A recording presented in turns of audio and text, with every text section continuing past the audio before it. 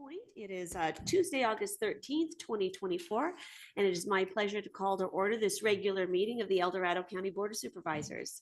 I'd like to give a warm welcome to everyone here in the room and to everyone that is joining us online. Glad you're with us today. With that, it's my pleasure to invite up Pastor Chris Scott to lead us in the invocation this morning. Pastor, we thank you for being with us and getting us started off right. Thank you for having me again. You please join me in prayer, please. Jesus, thank you for this time today. Lord, we act in your conquest today. We proclaim your authority over today's board. We invoke your kingdom here. We ask for your keen oversight for each board member in unity with you regarding all matters under their charge. We invoke a spirit of stewardship connected to your kingdom's reign. We pray you will guide and lead the board members in all matters that make up today's agenda. We ask for your guidance to steward this county well, to love and care for the many people who make it up. We pray your favor over this county in all of today's matters, conversations, and decisions. You have blessed this county uniquely. Please continue to let your light shine here. Lord, we thank you for the valiant men and women who are working so hard to battle the Crozier fire. We ask that you protect and care for them while they are engaged in the work that they are so well trained for. Give them the strength, courage, and endurance to carry on. And thank you for their quick response to the Silver Fire. We ask you to be with all those who have been displaced by these fires and those grieving because of what they have lost. In all things, let your kingdom come and your will be done on earth as it is in heaven. It's in Jesus' name we say these things. Amen. Amen. Thank you so much. That was a wonderful way to start our day. We appreciate it. And with that, I invite you to rise and join me and join us in the Pledge of Allegiance. Hand over your heart. Ready? Begin. I pledge allegiance to the flag of the United States of America and to the republic for which it stands, one nation, under God, indivisible, with liberty and justice for all. And we're happy to welcome Kira here with us this morning. We appreciate you helping to clerk our board day today. Nice to have you with us, and like to offer a happy birthday to Kim. What a better way to celebrate your birthday than a board meeting. Oh, all right, with that, we move on to the adoption of the agenda and the approval of our consent calendar. And just for a note of clarification, we will be hearing item 31 on our agenda. That's our closed session item, our conference with our labor negotiator after our 9 a.m. Items today, because our labor negotiator is only available till 11. And then after that, we will hear item number 27 between 11 and 12. So just a heads up on that. I would also like to pull item 33, and that is our sheriff's proclamation on the Crozier fire, and give Lieutenant Morton an opportunity to update us on where we are and allow all of us to express our deep gratitude for the swift response and the efforts of all of our agencies. So with that, are there any other comments or changes to the consent calendar? I'll go down to Supervisor Parlin. No changes. No changes. No changes. No changes. All right. With that, we will now take public comment on the consent calendar. And when you come up, we invite you to offer what item you'll be speaking of, but we'll first let Kira open this item. So Kira. Now taking public comment on the consent calendar, individuals will have 3 minutes to address the board. Public comment will be taken first from those participating in the boardroom and then from those participating from Zoom. Please be patient. You will be called upon. For those participating by Zoom, please make sure you unmute yourself when called upon. If you are joining the meeting by phone, press *9 to indicate a desire to comment. If you are joining by Zoom, press the raise hand button. Please voluntarily state your name for the record. Thank you. All right. With that, Mike, it is always good to see you. Good morning. Hi, I'm Mike Roberts. I'm the president of Save the Graves. We are a nonprofit that does cemetery restoration, preservation, and celebration here in El Dorado County. And I'm here primarily to thank you for giving us a TOT grant with which to do our work. And also just to help us get formed. This is our first full year as an independent 501c3 a lot of expenses I had no idea we would incur. And I whined mightily to my supervisor, Farland, over there about, and the next thing I know, you're giving us a TOT grant. So thank you so much. It's greatly appreciated. We're putting it to good use on our event and on cemetery improvements. I'd also like to invite you to this year's Save the Graves event on October 19th, you and everyone else. The theme is Law and Order, a historical perspective. We're telling the stories of 4 crimes that shaked and shook El Dorado County. As always, everything we do is historically accurate, first person interpretation. So it's through the mouths of people that were there. As you know, Supervisor Thomas, your great grandfather turns out to be one of our characters, Sheriff Bostwick. I love that. Chased Folsom prison escapees all over El Dorado County in 1903. Sadly, he didn't catch them, but he gave chase. Anyway, plans are underway for that. We're continuing to evolve this event. Holding an event like this in a cemetery like that is brutally difficult. This year we'll be amplifying the performances, improving the stage areas, consolidating them, and making them more accessible. Among the other projects briefly that we've done this year, we've painted all the mausoleums out there. We did that for $5,000. That's 8 big buildings and a bunch of railings that would probably cost a lot more than $5,000 if the county were to get it done. So we're also reaching out to new groups. We formed a bunch of new partnerships.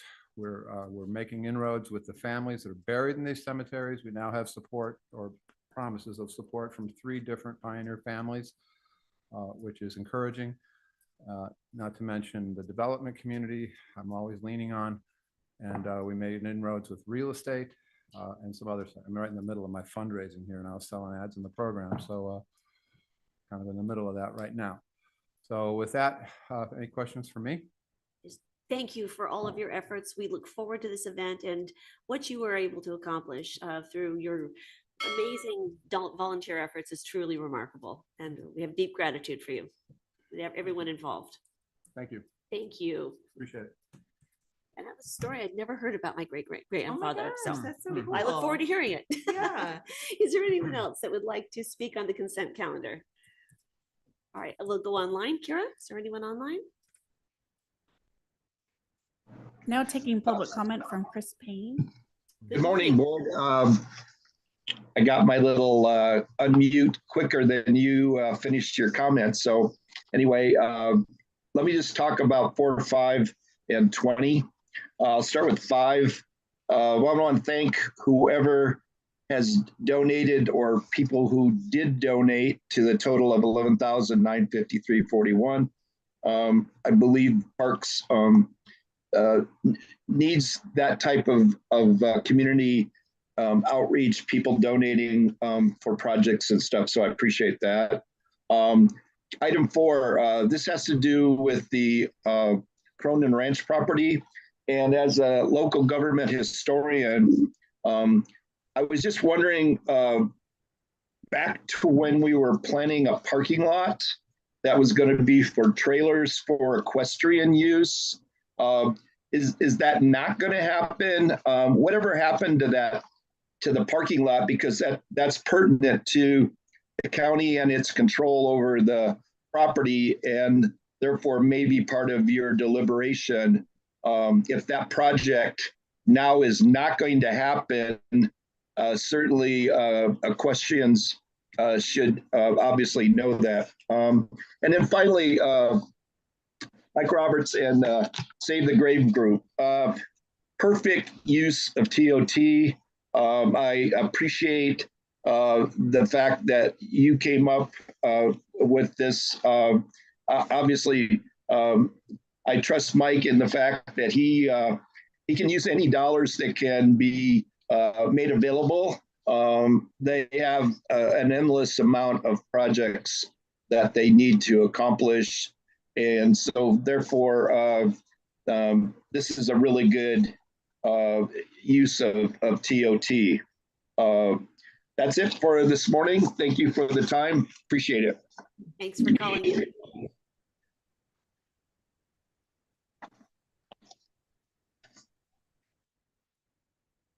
Now taking public comment from Kim Beal. Good morning. Good morning, Kimberly Beal of Cameron Park, and I'm here to speak on item 4, Cronin Ranch as well. I would like to suggest to the county that if you're looking at selling the property to BLM, that maybe an option be that you trade that parcel, all or part of it, in exchange for getting a right-of-way just north of Highway 50 between Ponderosa Road and Cameron Park Drive. So you'd be connecting Palmer and Chaparral through BLM land. And as you know, you already own 20 acres there at the end of Palmer Drive. So I don't think it needs to be, a full sale BLM. I think you can also trade for something else that our county needs. And having that connector road would greatly alleviate the traffic at the Ponderosa Road and Cameron Park Drive interchange. Thank you. Thank you for your creative thought. Appreciate it. There is no more public comment. All right, thank you. There was a question briefly on the parking lot on Cronin Ranch. And I know we talked about that when the item initially came to us. Just want to give just a brief clarification there. Thank you, Jennifer. Thanks. Jennifer Franis, Chief Administrative Office. Yes, so we haven't gotten into the negotiation part, obviously, yet. We will be talking with BLM to figure out what their plans would be for that property. Currently, the situation out at Cronin Ranch is the parking situation is much better than it was in the past. The visitation out there was really high during COVID. There was also an old horse corral out there that was never used. So that was removed and made into more parking area. So what we have heard is that right now there's not the need for improved parking. But again, that will be something that we can talk with BLM about and see what their future needs might be.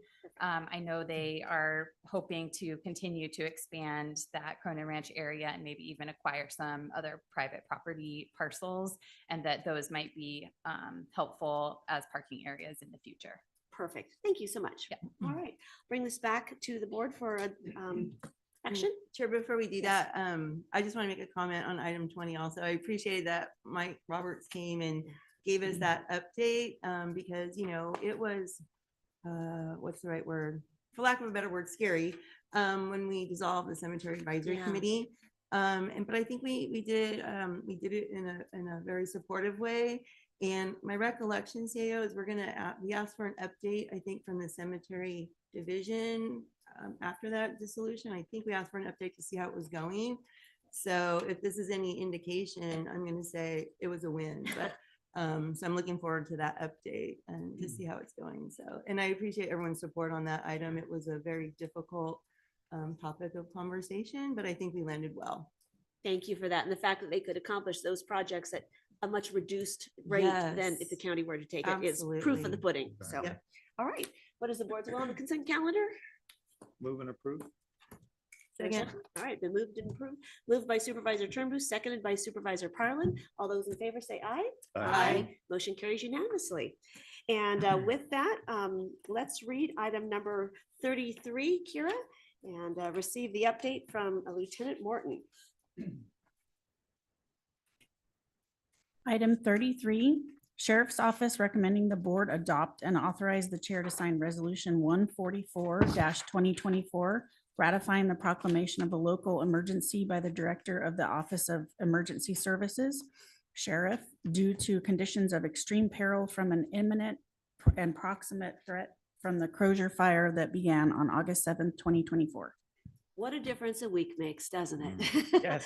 Good morning, Lieutenant Morton. So happy to have you with us. Good morning. Thank you, Lieutenant Troy Morton, Emergency Services. So yes, it's a great morning. I Yes, think it I is. could probably speak for everybody who was in Mosquito last Tuesday night. And we didn't really feel like we'd be here 1 week from then, getting everyone back to their homes, the fire under control as much as it is. So it is a very good night. It was a much different feeling out there a week ago. So obviously, thank our fire service partners for really doing an amazing job getting that taken care of. Mosquito Swansboro is a place that law and fire train on and prepare to evacuate. We really hope we don't have to because there's challenges there. Just last month, we hosted a town hall out there regarding evacuations. And as it worked out, all the same people that were at the town hall, CAL FIRE, Forest Service, and my team, were the same people that showed up at the airport that night at the command post to deal with that fire. So we were standing there at the airport saying, we were just here a couple weeks ago, talking about what we would do if and when we had to do this, hoping it's not going to happen, and it did. But because of that, partly that we train on those things, and that's part of what makes us better and able to handle these incidents safely. So I just want to give you some statistics on what the maximum numbers were for evacuations and sheltering at the worst part of it. So when the evacuation orders were the largest. 3,136 people were under an order. That was approximately 1,625 homes. 5,281 people under a warning, 2,392 homes. Animal shelter was at 191. The person shelter was at 52 with 15 pets. Currently, fire size is 1,938 acres and 52% contained. So that's the current numbers. As of now, our shelters. That's so great. It is, yes. As of now, the shelters are closed because there's no one being impacted by those orders or warnings. So there's still some animals at the animal services that need to be picked up, but shelters are closed and people are getting to their home. So some agencies to thank for their partnership. Law enforcement mutual aid. For this fire, that started when we were on our way. And when we were driving out to Mosquito, we called for immediate mutual aid from our partners in the region because we know what it takes to evacuate Mosquito. So the immediate call that night and the people that responded were Placer Sheriff, Sac Sheriff, Folsom PD, Placerville PD, and Tribal PD. And that was like in the first moments to help us get people out because we know Mosquito takes more than pretty much any rural law enforcement agency is going to have to evacuate that place if we need to do it very, very fast. So that was the initial. As the fire grew and evacuations grew, obviously we expanded our mutual aid. So ultimately, we had about 75 to 100 cops from out of the area here helping us. That was all the way through the region. There's too many to name, but down through Yolo County, all across Sacramento County, the furthest away agency was Manteca PD.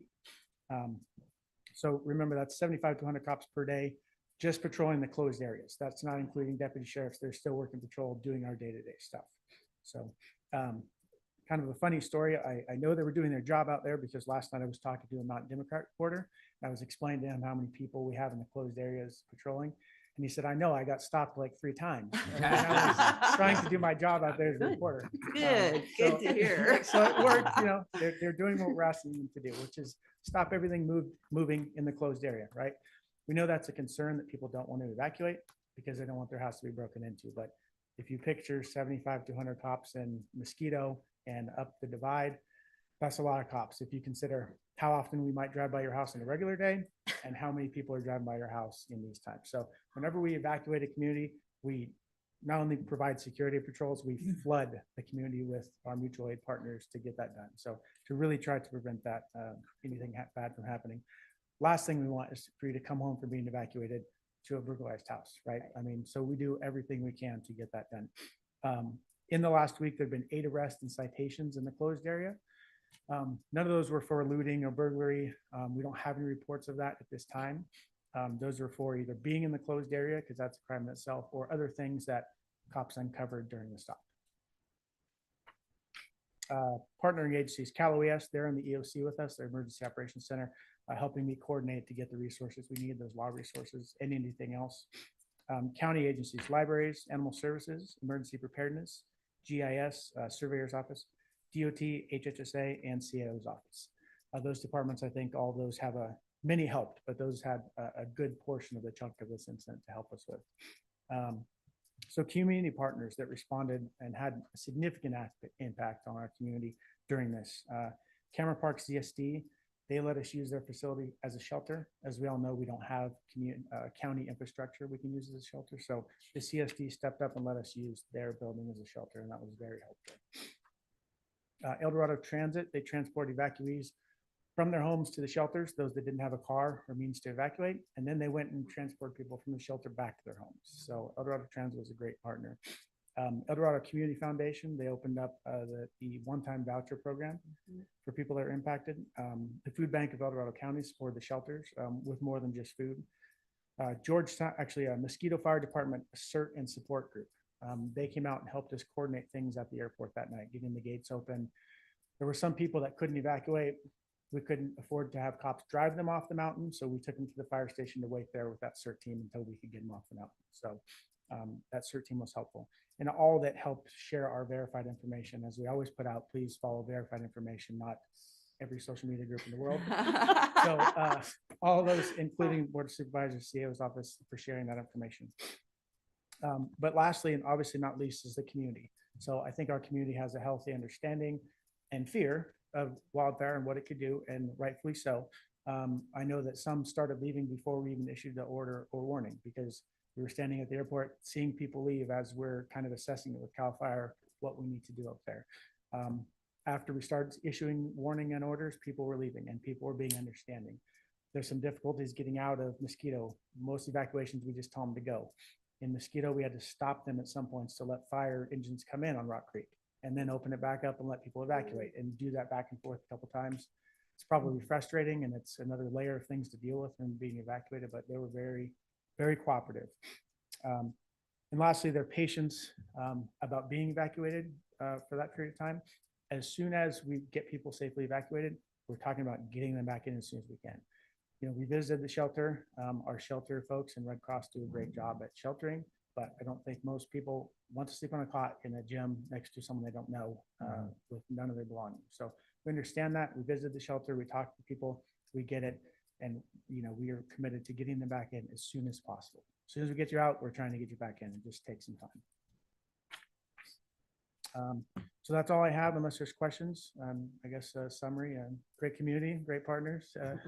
Everything's going well right now, but that's all the updates I have. I know the board will want to express their gratitude. And before we get to you, Supervisor Heidel, I'd like to let Supervisor Parlin lead off of the comments. Thank you, Chair. On the drive up this morning, I didn't know we were going to pull this item, so I was going to prepare at lunch to have something in our board member report out. So I'm really thankful, Troy, that you listed out everyone, because I know I'm going to forget some folks. I mean, you know, my thought on the drive up this morning was, how do you think the thousands, and I mean thousands, of men and women that pitched in to save our community? You just don't have words. And I don't get emotional very often on the dice. You guys know that. But I will today, because to see everybody come together and the patience, you're right, the communication. Troy, I'm just going to say it. You are the heart of all of this. You have taken OES over the last couple of years and you've pulled it together. And you and I were talking at the town hall Sunday was the town hall, about the relationships that you've been building. And relationships are so important. And I appreciated, like, you had the tabletop exercise last year, and to bring everybody together so they know who to call, because during a crisis, you don't want to have to figure that out. And so your collaboration, your communication, I mean, I know it's your team, and I totally understand that, but you have been at the thick of it, the leadership. I'm so appreciated that you're there doing this job. Just wow. And I do want to say, Carla, you guys have no idea. And I know I'm only one of a bazillion people, but that poor woman got so many emails and texts from me since the fire started. And any time of day or night, you know, because this is so important, that communication and making sure that we're all on the same page and sharing the same information. And thank you for getting the front homepage of our county's website so that everybody could put all the critical information in one place. Because Troy, you're right, we don't want everybody going off to different places with different information. I've been very good about, here's your source, go here, this is verified, this is from the source. So thank you, Carla, for that. I don't know if you know how much I appreciate everything that you've done to help with this. Communication's been fabulous. And then a special shout out, and he's not here right now, and I wouldn't expect him to be, but The sheriff's office got a new PIO about a year or two ago, Kyle Parker. And I want to tell you guys, because I think we all remember in prior fires, had some concerns about some of the messaging and the approach, and understanding that when people are in crisis away from their homes, you can't even imagine what their minds are going through. You don't know, everybody has a different situation. But Kyle, man, he is a rock star as the PIO. He shares information in a way that, hey, this is the facts, this is the reality of it, but he's really empathetic to folks. And he, at the town hall, was fabulous. And I went up afterward and just told him how much I appreciated his approach to the messaging, because it's hard to tell people these things that they really don't want to hear. Yeah, you're going to have to stay away from your home longer. Yeah, don't bring your horse home yet. And I really just appreciated Kyle doing that. And anyway, I could go on and on and on for days, but that fire, when it started and you looked at it in the maps and that terrain, I thought, oh my gosh, here we go again. Because with mosquito fire jumped, you remember that one 2 years ago? It jumped from Placer County up into Georgetown across. I thought we were going to lose Georgetown, and we didn't. Here we were again this year, and I thought, oh my gosh, from the other side, we might lose Georgetown and Quintet and everything, and we didn't. So, and that I don't understand these numbers and things, but once we got to that level of that critical number one kind of emergency team thing, that type 1, yeah, that's when they call in the resources from everywhere, and they hit that fire, and they were so strategic on figuring out where it could escape up a ravine. It was amazing, you guys. So again, just heartfelt appreciation. I don't know how to express it. That's always the challenge. How do you reach the thousands of men and women that were here from all over, who people were coming from other states and everything too to help out, right? So I don't know how to get that message out, but we really appreciate it. So, and just thank you for all you do. So I asked him the other night at town hall, I go, have you been getting any sleep? And he's like, oh, I got a couple hours the other night. So, and that just speaks to how much El Dorado County, we all take care of each other. So thank you, Troy. That's a hard act to follow. Good luck, John. Yeah, it is. So, and well stated. Yeah, well stated. So, congratulations. You guys have done an outstanding job yet again. And it comes down to the elements you talked about: preparation, planning, running drills, those kinds of things, getting everybody conditioned to expect, what if this were to happen? How do we respond? Excellent work in that regard. And then it's the communication side as well, right? How do we communicate what's really going on in an effective manner so that people aren't misled by information that's out there and all kinds of other sources and stuff? So getting them to the accurate information, keeping them informed. I mean, that's a big part. Some of the tools we have today, the technology, watch duty, and a lot of other things, our perimeter, those are really helping us to be able to communicate with the public. Hey, this is coming your way. You better start thinking about it early, because the wisest people, in my opinion, are those that get out of the way of the fire before it becomes that rush, right? Have your go bag ready, all of those kinds of things. But I think that the recent response and the information flow that's gone from that has been just stellar in terms of what we are doing as a county to be able to help our residents. And it comes from all of the support and partnerships, the relationships that we have is what generates that. You don't do that by yourself. And so I think, again, kudos. It's been an outstanding effort. I think we all feel much more secure in the fact that we have the ability to respond to these kinds of things quickly. And so that's the premier part: preparedness, readiness, and the ability to staff the positions we need to, and the communication that goes with it. So again, thank you very much. I have two kind of questions, just to make sure, because it's the kind of things I hear is, were there any structures lost? And my understanding is no structures lost at all. Structures. See, that is incredible. Almost 2,000 acres burned and no structures lost. So Incredible. that says we're holding the line at the appropriate places, defending personal property, et cetera. That's the key to this thing too, because if you don't do that, then you suffer the consequences like we experienced in Grizzly Flat. Not that that wasn't a great attack, but the aftermath of trying to work with people and get them to rebuild and understand the strife that the difficult times they're going through. It's better not to have those situations if you can curb it. So that was outstanding. The second thing is cause. And we always get back to, was anybody arrested? Was anybody under consideration as part of the cause? There's a lot of stuff on social media as to how the fire started. I don't believe very much of that, but you have to kind of say, wow, if that's going on, do we need to make sure people are informed that we have these things within our community? So keep your eyes and ears open. If you see people acting a little suspiciously, then you probably should call somebody, because we don't want these fires to be, there's a copycat syndrome, right? And we don't want that to be prevalent in our community if we can avoid it. So that's part of it. Yeah, the cause is still under investigation as of last night through CAL FIRE. They're the lead on that. Yep. What people sometimes forget is it's so hot for so long. It takes them a while before they can even get in and start investigating the cause. Yep. There was arrests made around that time, but none of those were for starting that fire. So Okay. there was lots of rumors on social media. This person started, that person started, because there was arrests made around the same time by, I think it was us or a local agency.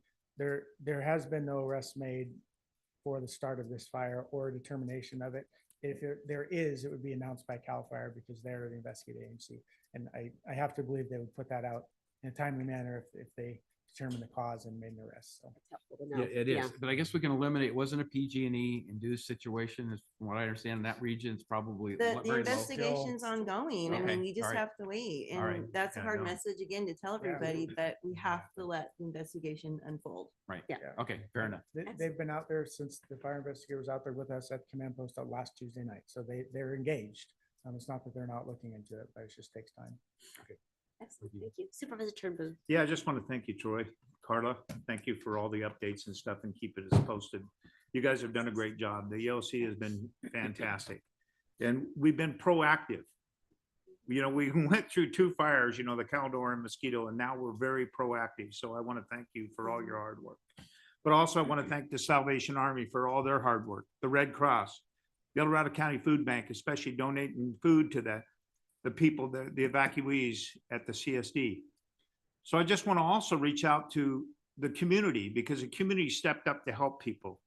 We had Poor Reds actually cook dinners, and Casey King supplied the meat, and Lori and I were there the Friday night serving, I think there were 80 evacuees there, and it was just fantastic. So we all came together to help, and I think you guys are doing a great job, and I appreciate it very, very much. Excellent. Thank you. Excuse me, Madam Chair. Yes. Sheriff Lykoff has his hand raised. Well, Yeah. absolutely. Good morning, Sheriff. It's a pleasure to have you with us this morning. Thank you. Can you hear me? Yes, loud and clear. Thank you. Yeah, I just wanted to chime in a little bit. I want to thank Troy for being there this morning. Obviously, we're dividing and conquering here at the sheriff's office, but I just want to thank everybody, and to Lori, we are sending out a thank you letter to all the allied agencies that came and helped us out during this event. The night of August 6th, I was at the Gold Country retirement home. We were doing National Night Out, and I was talking with Troy and the team about, you know, how impressed everybody's been, and all the kudos that everybody sends in, you know, from the Moccasin fire, from the Pay fire. And it just goes to, I was just thanking them and telling them how proud I was of the team. And literally by the time I think I left and was going to the next location, this fire kicked off. And so to see the response, and it kind of goes back to, you know, Lori, the discussions we're having and the pre-planning and getting us Mike Lilienthal embedded with us, and getting an admin tech, and having Carla Haas. Carla Haas, I know she's there. Carla, you're an angel. We love you. It's great to have you as a partner on our team. When this all kicked off, the next day, I think I counted, it was at the 30th hour, and I had talked to Troy multiple times, and he still had not gone home and gone to sleep. So I was telling him to go home and get some sleep. But there was a retired undersheriff now that works for, he was in our OES, and he works for Cal OES. And he pulled me aside and he goes, Sheriff, he goes, I travel all up and down the state. He goes, looking at, you know, dealing with these fires. And he goes, I'm telling you right now. And he goes, I'm not just blowing smoke. He goes, your folks here in El Dorado County, he goes, I'm telling you, he goes, they are the best in the business. They know what they're doing.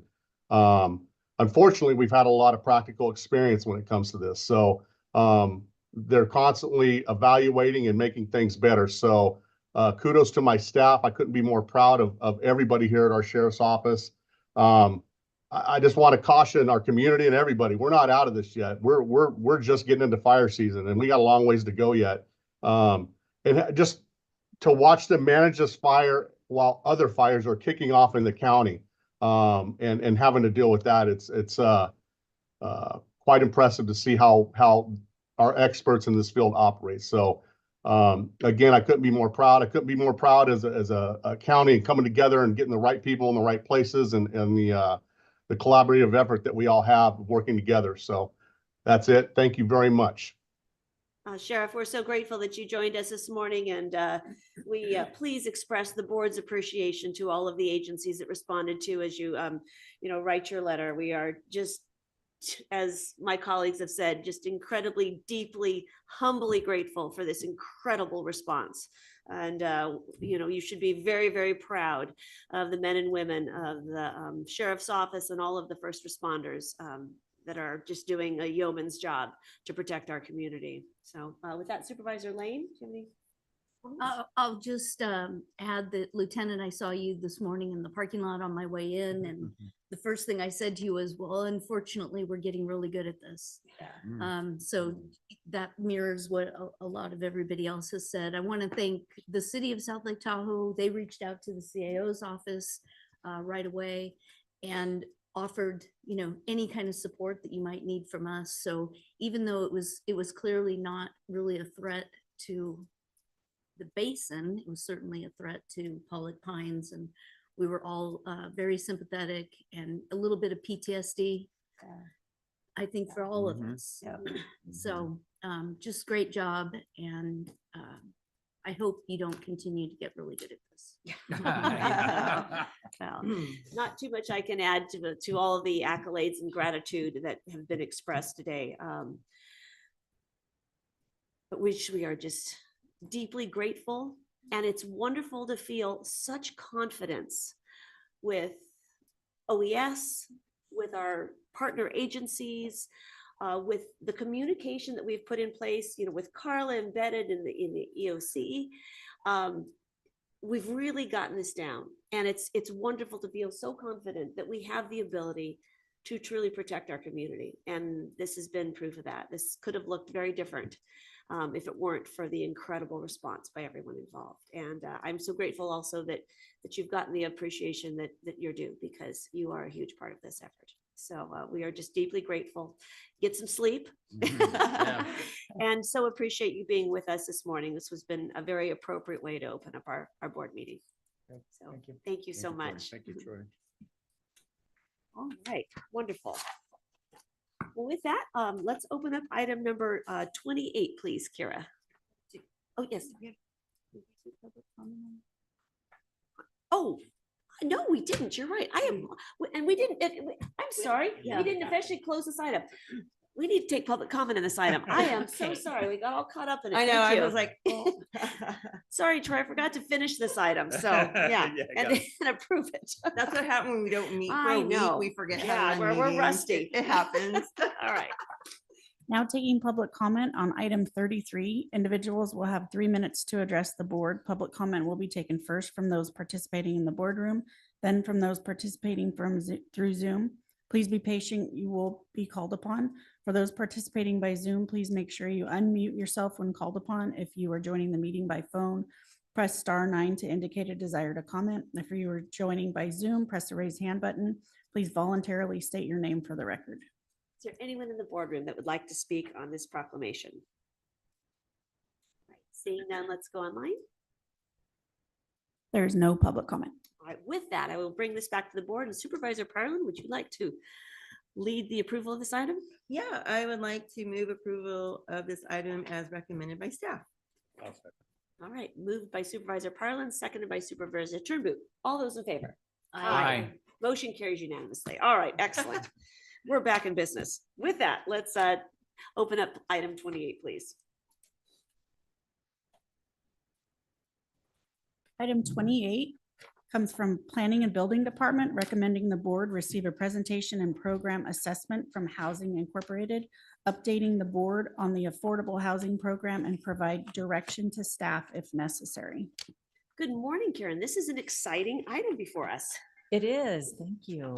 Yes, good morning, Chair Thomas and board members, Karen Garner, Planning and Building Director. Yeah, we've been working on this report with the help of a wonderful consultant, Housing Inc. And Teresa Martinez Gonzalez is here. She'll talk about the report that she put together, but just kind of wanted to set the stage for this a little bit.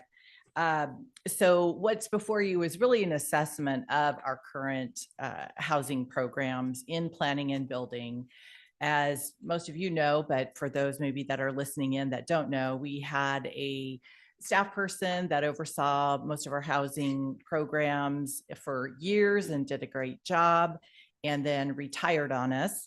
And we really tried hard to transfer that knowledge. Unfortunately, that person then shortly left. And so we were left with kind of this void of staff that really didn't knew some little bits and pieces of the programs, but really didn't have an overall understanding. And so we decided to bring in some outside help to assess what we have so we could understand it, the public could understand it, and even for the sake of transparency, get that information out there. What is it that we have? What are our resources and tools? So the consultant really focused on the programmatic side of things. What our programs are, how we're running them, what monies are where. And, this was not the policy side of things. So they've just completed phase one, which is really just finding the information, our records, organizing them, getting them all together, making sure we weren't missing anything, and putting together the report that's attached to the agenda item. And they'll be starting on phase two, which is really doing some additional cleanup and then recommending maybe some changes into how we run the programs, or providing us some additional tools to make it easier. For example, getting more things online and, applications and information so that people can apply or understand what we have to offer. At the same time as we'll be launching into this phase two, we're kicking off our affordable housing task force, and that does look at the policy side of affordable housing. So I see this as dovetailing very nicely when we wrap up phase two. It's about the time we'll be getting our recommendations from the affordable housing task force. And so I think we can better align what our programs and services are with the recommendations of the task force, and ultimately what the board approves in terms of affordable housing programs and policies. So I'm looking forward to that. One of the great things that came out of this effort was just the relationship building. So we have worked very closely with HHSA. Obviously, they run a lot of programs that are, there's some overlap. They do look at a little bit different lens than we do at times, but sometimes there is overlap. So it gave us that opportunity to reach out, work with HHSA staff, and to better define our roles, work together when we need to work together, define who's doing what. So appreciate that. And then just the relationships built even with HCD, the state housing group, that has improved as well. We have people we can reach out to and ask questions, and get feedback from when we need it. So with that, I'm going to turn it over to Teresa, who's going to give you an overview of the information she's put together. And I know she's not going to be going into a lot of detail that's in the report because it's pretty straightforward, easy to understand. That was our goal. But certainly if you have any specific questions, just ask it. Either Teresa or I can answer. And then I also want to mention Jennifer Morris, who oversees our admin team and planning and building, and really has done a lot of the work with this housing program. I don't think she realized she was going to get into housing when she took on that role, but because it is a lot of contracts and agreements and fiscal matters related to this. It really pulled in our team. She's done an outstanding job just really diving in and getting to know these programs as well. So I'm very confident and feel good about the team that we have right now working on this. So with that, I'll turn it over to Teresa. Thank you, Karen. That was a very helpful lead in to this because there's a lot here. Yeah. So, yeah. Good morning, Teresa and Jennifer. Delighted to have you with us. And Teresa, thank you for walking us through this today. Thank you. Good morning, board. I'm so honored to be here. And I think the theme of the morning and kind of for El Dorado County is that the relationships here are so important and valuable. And there's good relationships here, and there's good relationships in the planning and building department and in the county. And I highlighted that as one of the biggest successes and assets of the housing program are the relationships that I am lucky to inherit a little bit of. We have, a Yeah, presentation. she's working on the program. Okay. That is wonderful to hear. So thank you for acknowledging that. My partner, Robin, and I own Housing Inc. We're a very small boutique affordable housing program administration firm. We work all the way from Ventura County up to the state line, advising cities and counties and developers on best practices for housing administration. The report we put together outlines planning and buildings challenges, successes, and next steps. And one of the things, and Karen mentioned it, that we really wanted to highlight was to define and clarify for ourselves and for the public, planning and buildings housing team, and then HHSA's planning or housing team rather. Planning and building manages financing programs for multifamily developments, secondary financing, and for homeowners. And the homeowners can be buyers or current owners. So we refer to that as a group as, homeowner programs.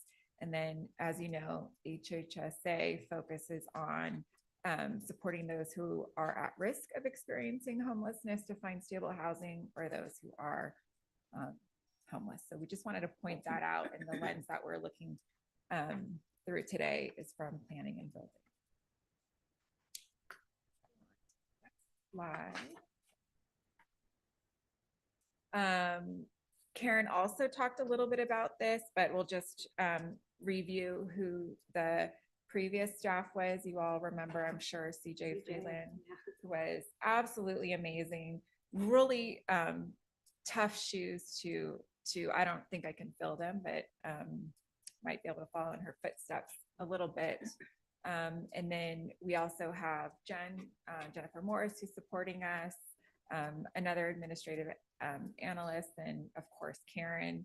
And the goal of our work in building this assessment is to analyze the programs, relaunch them, and then train a staff to take them on. So we kind of see ourselves as a short-term deployment in the county to help you build capacity, and then really bring somebody on full-time will stay with you forever, or as long as they can, right? And to train and to cross-train and to really build capacity in the department. So I mentioned kind of who my partner Robin and I are. We're Housing Inc. And we are working also with TRPA. So that works nicely for a lot of the work that you're doing regionally. Go on to the next slide. So there are two types of housing programs that you have in the planning and building. There's state-funded programs through HCD, and then there's county-funded self-supporting programs. I'm going to first review the state-funded programs. So within the two, state and county programs, the state programs, there's two types. One is the multifamily that we talked about, where you're supporting the financing through HCD, support the development or pre-development of low to moderate income housing. Mostly, I believe your stock is extremely low income to very low income. And then the home buyer program I previously talked about, which is going to serve first-time home buyers with rehabilitation, and owner-occupied rehab programs. And I am going to, I think, review the county programs, and then I'll come back and talk about the status of each. So the next set of programs, we can go on to the next slide, are the county funded programs. And I think you'll recognize all of these: the traffic impact fee offset program, which you saw on your calendars earlier this summer. It'll be on this afternoon's item too, afternoon's agenda. The building fee deferral program, which we'll talk a little bit more about, but is to support low income or nonprofit agencies. It helps supports their efforts by deferring building or permit fees. And then the Affordable Housing Trust Fund, which provides the short-term loans for affordable developers to build restricted units.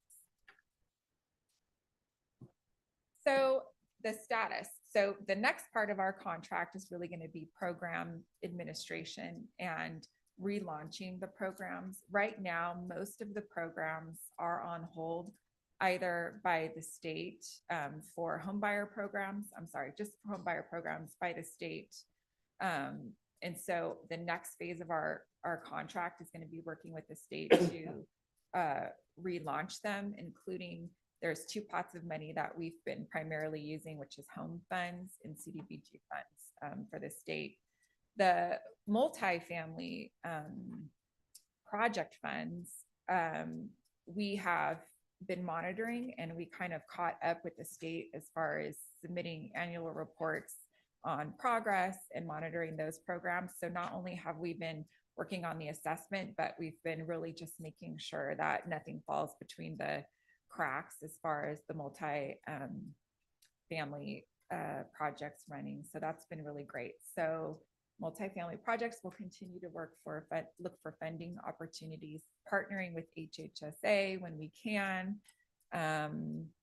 and other county resources to offer, the opportunity for households in El Dorado County. We're going to relaunch the homebuyer loan programs as soon as we can in the next phase of our contract. Our recent accomplishments, I'll do an overview, is that during the assessment time, we have also made sure that we keep in contact, like I said, with HHSA, who's been a wonderful partner. We're meeting with them quarterly now formally, but we meet with them more on a regular basis informally as items come up, to make sure that our messaging is to the public. We're all on the same page, and we're communicating the same message, and we're cross-referring people within our departments when we can. We did complete, like I said, the monitoring requirements for the multifamily projects. We are also exploring funding opportunities for multifamily projects, and we launched a more formal process for developers to inquire about funding opportunities from HCD. And we've applied for 2 funding sources from HCD. One is for El Dorado Haven project, and then the other for program funds. We've updated our website, and that also will include some of that cross-pollination with HHSA. We just launched our round 34 TIF project. We have another round of applications due Friday. I think we're going to get one more. And then, like I said, we're continuing to look for funding opportunities. So that's what we've done in the first phase, including completing this assessment. Our next goals are, we really want to make sure that we're staying in contact with the public. So we want to have an open line of communication with developers and with home buyers and homeowners. So if they're interested in current opportunities or future opportunities, they have a connection to our office. Part of that is creating an online loan interest form where they can join a formal notification list about upcoming opportunities. That includes designing an updated program information flyer that we can distribute to spread the message that we may not have opportunities right now, but we will in the future. Make sure you get in our vision so that we can update you when programs and funding is available.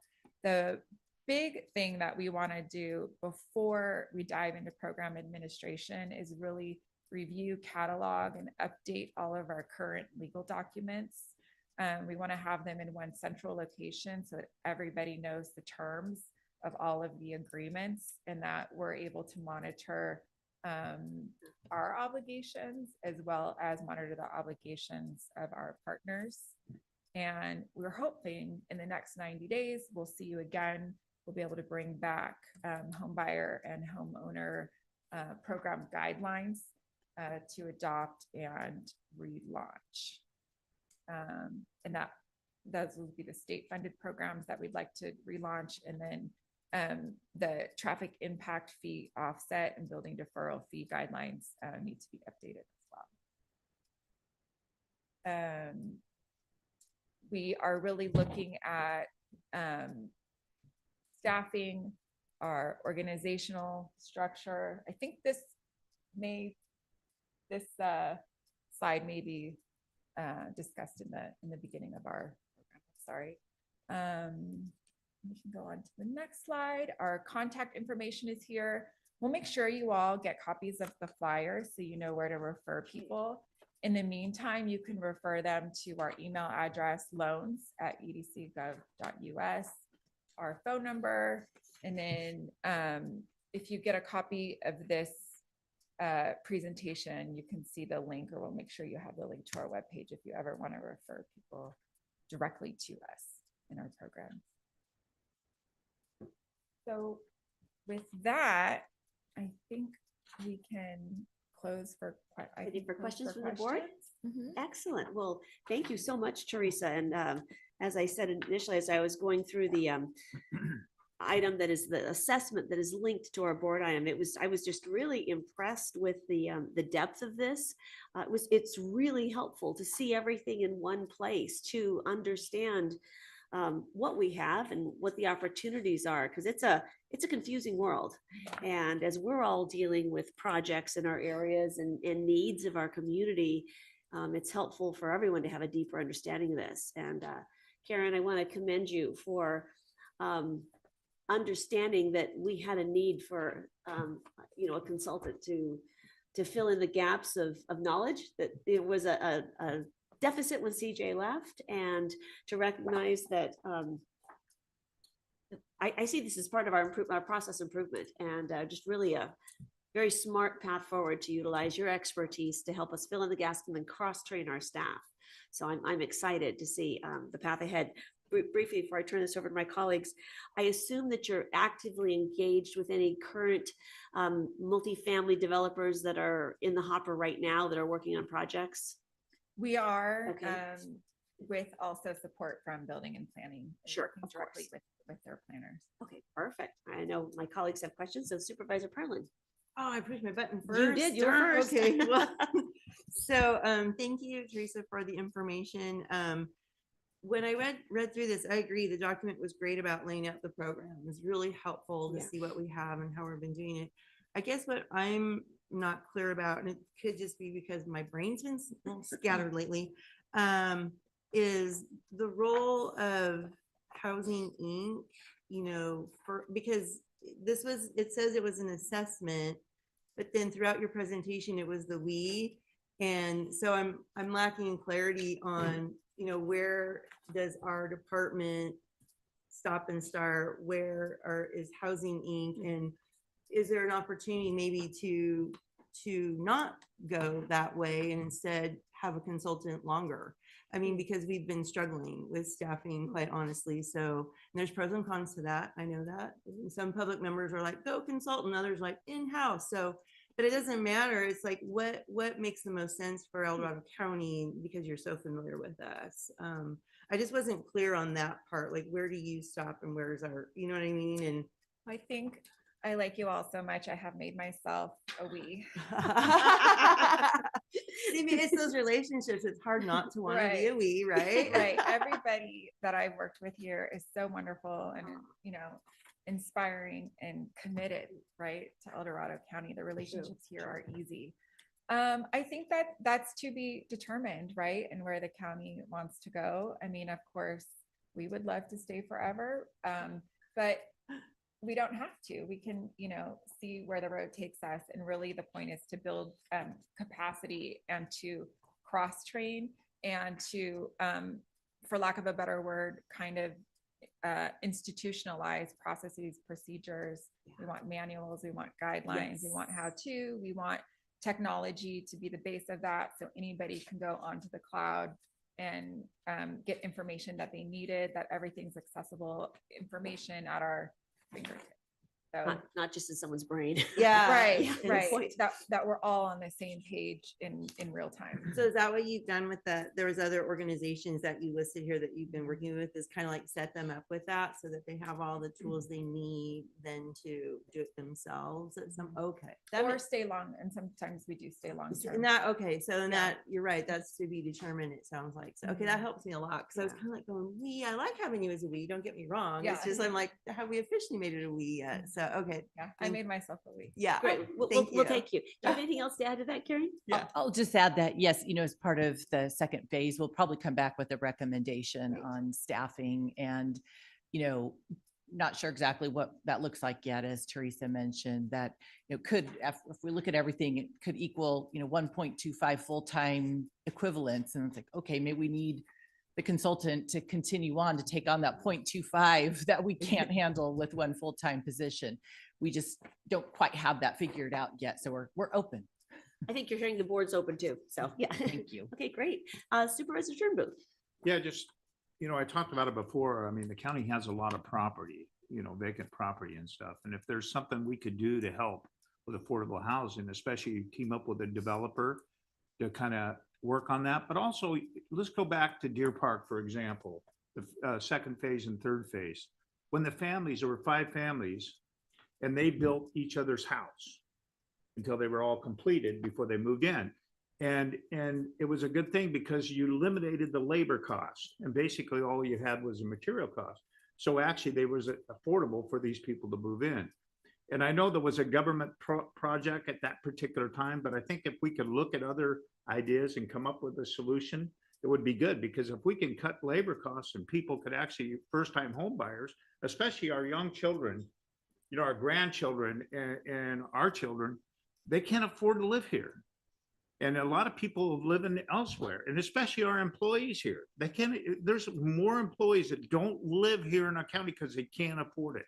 So we need to work on different programs to be able to keep our employees here, because you're talking about commute costs too, especially people that are living, you know, like in Ione or Amador County or, you know, or Placer County and everything, and they have to commute here. It's very, very expensive. So we need to look at ideas, like John and I talked about workforce housing a lot, and we need to concentrate on things. So we need to look at different ideas we can come up with. But I think we have the property the county does. Let's work on it, try to solve this problem to help, especially first-time home buyers and our senior communities. Good example is senior housing that's in behind the post office in Diamond Springs.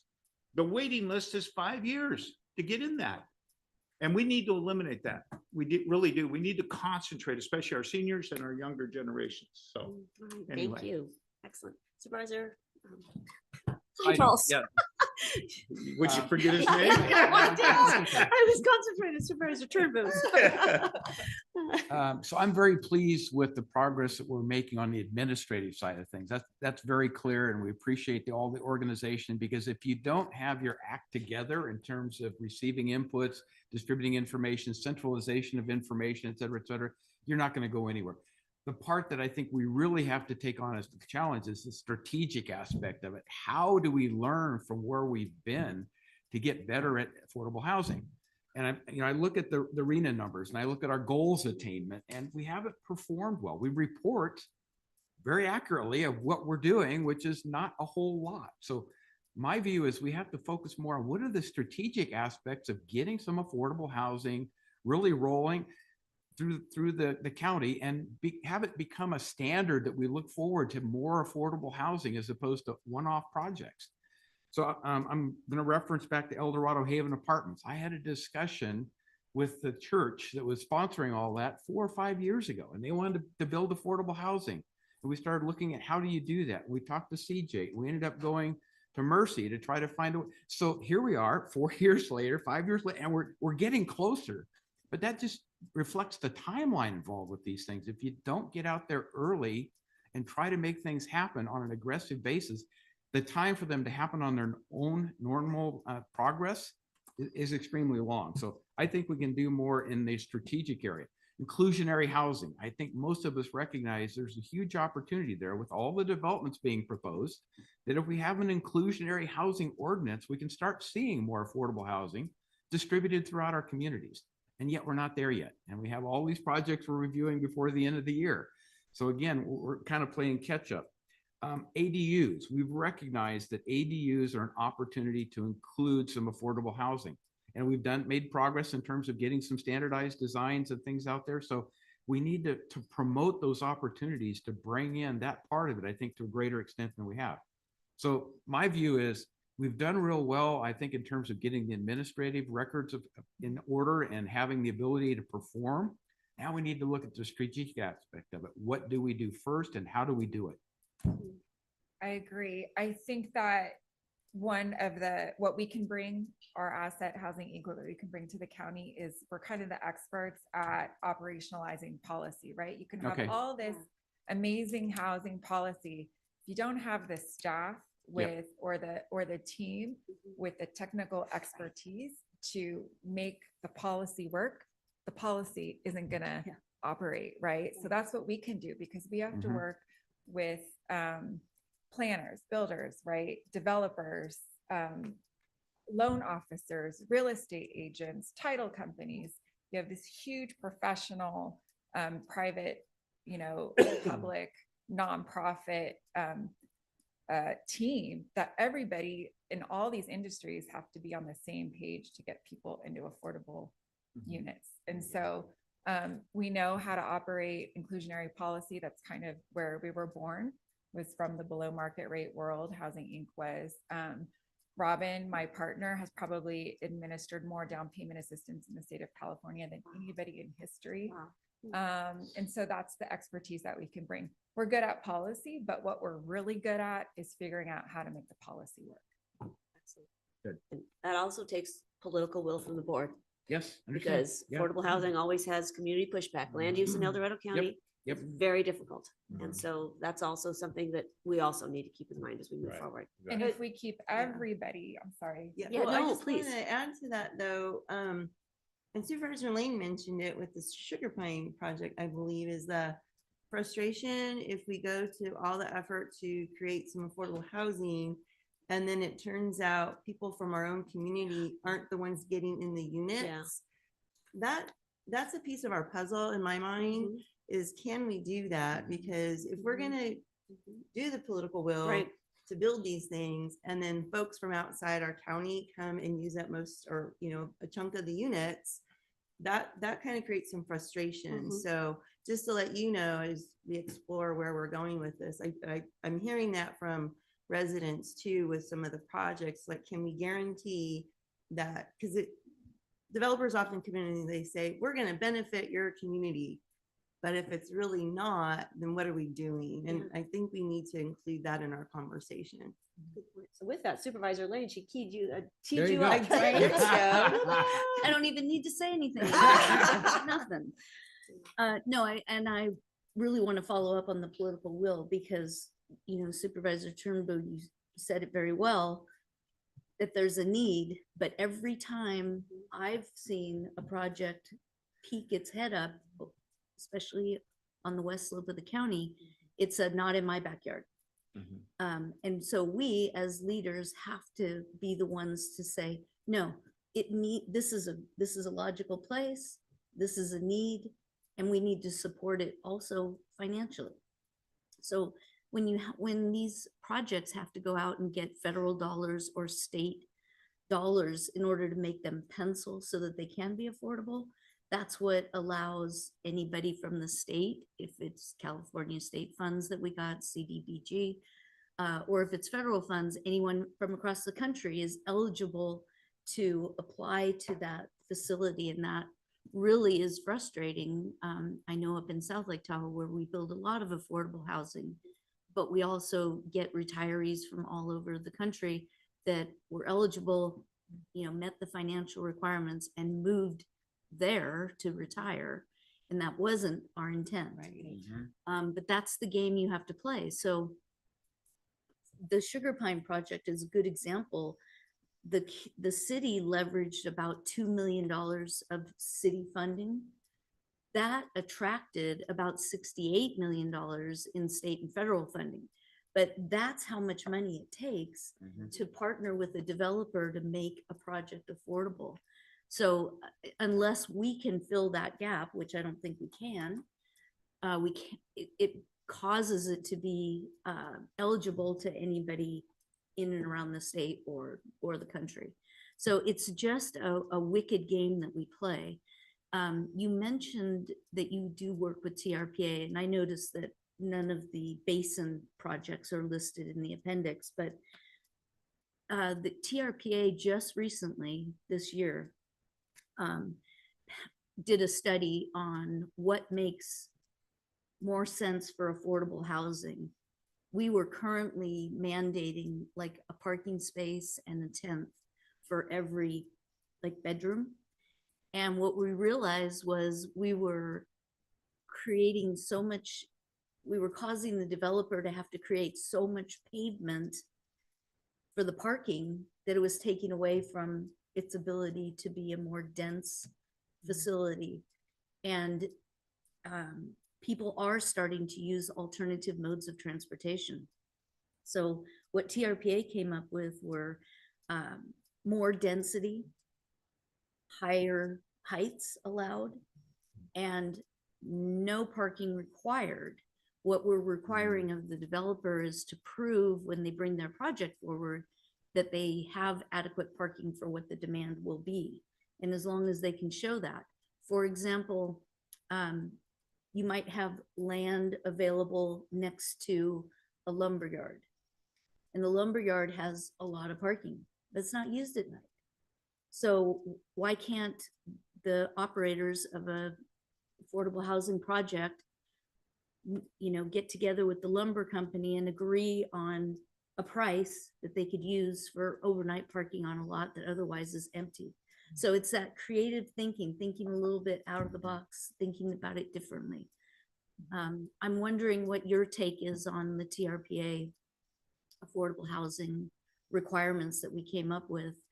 Do you see those in other parts of the state? And do you think that that's something that could benefit El Dorado County? I think so. I mean, I haven't seen that particular one in other parts of the state. I know that, so we work with Truckee with their workforce housing deed restricted programs. And the work that I do with TRPA is monitoring they have about 300 restricted households, is monitoring their restrictions and then really kind of beefing up their bonus unit program. But I think that these vacation regions like Vail, like Sun City, like Lake Tahoe is having to be more and more creative and think more and more outside of the box because they can't afford to keep workers there. People who work there can't afford to live there. So I think regionally in the Tahoe area, everybody's getting more creative and creating more and more opportunities. I can tell you, Town of Truckee said their goal is by 2032 to have 10% of deed restricted housing. And that's their goal and what they're working towards. And they're doing that in a number of ways through creative local worker renter programs and local worker ownership programs. And I think that the stickiness is we have to abide by fair housing rules, right? Where we can't, in certain programs, make it a local worker program, but in other programs and other policies, we can have local worker housing programs. So it's finding that balance and identifying where we have that give. to make it work. But I think we're unique in paying attention to those mountain communities like Vail, or Sun Valley, not Sun City, Sun Valley, will help. Clearly a complex challenge, but grateful to have you on our team. All right, with that, let's take public comment on this item, Kira.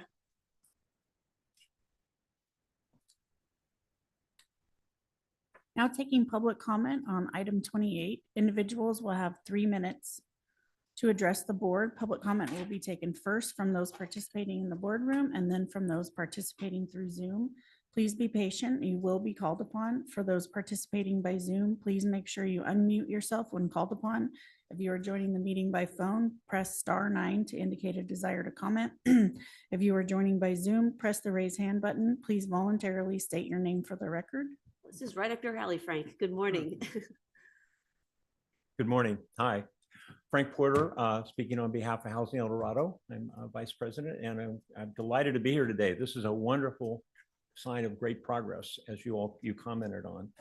It's tremendous to see the Housing and Planning Department engaging with a consultant that's doing some great work. I mean, I was so impressed with the report. I think all of you commented on that.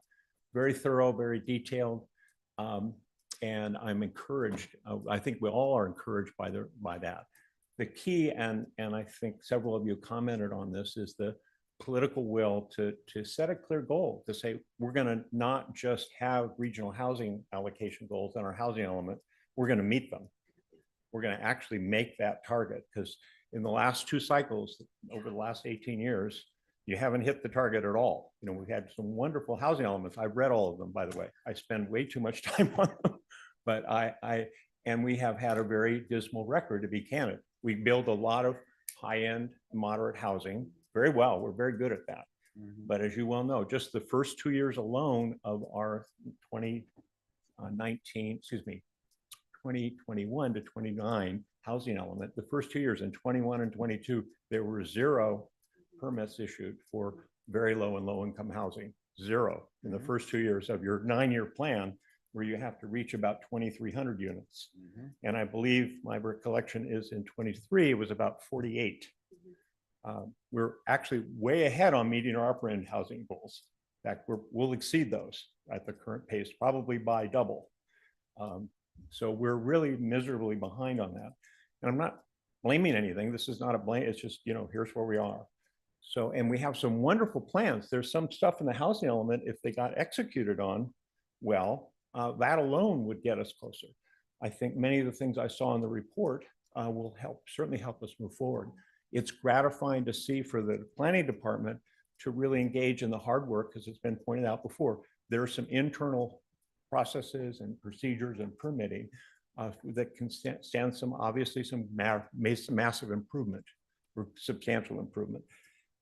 You know, several of you mentioned good things to look at: inclusionary housing, continue accelerating and incentivizing and streamlining the ADU permitting process. Careful review existing county surplus land. There is, some of you pointed out, there is surplus land that the county owns that could be devoted to this purpose. Very suitable land in some cases. And I would also encourage you to start thinking about inviting the local school districts, churches, hospitals. Many of them have surplus land that they are not utilizing. And there are state laws now that incentivize that create opportunities for that land to be committed to housing and affordable housing. And I would encourage you to consider doing that. Great. Thank you so much. Thank you, Frank, and thanks for all you do in this space. Any other comments in the room? Let's go online, Kara. Now taking public comment from Chris Payne. Good morning. Good morning. I was glad to see Frank Porter there because I was going to comment it, and now he can listen to me firsthand. So here's what I wanted to say. Frank Porter, Housing of El Dorado, as he explained to me, the president of the Taxpayers Association, current focus of Housing El Dorado are mobile home residences. And I'm speaking about the immediate focus is mobile home residences for seniors and also for a first step in homelessness in order to try to rebuild people who are homeless, rebuild their lives. So a lot is at stake here, and your board has talked about these subjects multiple times, and a lot of them I've heard, and a lot of them I've participated in. Frank's going to be our speaker Monday. He's coming to taxpayers 7:30 Monday. And he's going to speak about homelessness. Excuse me. He's going to speak about affordable residences, affordable housing. And specifically, he's going to focus on mobile homes and mobile home residences. So I just want to say that this subject is critically important to the evolution of our homeless population. And therefore, I'm so appreciative of this item today. Thank you very much. Thank you for your comments. There is no more public comment. Thank you. All right, the item before us today is to receive the presentation and program assessment from Housing Inc. So thank you so much, Teresa. That was fabulous. And provide direction to staff on anything the board desires. So what is the will of the board? I think you heard that we're very open to, however, as you walk through this process, what iteration needs to happen in the future to make this successful. The board's very open to that direction and very grateful for where we are in the direction you've already taken. So, kudos and well done. And I think, we're on the right track. Yeah, So, and I would add that anytime you're wondering what's going on in our brains, reach out because there's 5 of us here representing different parts of the county, a lot of different thinking, but there's also a lot that we agree on. Yeah. And so I think that if you're wondering where we're at, you're welcome to always do that. Just don't violate the Brown Act. Don't ever. That doesn't happen here. I had a Brown Act refresher yesterday, so I was like, okay, yeah, I got to remember that. You've actually got in trouble? No, I want to go back to the refresher. political will. We really, as a board, need to step up and say, yes, these projects need to find a path forward. Right. And we need to put the incentives in place, whatever it is, to help facilitate that. Because if we don't, we'll be talking about the same thing in 10 years. Well, and So let's get honestly past that. though, but to your point, I think location's everything. And Supervisor Lane, you said it. You said appropriate location. Yep. And I think that's been part of our struggle, honestly, is that sometimes these projects are proposed where they don't feel very appropriate. And maybe when we keep talking about our general plan update someday or review or overhaul, whatever.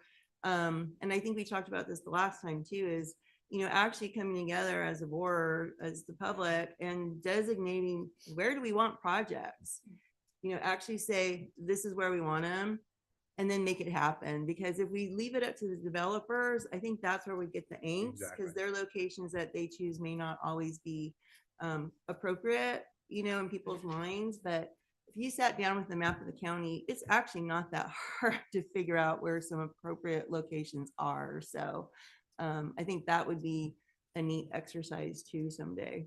And getting back to Supervisor Trimmer's initial comments, going forward, if there are, the county doesn't have a lot of land, but if there are locations that are appropriate, to bring those forward for the board to consider, I think we'd be open to that. So as you go forward, that'd be an important assessment. Yeah, I think that's a good place to start. The Sugar Pine project, which is being built right now, 248 units when it's all built out. It all started with Governor Newsom putting out a mandate to all of the state agencies saying, if you have land that can be built on, is capable, I want to know where it is and see if we can do something. The Sugar Pine project, that land is conservancy land, 10 acres in an ideal location. So Yeah. I think that for El Dorado County, if we started by saying, let's look at what we have and see if we can incentivize a project in that way, that's a great place to start. All right. So with that, is there a motion required? No, I think it's you just just don't. receive Okay, and great. file, yeah. Thank you was no so much. specific Well direction, done. so- Appreciate you, Teresa, Jennifer, and Karen. Appreciate you Thanks, being with us. everybody. Great board item. Bye-bye. All right. So on to item 29? Yes. Okay, perfect. Well, good morning, Rebecca. And so Kara, can you please open up item number 29?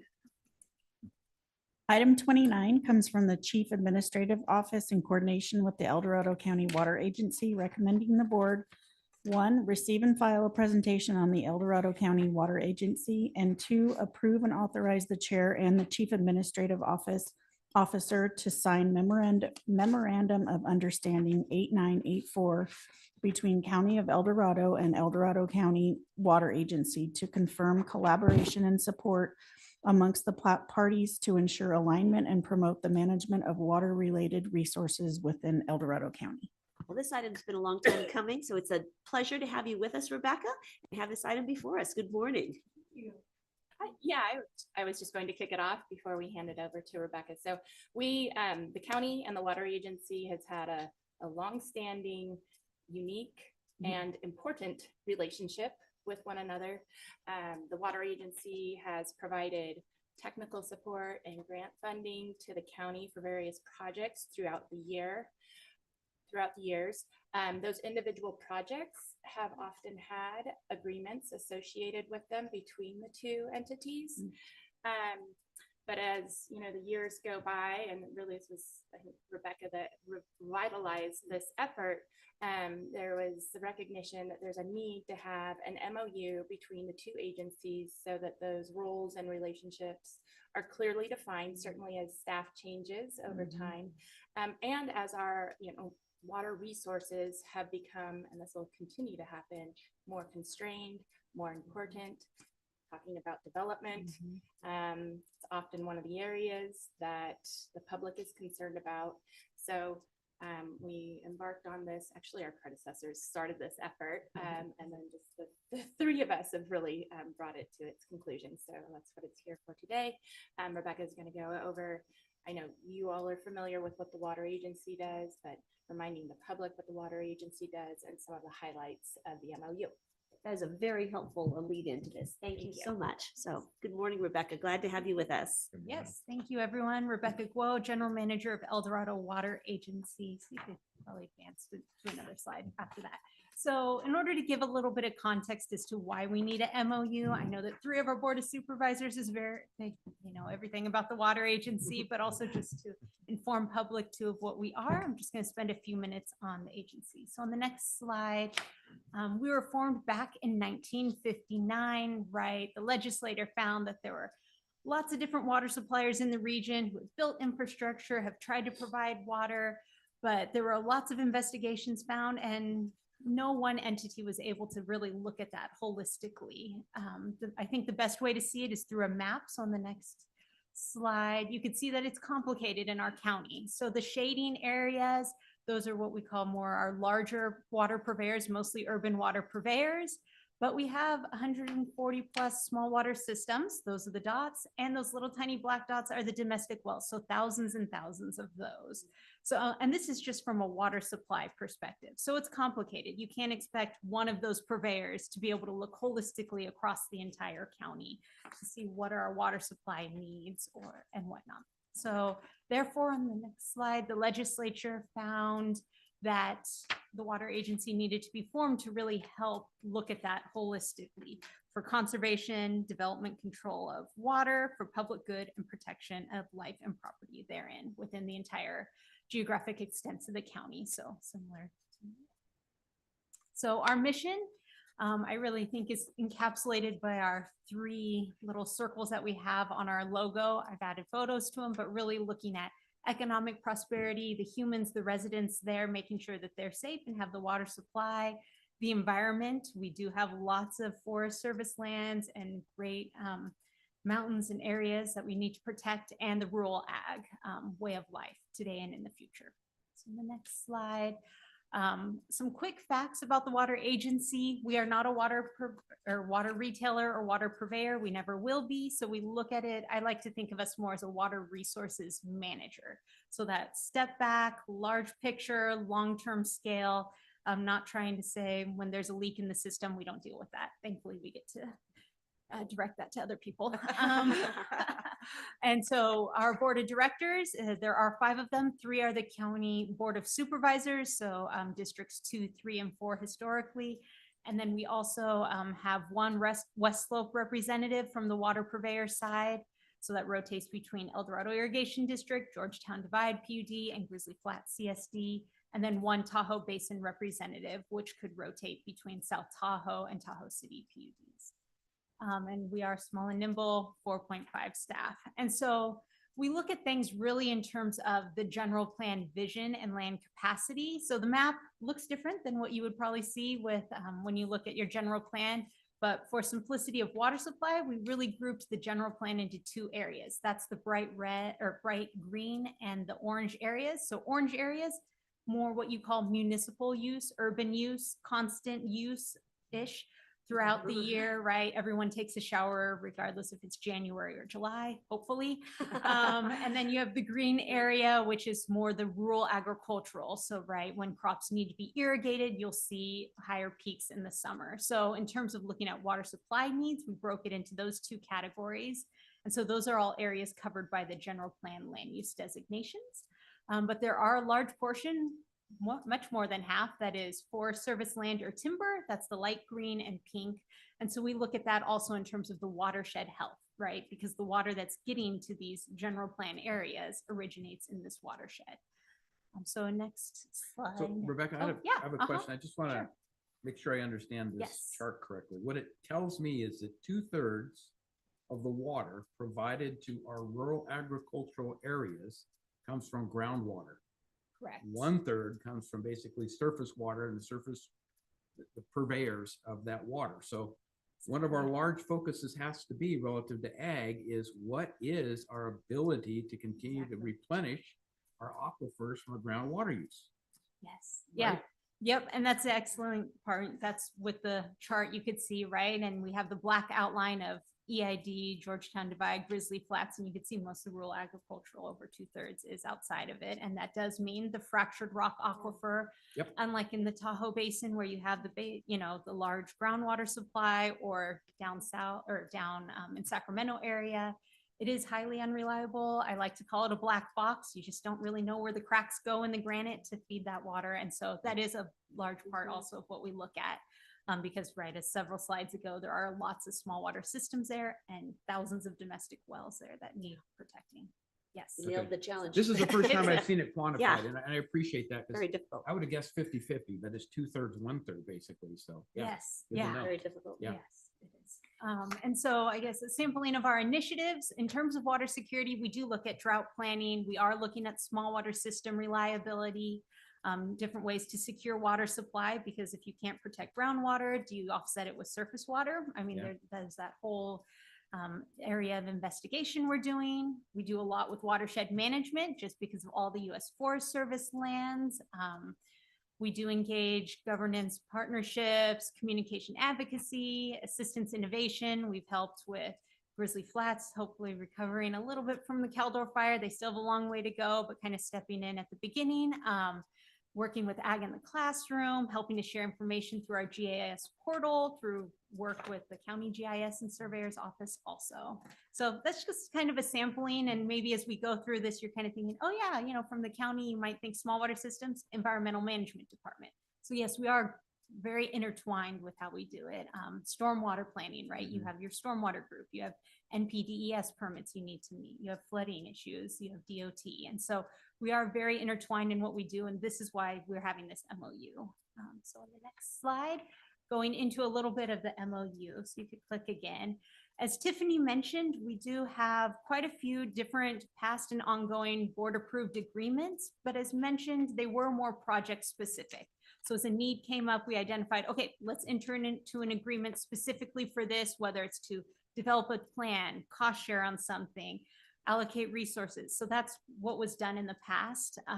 But this MOU is really looking at it more holistically. So on the next slide, you can see that, right, as mentioned and kind of subtly mentioned when I talked about the water agencies, we do have a collective interest, right? We both look at the entire county. We both look at water supply. We care about the residents. We care about the ag, the watershed. So we do want to protect, preserve, and enhance all of the water resources in our county. We do have related activities, right? Your safety element touches upon what we do. Our countywide water plan could affect how you guys deal with planning and look at it long-term water security. And so we do want to be efficient and effective in the way that we work. And then only our recent drought conditions, wildfires, flooding have really exacerbated this need to make sure that we have this kind of framework to be able to coordinate together. So a little bit about the MOU. It's a pretty standard outline, I think, talking into our purpose, background, mutual interest, really a lot of what was hinted at earlier and described in the staff report, past ongoing collaboration, and then for mutual understanding. And so that's really the meat of it and is why we have this MOU. So on the next slide, I'm looking at some of our highlights. One, right, it renews our commitment to collaborate to make sure that we are aligned and promote management, because as staff changes and at least with leadership changing with the water agency and in the county, right, there's a lot of institutional knowledge that leaves. So having this MOU here, and as we'll get into these lines of communication there, really helps us to say, okay, we're working on this project. Oh, hey, you know, we should be coordinating with these departments in the county, or we should be coordinating with the water agency. So it's a sustainable venue for Chief Administrative Office and us to be able to work together on countywide water issues and the lines of communication. So the next slide, really, so you can see there's This is the best graphic. That was I love eye-opening. this. That was eye-opening. Well, I will say I didn't actually string along the nails. So some of them, you know, EMD I'm sure works with long-term planning more directly, whatnot, but really just to show it's complicated. We all have webs that intertwine. And sometimes when you're focusing on a project, and I think, you know, this happens with me too, you just focus on the issue and you forget, oh, I need to be collaborating with all these other people, because what we do impacts others, or the decisions we make should be influenced by what the county is doing and vice versa. So really, we established this lines of communication. It looks at what we see as reasonably foreseeable, between the county and the water agency. We also are hoping that this helps us really promote alignment. So then when we are working on it, we could refer to this and just say, oh, hey, we're supposed to be coordinating. Let me make sure that you're invited in this meeting, or that you're on this work group or coordinating committee. It does not commit staff or resources though. So as you can see, there is no fiscal impact associated with this MOU. It really is this coordination. And it could be sometimes as simple as, you know, we pick up the phone call and might call somebody at EMD and say, hey, we had a question about small water systems. Can you share this data with us so we can make sure we're doing drought planning for them? Or it could be being part of a work group. And so we will continue, Tiffany and I will work together to review policies or initiatives or circumstances change. So the lines of communication, that's what we know now, but will hopefully be revisited on a frequent basis. So the last slide just shows in summary, this is the table from the lines of communication. Here's the different department, well, the water agency, and then the different departments in the county, and kind of where we see water resources related issues done. And so this was something that Tiffany and I worked on. We reached out to the department heads to clarify that, okay, you know, are these kind of where we see we might have mutual overlap? And so that's really what I would say is the meat of the MOU. And Tiffany, I don't know if you also wanted to speak any more to kind of the lines of communication or the overall MOU and what it's No, doing. well, first of all, Rebecca did almost all of this work, so I can really incredible. Can't take much credit here. So I think this was just really important, and it was something that I was struggling with as we initially started talking about the MOU, the commitment of resources to very important entities. The board is very much involved, but I was concerned about this, and so she pulled this together, and it was so helpful. And we did send it out to departments to make sure that they understood it. Make sure that it was valid. So we got that consensus from our department heads. And so I feel really good where we landed. I appreciate the water agency kind of bearing with me as we work through it. So I think that's really all we have, and see if there's any questions. Great, thank you. Well, this represents a major step forward in really understanding the mutual benefits between our different agencies, and how the need to collaborate will just benefit our constituents, because of that higher level collaboration. And I'd like to commend Supervisor Parlin, who's chaired our water agency for the last couple of years. You've done a wonderful job in leading us along with Rebecca and being the foundation for this MOU today. So Thank you've done a you. wonderful job. Appreciate So that. any questions or comments from the board this time? I feel like I should say You probably something. should. I was gonna say, no. But no, thank you for following up on this, Rebecca, because Tiffany's right. This has been this has been in the works for a wee bit. And well, both of you, your predecessors started it. And I think that's what really triggered that we realized, oh my gosh, we have a new CAO, a new general manager coming in. At that time, we had really started the collaboration, was getting so well laid out. And then we're like, oh no, our leaders are changing. And so the need for the MOU so that when, and we have changeover in department heads, whenever, we have it really clearly defined. And so, and I was kind of going, how are you going to clearly define relationships? Honestly, that was my big question, but I think you did it really well, Rebecca. I appreciate the effort you put into this, relationship. And matter of fact, that web that you had on there during this morning when Troy was talking and OES, and so that web that you had, that's a great graphic. That's how I saw the OES conversation too, is those relationships. So, and Rebecca has been our general manager, I think, for a year now. Is that right? Yep. So she just stepped right in and took off with it, and we're doing great things. And you saw the valuation of our county resources and all that. So and I was wondering actually while we were talking about to get all of our board members up to one of the plenaries, so you can really, we have the plenaries and the three of us have been, but I don't think the other two districts, and I think that would be really valuable for you to see at one of the plenaries how everyone, all these agencies, and not just from El Dorado County, I sat at a table last plenary with some folks from Sacramento Water Forum. I think you're right. We're going to call it Sacramento Water Forum, but it was just really great to meet them and learn about their concerns with water, because water touches everything. You can't do anything without water. And I think that another thing that's really happening a lot in the state is that folks are starting to realize, hey, the water kind of starts up here on the watershed. So we really need to take care of the watershed so that it can go downstream perhaps. And those conversations have been critical with the wildfires and stuff. So thank you both, Tiffany and Rebecca, for pulling this together. And if we see a need to change it, it can always be updated. But I think this is a really good start. So very good. Did I go on too long? Not at all. Not at all. Thank you. Sorry. Supervisor Turnbull. Yeah, Rebecca, thank you for all this. This presentation is fantastic. I mean, we've all worked together to try to solve a lot of the problems, especially our board. And we've done a great job. And one of the biggest things, getting back to John was talking about, is the aquaflow and good forest management and the natural resource, House of Natural Resource Committee. I was at Yosemite, and they're getting it. And it requires good forest management, not 500 trees per acre, but 85 trees per acre, because the biggest thing is it impacts our watershed. When one ponderosa pine draws 10 gallons per inch per day, that's a lot. That's a lot of water. And it impacts, especially when you're talking about the valley too, because we rely on those farmers to be able to grow our food. So it impacts a lot of us, and not only here, but down there too. So anyway, they're starting to get it. Let's just put it that way. So thank you. Thank you. Slowly but surely. That's right. Yeah. Well, thank you so much, Rebecca. And I think for me, the biggest takeaway from all of this is what a resource the water agency is for our county departments too, as we always look at how we're implementing the general plan. Water connects us all and is an integral part of our lifestyle and our life. And so, it's really important. You're a really important resource to us, and to have that memorialized is a major step forward. So thank you. All right, let's go ahead and take public comment on this, Kara. Now taking public comment on item 29.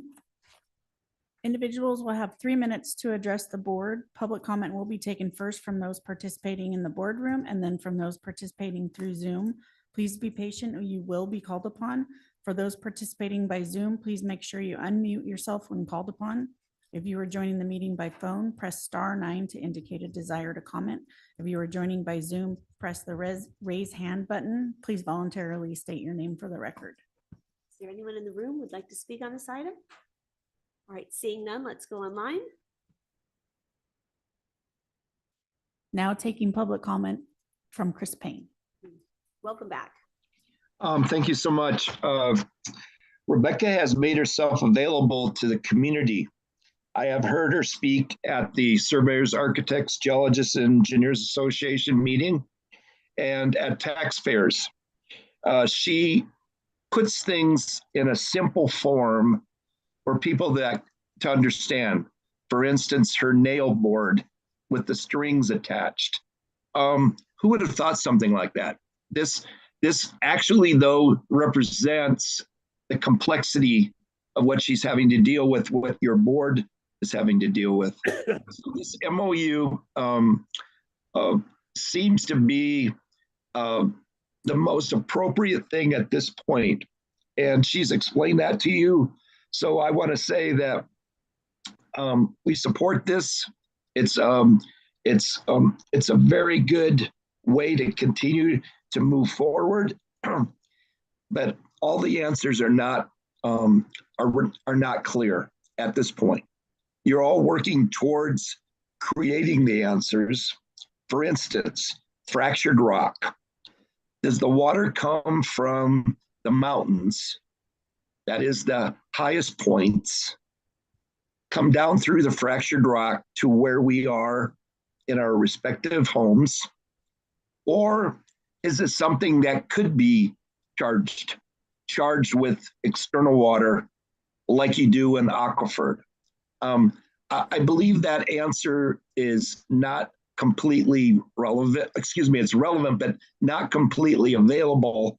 And it's something that whenever a development is going to be improved, comes up through the CEQA process as an important ingredient in whether or not a project should be allowed.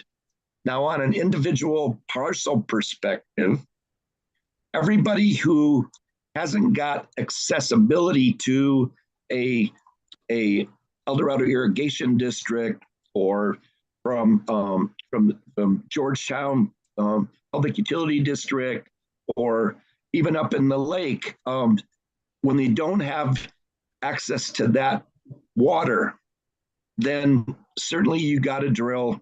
And as I've said before, my well is 600 feet. That's a deep well. But I do have water, and it's the difference between it being able to live on my property or not live on my property. These are my comments today. Thank you very much. Thank you for your comments.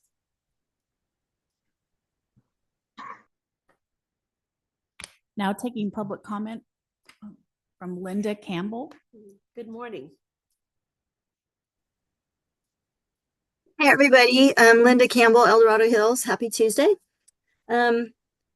Great presentation, but I'm still not exactly sure how this organization connects to EID or other county type water districts like El Dorado Hills. I know has a county water district specifically.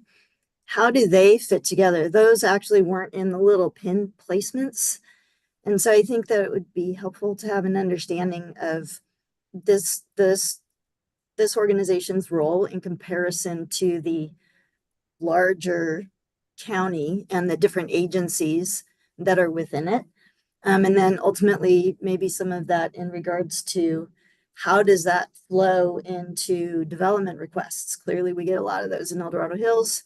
So who exactly is the agency providing the information? Should this agency be included as well as EID or anything else like that? So I think maybe some clarity in distinguishing this from the other agencies that people are more familiar with would be helpful. Thank you. Great questions. Thank you. There's no more public comment. All right, I will bring this back to the board. And Rebecca, let's quickly answer, this question. So they're good questions. So how do water purveyors fit into the water agency, number one? And then what about water development requests? How do they fit in? Do they come to the water agency or do they come to the county? And how does that intersect? Those are great questions. Yes, yeah, thank you for your questions. So with regards to the public water purveyors, so that's EID, Georgetown, Tahoe City, South Tahoe, PUD. So what we do is we do long-term water supply planning, looking at the general plan capacity. And so with the water supply purveyors, they look per law at kind of a 20-year horizon. We're looking 50 plus, right, when the general plan is fully built out. And so we do work with them, though. Currently, we're updating our water resources development management plan, which is like a countywide water plan, where we look at long-term what are our water supply needs. And so we have representatives from each of the purveyors, in addition to county department heads and others, to be able to say, okay, let's look long term beyond what's required from other regulations, and just saying, okay, what would we need to be able to get this, recognizing that securing water supplies takes decades upon decades and decades. It's probably not something you could do in 20 years. To be able to do that, do any infrastructure improvements or groundwater actions. And so we are working with them to be able to understand, what their needs are. And so that is one aspect of it, but we do go beyond just water supply, right? As mentioned, we have stormwater, watershed management, and other aspects. And so we do work with different entities related to that too. With respect to development, that is something that is handled by the county. They get the request, but that is, I think, as part of our countywide plan, something that could be considered as we see this is our long-term water needs. This is our development request. How do you tie those two together to really look at it? So that's something that hopefully with these lines of communication, we'll just continue to work, closer and closer together. Wonderful. Perfect. Thank you so much. Appreciate those explanations. So we'll bring this back. The action before us is to receive and file an excellent presentation from the water agency, and to approve and authorize the chair and CAO to sign this MOU between the county and the El Dorado County Water Agency. And I would love to move that we approve this item as recommended by staff. Very good. Very good. Any further discussion? All those in favor, say aye. Aye. Thanks, Rebecca. Motion carries Thank you. unanimously. Thank you. Well Thank done. you so much, Rebecca. Appreciate it. All right, excellent. All right, is the will of the board then to move into our closed session? Because I believe our labor negotiator was able to push his 11 a.m. Yes, he still has time constraints, but we can Squeeze it in. So my apologies to the registrar of voters. We will come back as soon as we can to hear item number 27. So at this time, the board will now recess into closed session to hear items 31 as specified on the agenda. And anyone who wishes to provide comments concerning this may do so at this time. So is there anyone in the boardroom that would like to speak on our closed session item, which is a conference with our labor negotiator? See none? And then online, I'm sorry, I didn't allow you to do your spiel. Okay. But I am not seeing anyone online. Now taking public comment on item 31, individuals will have 3 minutes to address the board. Public comment will be taken first from those participating in the boardroom and then from those participating through Zoom. Please be patient. You will be called upon. For those participating by Zoom, please make sure you unmute yourself when called upon. If you are joining the meeting by phone, press *9 to indicate a desire to comment. If you are joining by Zoom, press the raise hand button. Please voluntarily state your name for the record. I'm not seeing anyone in the room or online. There's no public comment. All right, very good. So we will now recess at this time and be back and then hear our item number 27, which is the grand jury response. So be back shortly. Thank you.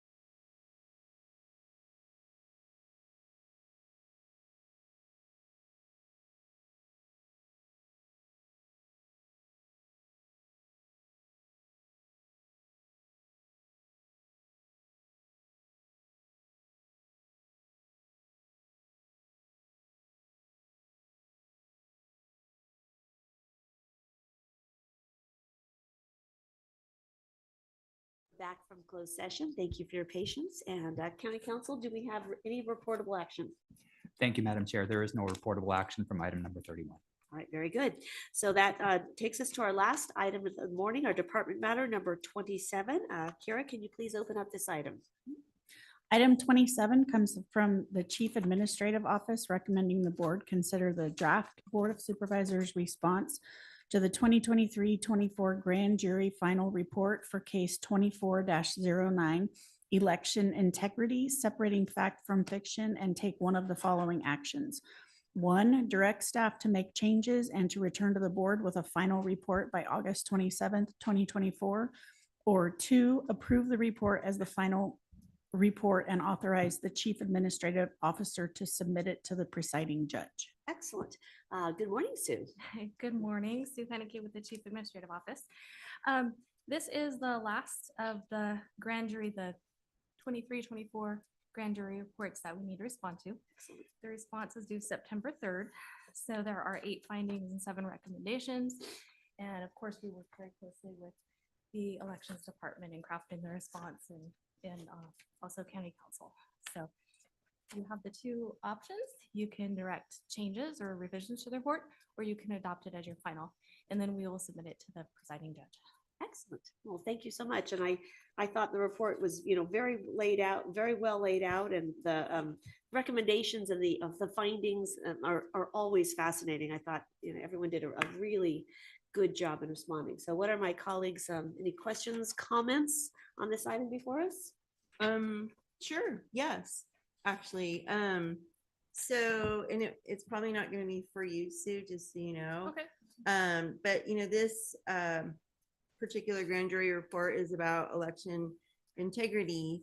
And over the years, often on a question will come up about a candidate's eligibility, perhaps, which would include their actual, there has been a couple cases where there was questions about their professional certificates and that kind of thing. We've had other ones where there's been questions about residency. And it's always been, I think, unclear how does someone in the public resolve or get an answer to that. And so I was hoping to maybe get an overview really quick, since this is integrity. And then where does that information lie on the elections website so that it can be a little more prominent, I think. Well, you were right. I will turn that over to county council and our elections department. Yeah, I'm happy to weigh in a little bit, and then I'm hoping that Bill can provide some additional insight into the kind of nuts and bolts of how the process works. And I will say I am certainly aware of some of the concerns that have been raised, both in the most recent primary as well as in prior elections, concerning the process for verification of candidate qualifications, and it's also come up in other contexts. And so, to the extent this all kind of goes into the subject of election integrity, it seemed like a good opportunity to just provide some additional clarification. So I do just want to note, and I think this is, I'll get into it a little bit more, but I think it's the kind of the real crux of the matter. The elections official, the registrar of voters, is described as a ministerial officer. So again, as a ministerial officer, that means that there's no exercise of discretion. The courts have even said that the elections official has only those powers that are specifically conferred on him or her, no authority to or duty to undertake investigations or exercise discretionary functions. This is true both in the context of candidate qualifications as well as local measures and things like that. So just specifically for candidate qualifications, there are some sections that describe the specific qualifications for certain offices: county auditor, district attorney. And interestingly, the elections code says that the elections official is, quote, not required to verify the authenticity or accuracy of the documentation that is used to support those qualifications, or whether the documentation is sufficient to establish that the candidate meets each qualification established for service in that office. Again, ministerial officer, the elections official reviews to ensure that the document on its face shows that it meets it, but there's no further investigation behind that.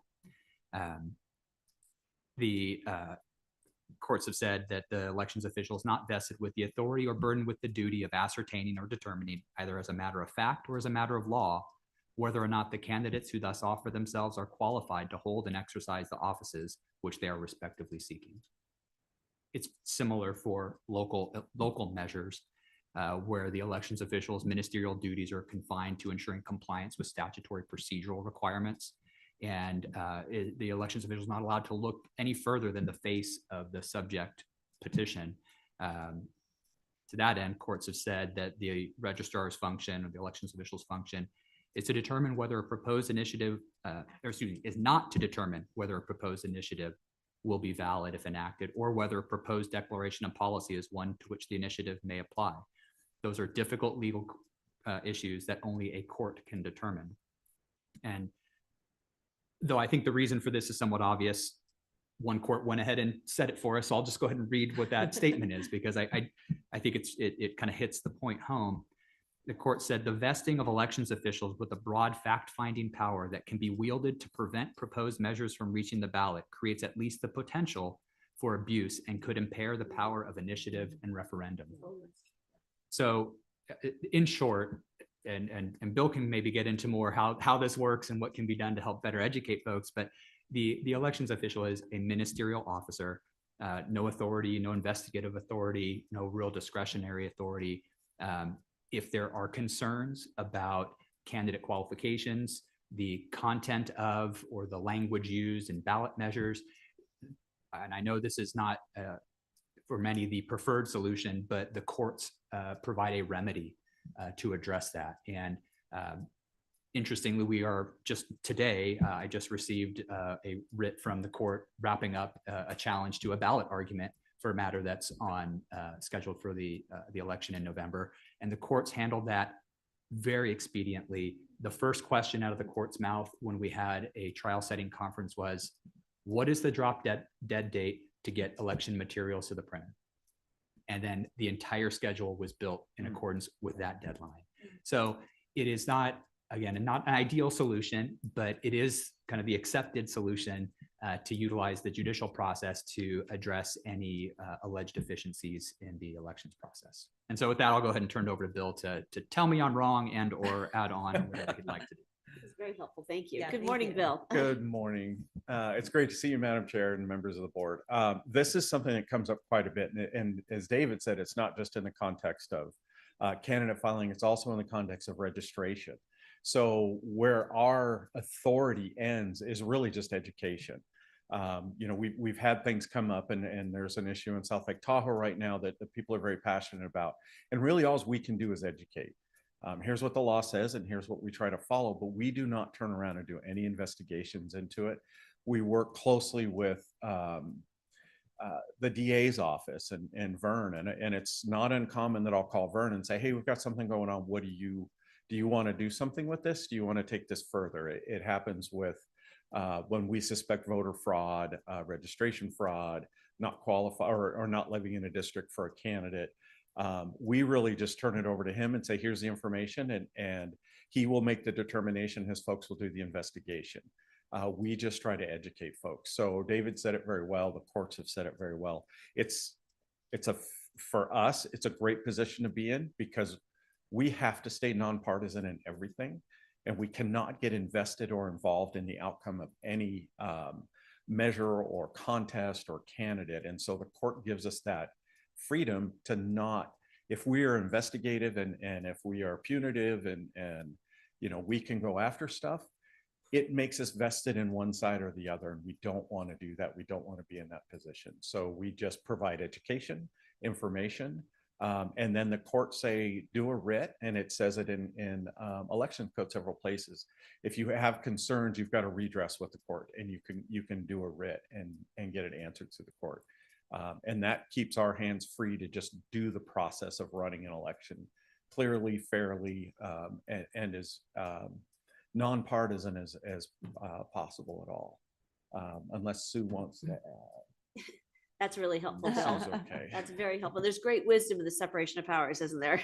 You. Yes. I'm so grateful This is for it. a clear example of that. Right. Yes. Excellent. And so with that then, Bill, is it somewhere delineated clearly, because that's where I was struggling, is if a member of the public does want to challenge, do you have it on there what they should and shouldn't do, or how they should go about it, or just, you know what I'm saying? It's like, or is there even a place on here where it says, do you have a question about a candidate's qualifications, go to the courts or something, so that people know that's what they have to do? Does that make sense? You know, that's a very good question. We currently, what happens is people will call us with concerns, and so we'll address them. And one of the things we'll say is you can go to the courts and you can seek a writ. But having that available on our website or publicly available as a course of redress, I think is a great educational opportunity for sure. I'd love to see something like that, just so that, like, when I get the question, I can just point to the website and, you know, end a conversation, because otherwise it's a lot of good idea sending people to different various places and wrong information. And so if you have it just on your elections website that we can all point to, if questions arise, it might make things easier for the public to understand. Yeah, that's a great question. Maybe we can add that to our frequently asked questions page or election integrity page That'd to be give them awesome. the information and education on how to redress these grievances. Did I say that right? Yeah. Perfect. It's done an excellent job training me. on that. Excellent. So The other opportunity is a newsletter, right? I mean, you can put Yes. stuff in the newsletter that makes people aware, so that when they read, oh, okay. So over time, you will, educate, so to speak, but the frequently asked questions, addition to that, I think is a great place. And then we could always point to the FAQ page or whatever. So I really would find value in that. So thank you for considering updating that. And then I actually didn't have any questions on the actual grand jury response, but maybe some of you do. So I will stop now. Yeah, all right. With that, any comments or questions or changes to the responses linked on our agenda?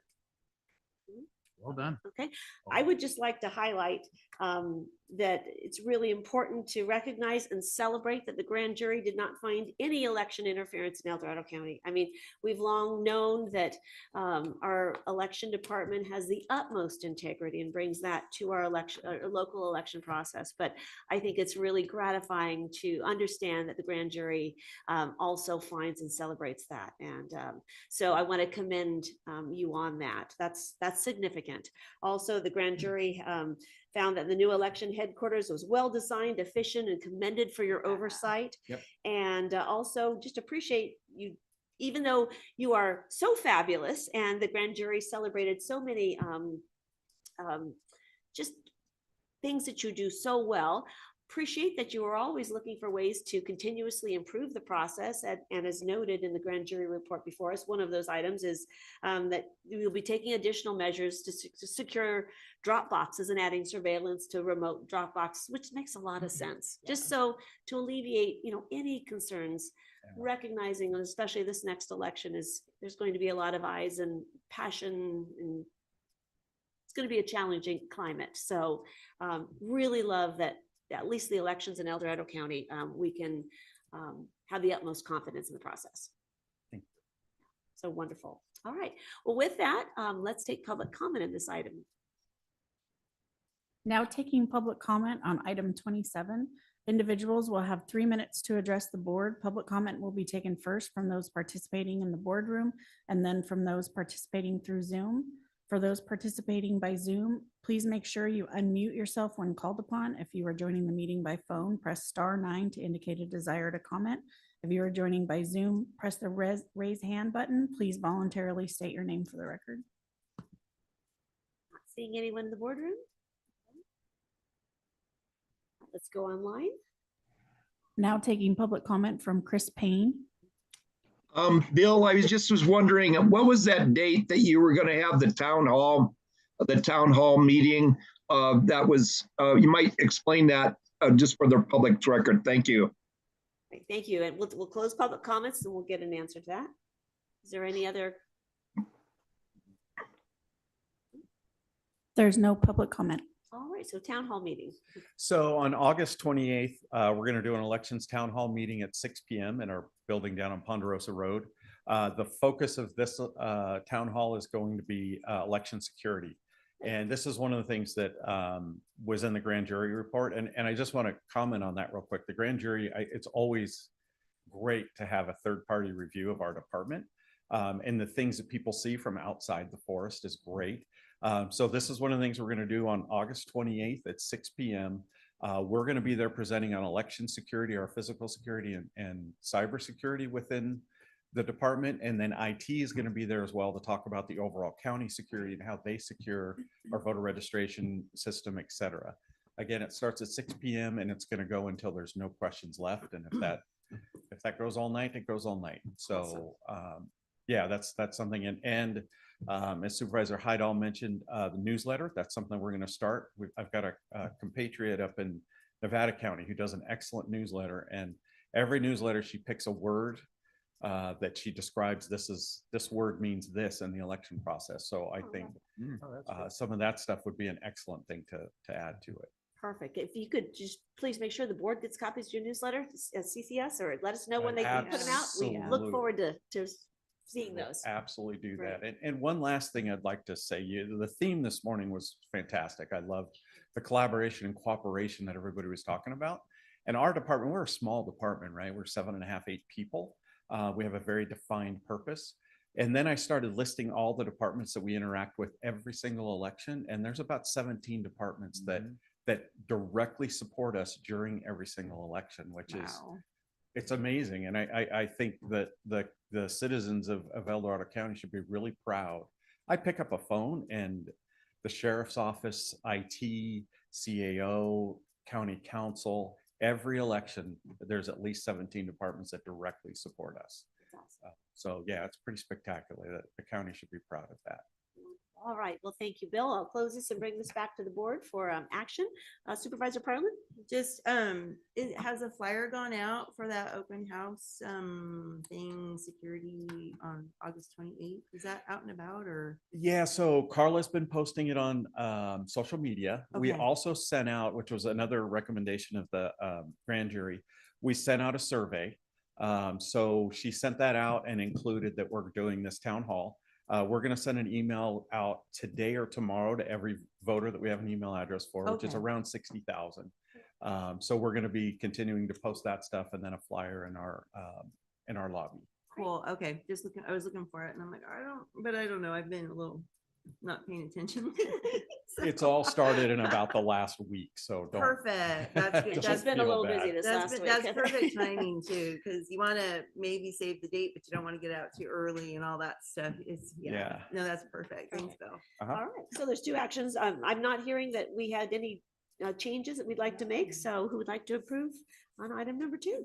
I'd like to move to approve this item as recommended by staff. I'll second. Excellent. Any further discussion? All those in favor, say aye. Aye. All right. Motion carries unanimously with our regards to the grand jury. This grand jury, I think, has been just very fair and done an excellent job in meeting their, their call. And thank them for their work and thank you for your responses. So thank you so much. Thank you. Have a great lunch. Yep. All right, and with that, we are done with our morning items and we will be back at 1 o'clock for open forum. And Kira, thank you so much for supporting us this morning. Did an awesome job. Yes. And we will see you all at 1 p.m. Thank you.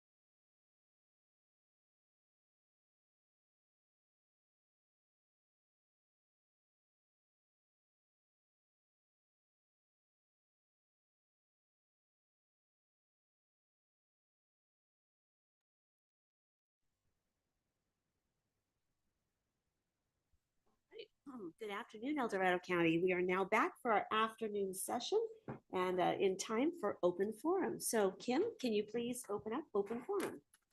Now taking public comment on open forum. Individuals will have 3 minutes to address the board. The timer will notify you when you have 30 seconds remaining and again when your time is up. Public comment will be taken first from those participating in the boardroom and then from those participating through Zoom. For those participating by Zoom, please make sure you unmute yourself when called upon. If you're joining the meeting by phone, press *9 to indicate a desire to comment. If you're joining by Zoom, press the raise hand button. Please voluntarily state your name for the record. Good afternoon, Lars. Today is the day of the Lord. We shall rejoice and be glad in it. I wanted to give you guys just a quick update on some things I've seen. I call this the time for spiritual awareness or awakening.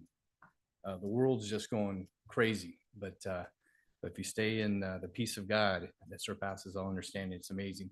I was at the park fire a couple weeks ago, and I got to go up there a couple of times and do some prayer. But what I saw driving up to Forest Ranch, one side of the road completely gone. The other side, it can still burn. So there's a lot of areas up there that need to be cleaned up. And CAL FIRE, forestry better get their act together. And I know that I've been praying for that and I see it happening. So it's a positive thing. No injuries, no deaths over all the fires, from our fire at Crozier to the park fire. Acreage burn up there is about 430,000 acres. Ours is at about under 2,000. 7,500 firefighters just in those those fires.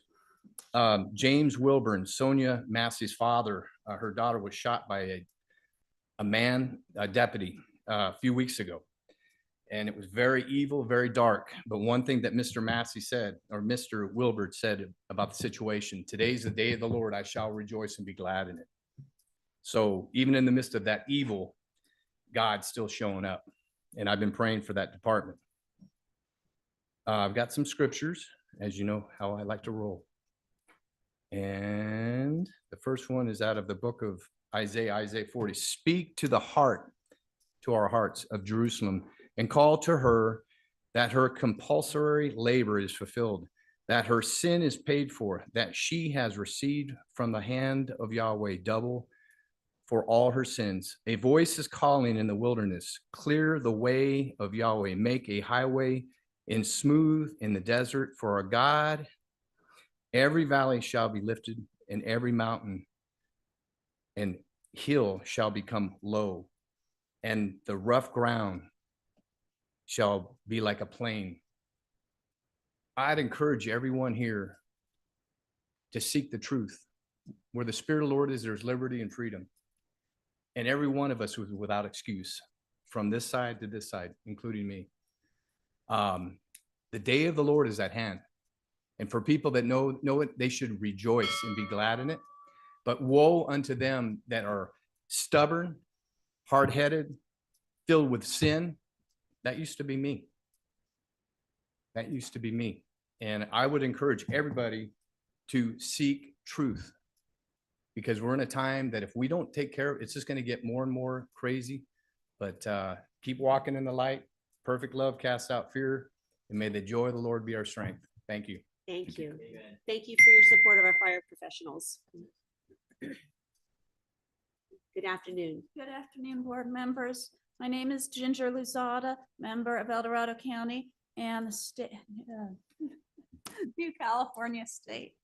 I'm here today to read the Reorganized State of California Ordinance 24-01, the State of California Insurrection Against the United States Constitution. The people of California are suffering from a tyrannical state government which fails to provide a Republican form of governance, enables and supports across its southern border the invasion of the United States of America by illegal foreign nationals, and protects vicious criminals who commit outrageous acts of violence upon the citizens of America, all caused by a government of and for a mono-party system led by a tyrannical dictator who openly defies federal law. California's mono-party political machine, its social governor, along with communist state legislatures, socialist elected officials, agencies, and unelected regional governance boards are colluding to create a communist California state in direct violation of both Article 4, Section 4, and Article 6, I'm sorry, of the United States Constitution. The state of California is moving at breakneck speed toward the ultimate communist state. The California 1850 Compact Constitution was legislatively replaced in 1879 by a progressive constitution. After over 155 years of hard work to destroy all vestiges of the United States Constitution by using the 1879 Constitution and through court decisions, over 920 amendments to the California Constitution, massive taxes, strangulating regulations, regionalism, deliberate destruction of the United States' premier education and economic systems, along with the raping of one of the planet's finest environmental zones, the stage is now being set for the final nails into California's totalitarian coffin. Since the mid-1990s, California has been on a monoparty system. Over the years, the noose around the state's Republican form of government has been tightened with the bogus constitutional amendments that include redistricting congressional and state seats and resorting to a political party, killing Amendment Proposition 14 that allows the two top vote getting candidates from the state's primaries to move onto the general elections regardless of party affiliation. Thank you. Thank you.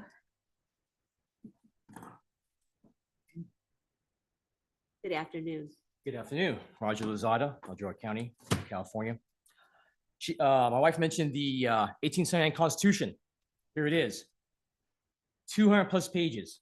That's one reason why we're in the fix we're in California. This is ridiculous.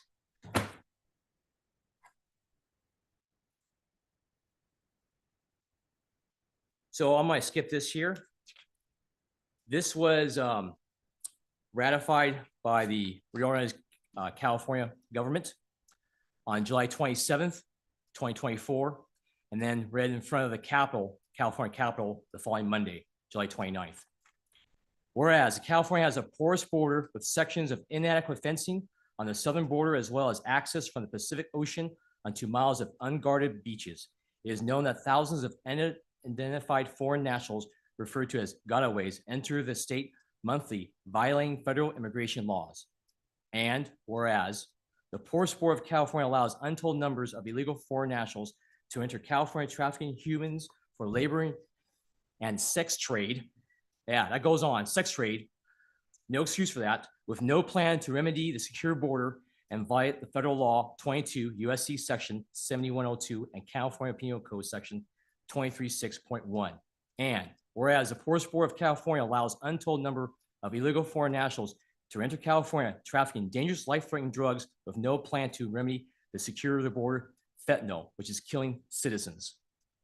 Whereas the true purpose of the government is to promote the welfare and provide for the protection and security of the governed.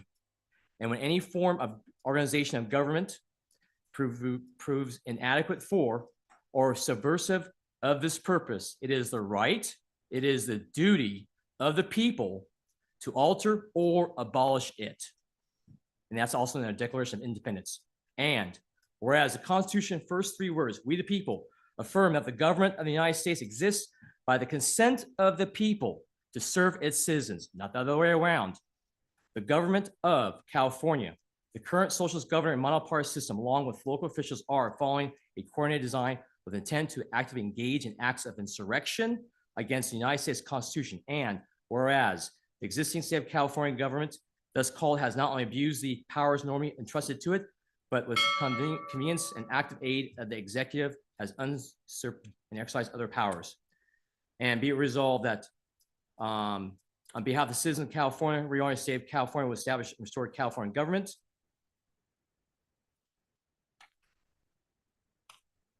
So folks, don't take this lightly. We sent delegates to Washington, D.C. this past year and last year. We're in talks. That's on our website too as well. So California keeps on digging a hole deeper and deeper. Thank you. Thanks for your comments. You're welcome. Have a good day. You too.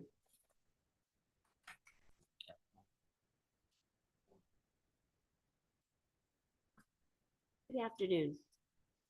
Melody Lane, founder of Compass to Truth. On July 19th, American Paving Project Superintendent Kyle Wengel approached my front gate and attempted to sell me several tons of excess gravel from the Mount Murphy Road paving project. I explained to him that my tax dollars already paid for the materials and labor to pave the road, so I was not about to pay for it a second time. Kyle very quickly backpedaled and offered to deliver the gravel for free on Monday, July 22nd. It is apparent by my surveillance photos and the double chip seal process Rafael Martinez described is not what was applied to Mount Murphy Road.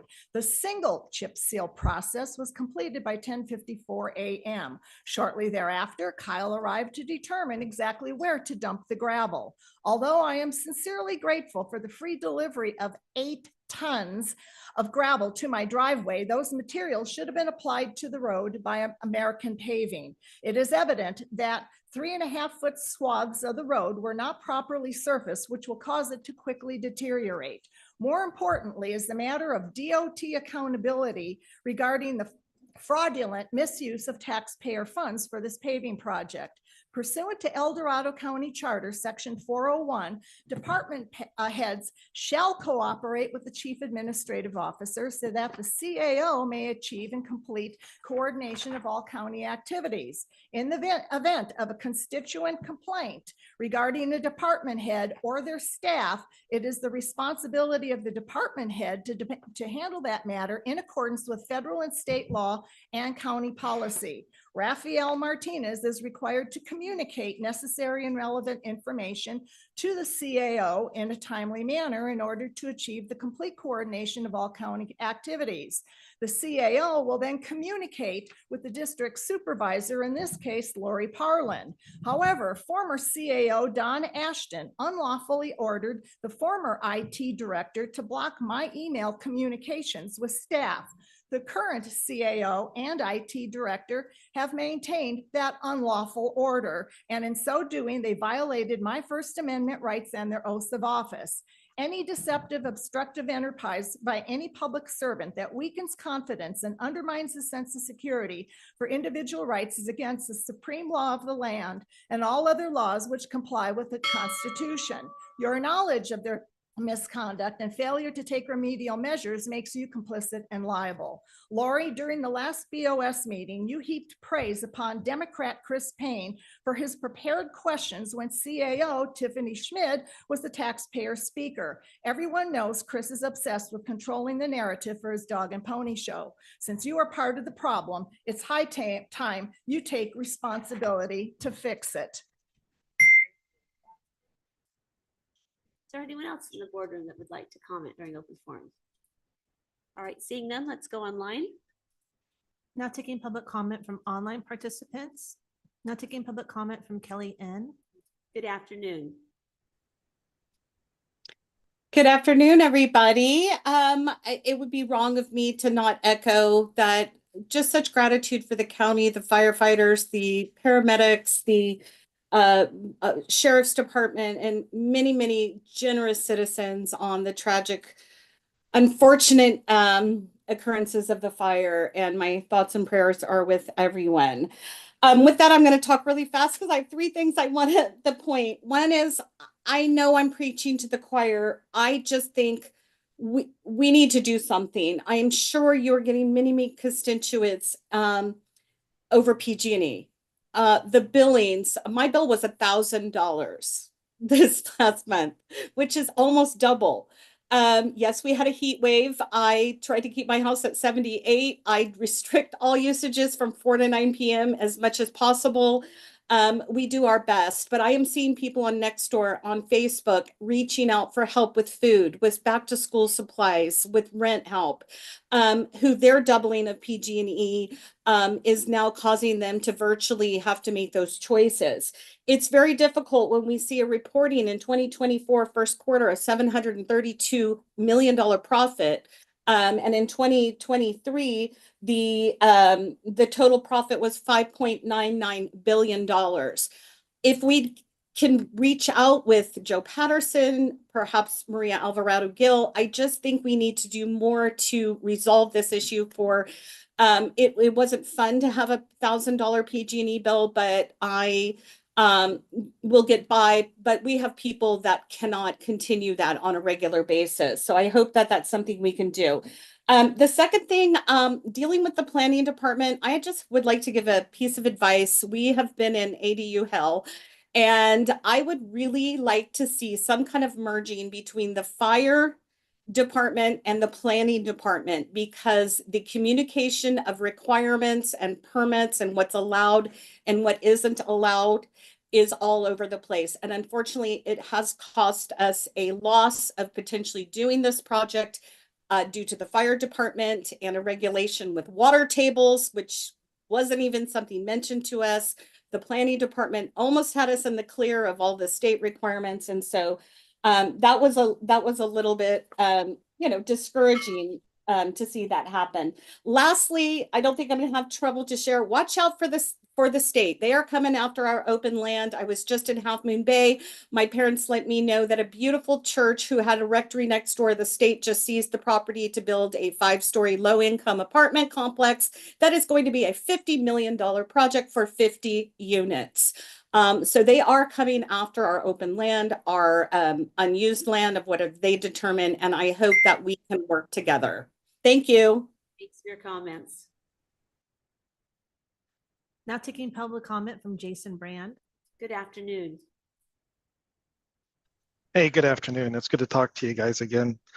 Hey, so, name's Jason Brand, one of the active airport users and was part of the advisory committee here for the airports. And, it's really good to see that our county airports are continuing to provide a healthy infrastructure to support the CAL FIRE, operations that we've had, for the current Crozier fire, as well as the recent Pay fire, Caldor, King fires, et cetera. Since Thursday night, the Placerville Airport has been shut down. This is kind of a unusual shutdown for a fire of this size, but it's something which CAL FIRE can utilize, and that's a great thing.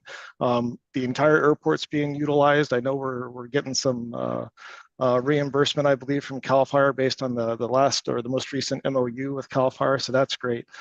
What I want to make sure is that the airport staff is really working tirelessly to not only satisfy the needs of CAL FIRE and everything that's needed there, but also working to reopen the airport, at least the runway, so that the business can get back to normal.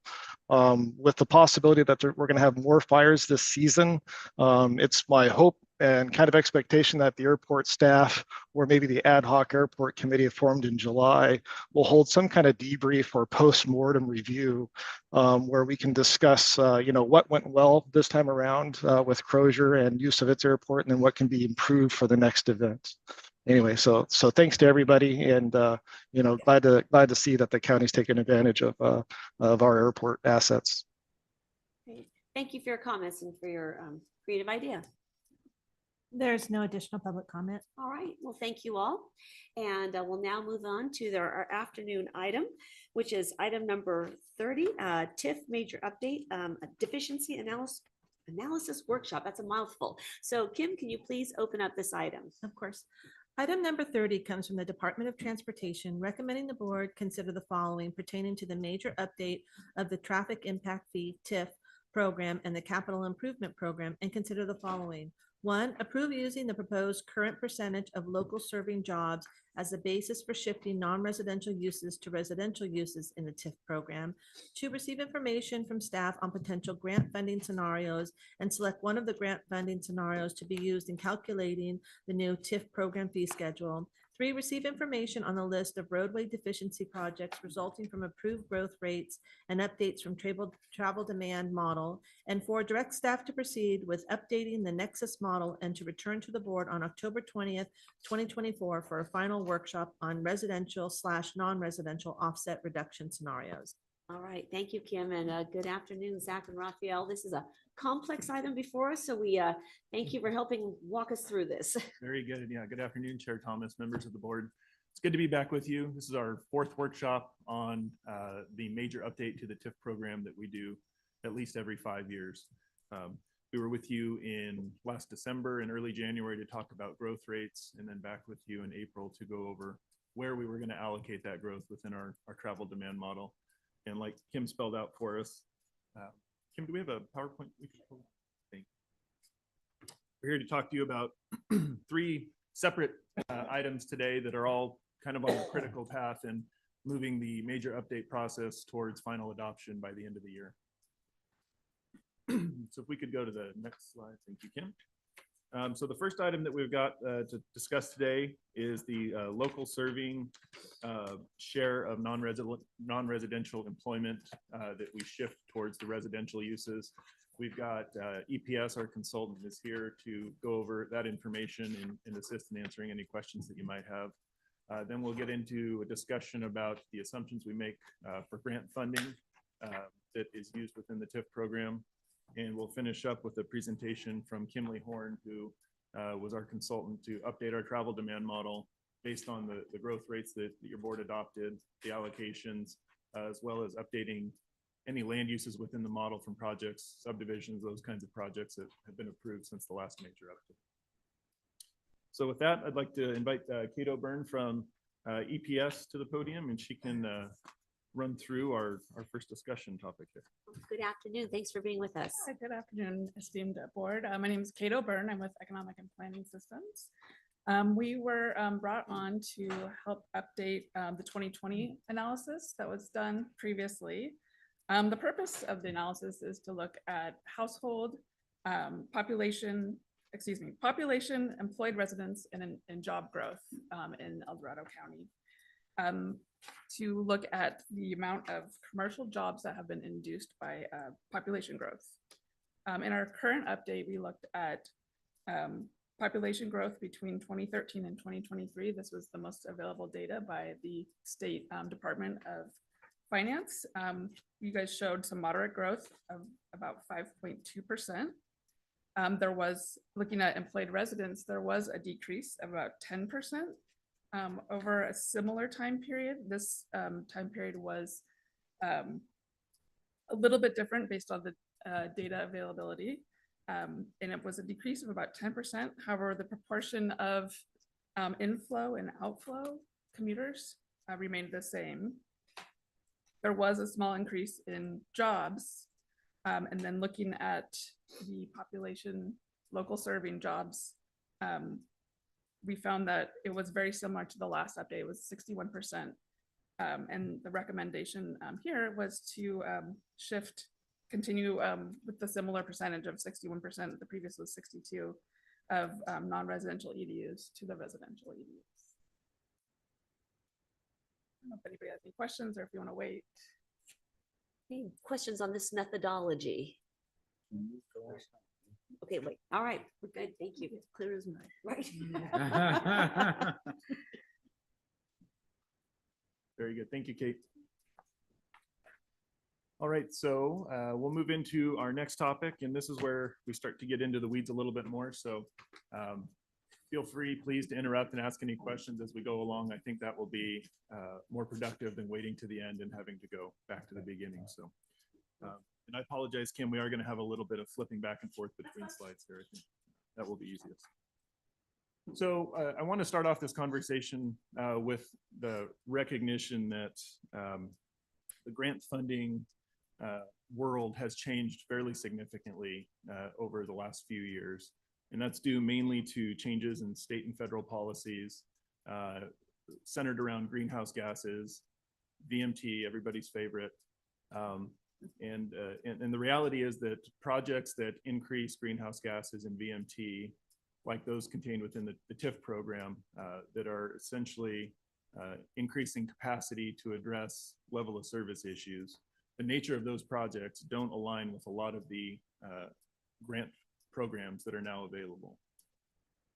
So with that in mind, staff is going to be recommending that we reduce the amount of grant funding that we are assuming in the major update during this cycle. I do want to cover real quick what the grant funding is used for within the TIF program. And so the three items that you see on the screen here, our affordable housing offset program. I understand that was discussed a little bit this morning with our planning department. But essentially, over the 20-year planning horizon of the TIF program, we assume $20 million will be used to offset the fees owed by affordable housing projects. Roughly $1 million a year, but $20 million total. We also use grant funding to cover the cost of external trips. And these are the trips that both start and end outside of the unincorporated areas of the county. So if you think of somebody driving from Folsom to Placerville or up to the city of South Lake Tahoe, without stopping in between, they are not, those trips are hitting county roads or Highway 50. They are contributing to the peak hour volumes that we analyze for level of service consistency determinations, but they are not stopping or starting at any development or new development within the county. And so we cannot make the nexus, that reasonable relationship between new development in the unincorporated areas and those trips. But the cost of those trips still have to be covered. It has to come from somewhere. So we use grant funding, assume grant money to cover the cost of those external trips. And during the previous 2020 major update, those costs came out to about 1% of the total program cost, or just over $3 million. I'm going to ask an ignorant question here because this is not my world. How in the world do we determine what's an external trip and what is attributed to a particular development or area? Great question. So we have our travel demand model that we rely on very heavily. And Mike Schmidt, when we get into our model updates, can talk a little bit more about this. But essentially, the travel demand model breaks the county down into over 600 different, what we call TAZs, or traffic analysis zones. And within those zones, we can input information regarding number of households, single family and multifamily, commercial retail uses, office uses in terms of number of employees, warehouse, all of our land use categories, essentially. And the model then determines where those residential centers are, where the employment centers are, where the shopping centers are, and it distributes those trips. And then we use traffic counts to validate and calibrate the model to make sure that what it's saying is what we're seeing in the real world also. And those numbers that are outside of that model, we consider external trips? Yes. So we have a buffer area around the outside of the county, or city of Rancho Cordova, Sac County, up into Placer County, kind of those outside areas. And we contain it, the model contains some land use information for those areas to assist in it distributing those trips to the appropriate destinations. Well, thank you for that. Appreciate it. Yeah. Very good. So the last of the three items that we use the grant funding for is our residential and non-residential fee offsets. And essentially what these are, they were, I believe the residential offsets were proposed towards the end of the last major update in 2020.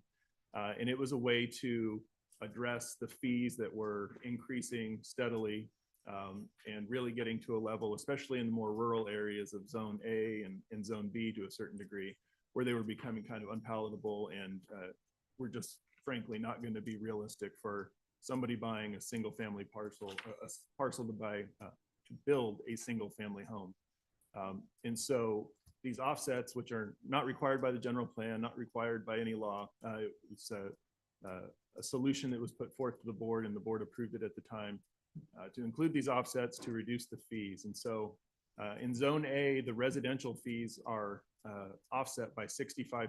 So when somebody comes in to pull a building permit to build a home, they're only paying 35% of what their fees should be. And we use grant funding to backfill that 65% offset so that we're keeping the program fully funded. And then Zone B, we do the same offset, but 20%. And then we have a non-residential offset in Zone B that covers 30% of the non-residential fees also. So we're gonna come back to those numbers here in a little bit, but if we could skip to the next slide, please, Kim. So this slide is where it starts to get a little more complicated than we were already. But this is a table straight out of our out of our Nexus model that we use to determine ultimately what the fee schedule is going to be. And so this is from the 2020 major update. So these numbers are going on 4 or 5 years old here, but they're still a good starting point for our discussion. So what you'll see there is that top number, that 91,315,000. That is the total amount of grant funding that we determined El Dorado County would obtain for grant programs that can fund TIF projects.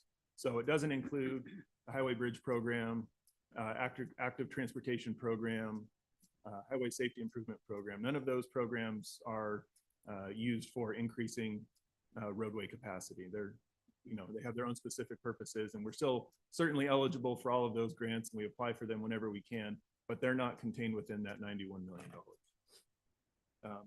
Of that 91 million, the almost 22 there, that's grant funding that is used for projects outside the TIF program, which leaves us with about $69 million that we assumed would be able to be used on TIF projects as of the adoption of the 2020 major update. So as we go down from there, you'll see the $3.2 million for our external trip share that we spoke about on the previous slide, and the $20 million for our affordable housing. And then the offsets, that $29.5 million. That is based on the percentage offsets, the 60% in Zone A, 20% in Zone B, and then the 30% for non-residential uses in Zone B. And that came out to $29.5 million based on those offsets. So those three items that we use the grant funding for, they add up, they total up to that $52.7 million there. And what that leaves us with is about $16.5 million, that very bottom line, of kind of a remaining balance of grant funding that we've assumed, but we haven't allocated yet. We haven't planned on using it. And the reason for that is, we'll go back to our offsets. They're all based on a percentage reduction. And so if our fee program totaled out at $100 in Zone A, and we were going to offset 65% of that. Oh, no. Doing that again. If we were going to offset 65% of our $100, and then we come back the next year like we do every year with our annual update where we adjust for inflationary increases. If we then have a total cost to the fee program of $110, that 65% offset is going to be slightly higher than it was previously. So we have to keep that balance in there to account for those inflationary increases that we do every year, so that we assume enough grant funding to fully fund the program. So we'll touch on that just a little bit more in a little. So essentially, if we're going to reduce the offsets, if we're going to reduce the amount of grant funding we're going to assume, we will have to essentially make up that money elsewhere. We have to fully fund the external trip shares. Our housing element says we have to have that affordable housing offset program, so we've got to leave that. So essentially, we're about $24 million of grant funding as kind of our bare minimum that we've got to have. And so that basically leaves the offsets as the spot where unfortunately we can adjust those to make sure that we're in line with the reality of our grant funding. We go to the next slide, please, Tim. So what we've done, we've worked pretty closely with Woody and Jerry at EDC TC. They've been of great help to us in kind of putting together some different scenarios for how we might go about reducing our grant funding. And they were able to coordinate with SACOG as also as part of the 2045 Regional Transportation Plan project that they've got going right now. They got the funding forecast from SACOG, and that's what we've used as our scenario 1 baseline. But essentially what we did is we went through the funding forecast and identified 5 different grant programs for which we believe could be used to fund TIF projects. There's obviously many more programs in that forecast, but not all, some of the ones I mentioned before, are going to be able to be utilized for TIF projects. So of the 5 programs that we identified, 2 of them are federal programs, CMAQ and the STBGP. Those are both competitive grant programs requiring applications.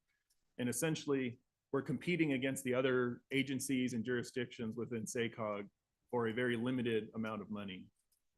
And so given the competitive nature of those grants, we thought it would be appropriate to reduce the amount of funding for those two programs in particular, to reduce the overall amount of grant funding that we'll get over the next 20 years. So what we've done, I've shown scenario 1 is our baseline SACOG forecast, and that would provide approximately $68 million. And if you can remember back to the previous slide, we said that the money available for TIF projects was going to be just over $69 million. So right off the bat, if we were to go with the SACOG baseline forecast, we're already at about a 1.5% reduction in grant funding from the last major update. And then so we provided some other alternatives, a 10% reduction to the 2 federal programs, which gets us about an 8% reduction from last time. Scenario 3, 25% reduction in those 2 programs would give us $57 million, 18%, almost a 20% decrease in grant funding, and so on for scenarios 4 and 5. So what staff is going to be recommending is that we move forward with scenario 3, which would leave us with about $57 million in grant funding. And to go over some of the consequences of that decision, Kim, if you could flip back to the previous slide, number 6, please. Thank you. So essentially what we would be saying is that net available funding there, where it says 69,300,000 and change, we would be reducing that to about $57 million.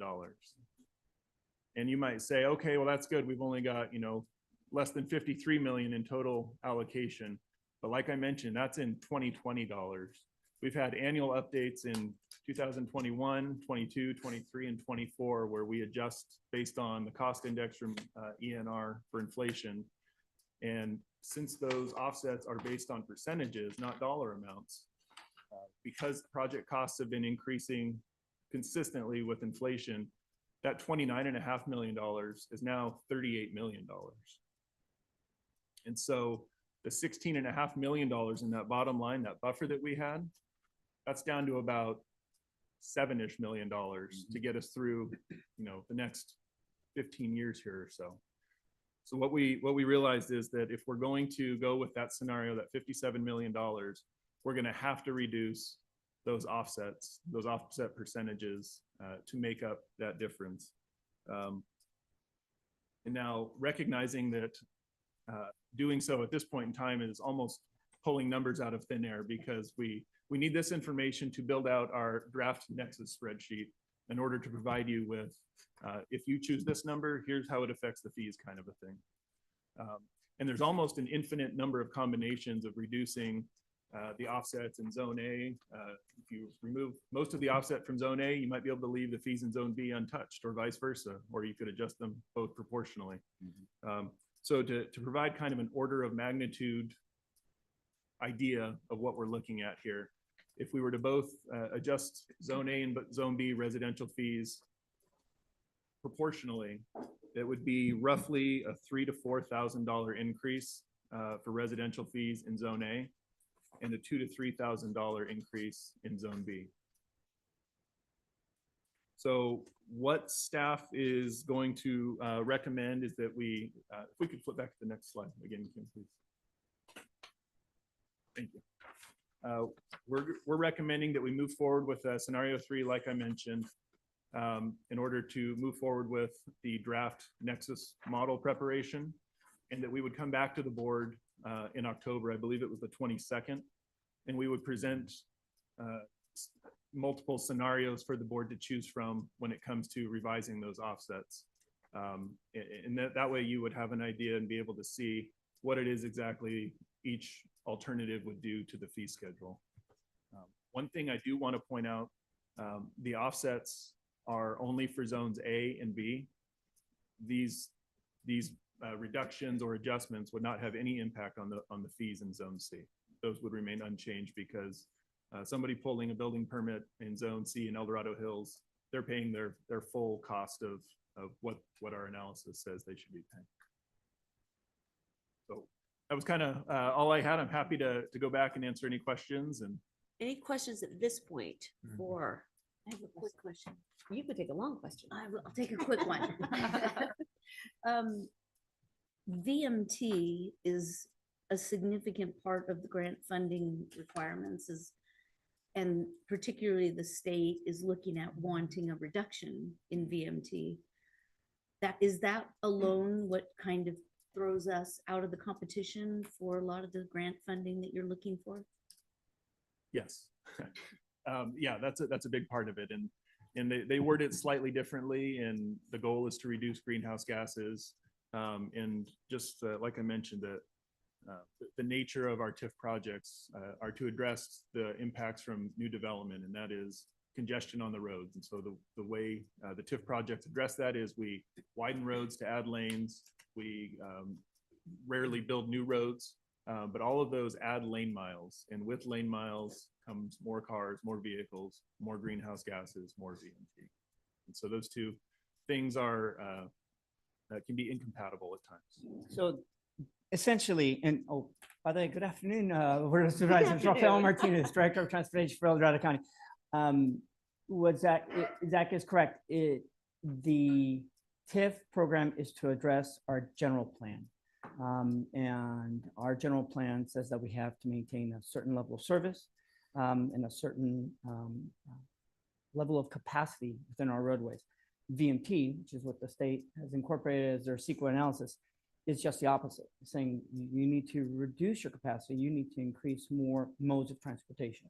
And so then, unless we decide to change our CEQA requirements in our general plan to VMT instead of level of service, we are going to be balancing this, act of having to deal with both mitigations for any project. So instead of making more lane capacity and to try to meet that level of service, have we talked about better transit? Have we talked about, centers where tourists stayed and busing them to Apple Hill instead of them all driving their own vehicle?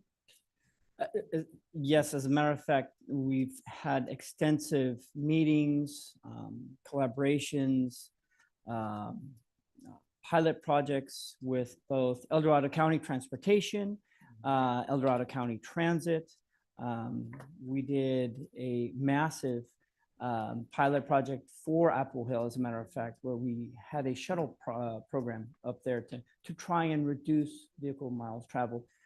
As well as we are constantly working with El Dorado County Transportation Commission and Transit to make sure that we are allocating mobility hubs, locations where people can get out of their vehicles and get onto a transit and go to either Sacramento County or go down west. But we are limited, being in a rural mountainous county. Our opportunities for those types of modes are difficult. And so until the technology gets better, it will be an uphill battle for our county to try and incorporate those types of modes in our area.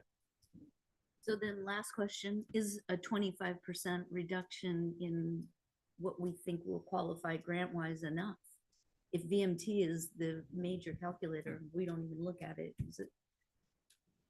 We believe that right now that's an appropriate adjustment. If we see in a couple of years that it seems like that is not going to be enough, then we would certainly come back to your board. And I don't believe that's something we need to wait for the next major update. We can, yeah, we do our annual adjustments yearly with our cost index adjustments.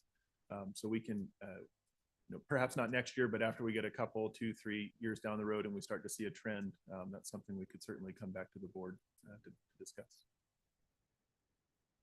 I guess that's my comment, is that the 20-year forecast, a lot can happen in 20 years. It looks like we're assuming a constant value each year, and that's probably not realistic either. But the political whims and everything else that happens at the federal and state level are going to influence this much greater than we. So it's kind of a pick a number. What do you think is reasonable? versus trying to get to something you can calculate to say this is the most likely. We don't have a most likely here, right? It's just, where do you think we might end up? And that's the tough part. Because I could say, well, I think it's 30%. Or 33%, and nobody's going to challenge. Okay, Yeah. it just means you have to adjust all the numbers, but it's all conjecture. Unfortunately, we don't have the data to be able to forecast that far out and have any certainty in what it means. So it's tough. Yeah, one of the things question I have is, so we beat this criteria by reducing it, but what if there's no grant money there available? Then what do we do? And we'll have to come back to the board and talk about. I know, reducing- exactly. So where are you gonna find it? Annual review, that's kind of what it comes And down so to. as Zach said, we will, after about 2 years, we should get a very good understanding of whether the state is continuing going around this route or reducing or increasing. Not to mention there is possibilities from the federal government. So in any given administration. So that's why we feel confident in our estimation and what our recommendation is. And that the good part of it is that we can come back within 2 years and then reevaluate it and readjust it if we have to. So not only are we taking a conservative approach by suggesting a scenario 3, which is a 25% reduction, that's well above and beyond anything we've done in any other major update. We've typically gone with what the SACOG forecasts have told us. We're taking an extremely conservative approach in collaboration with EDCDC and saying, you know what, we see the writing on the wall. And I think the board has seen it as well. The state of California is no longer looking into capacity type of projects. And so then this is a very conservative value that if we are wrong, that we can come back and then present it to the board and say, look, this is where we're at and this is where we need to be during our yearly updates.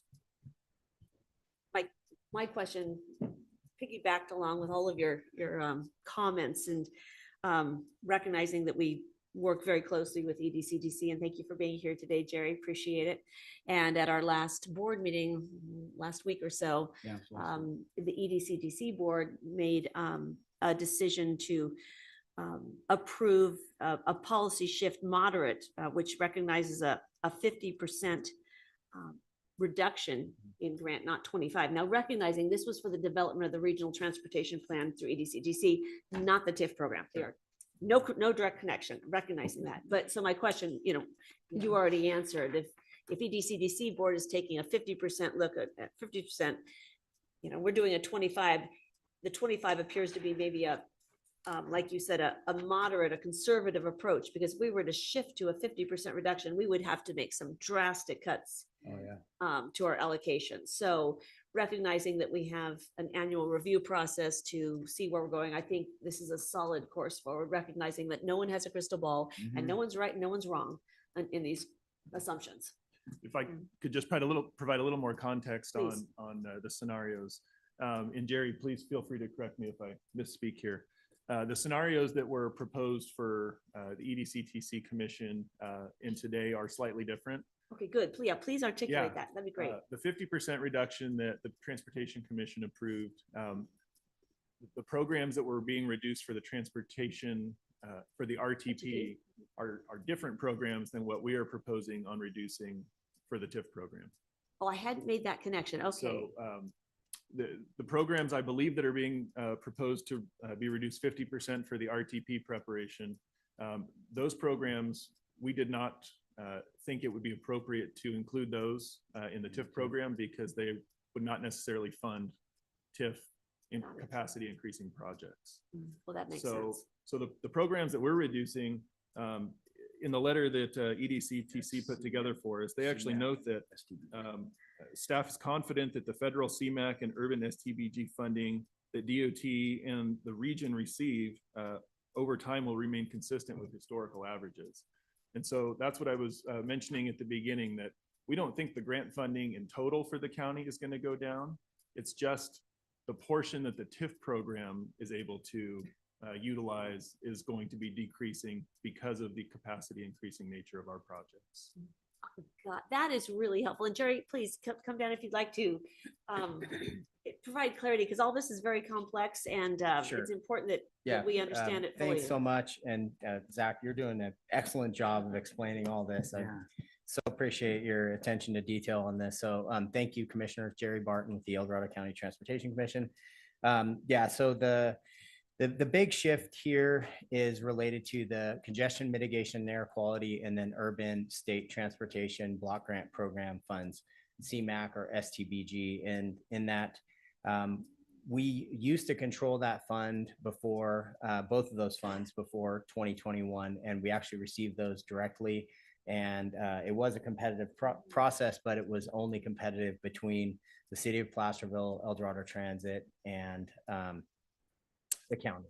So we had a little bit more discretion and certainty that we were going to get those funds and have those for projects in El Dorado County.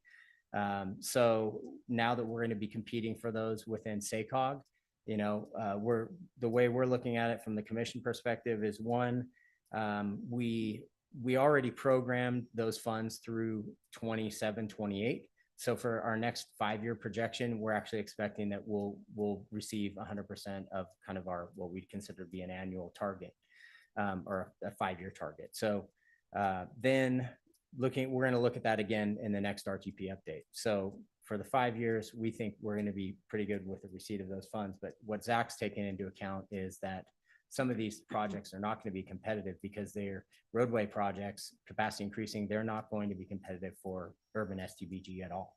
So some form of reduction in an estimate for that fund source is very appropriate. The urban STBG, did I say STBG before? CMAQ is what I meant. Okay, so capacity increasing projects are not CMAQ eligible.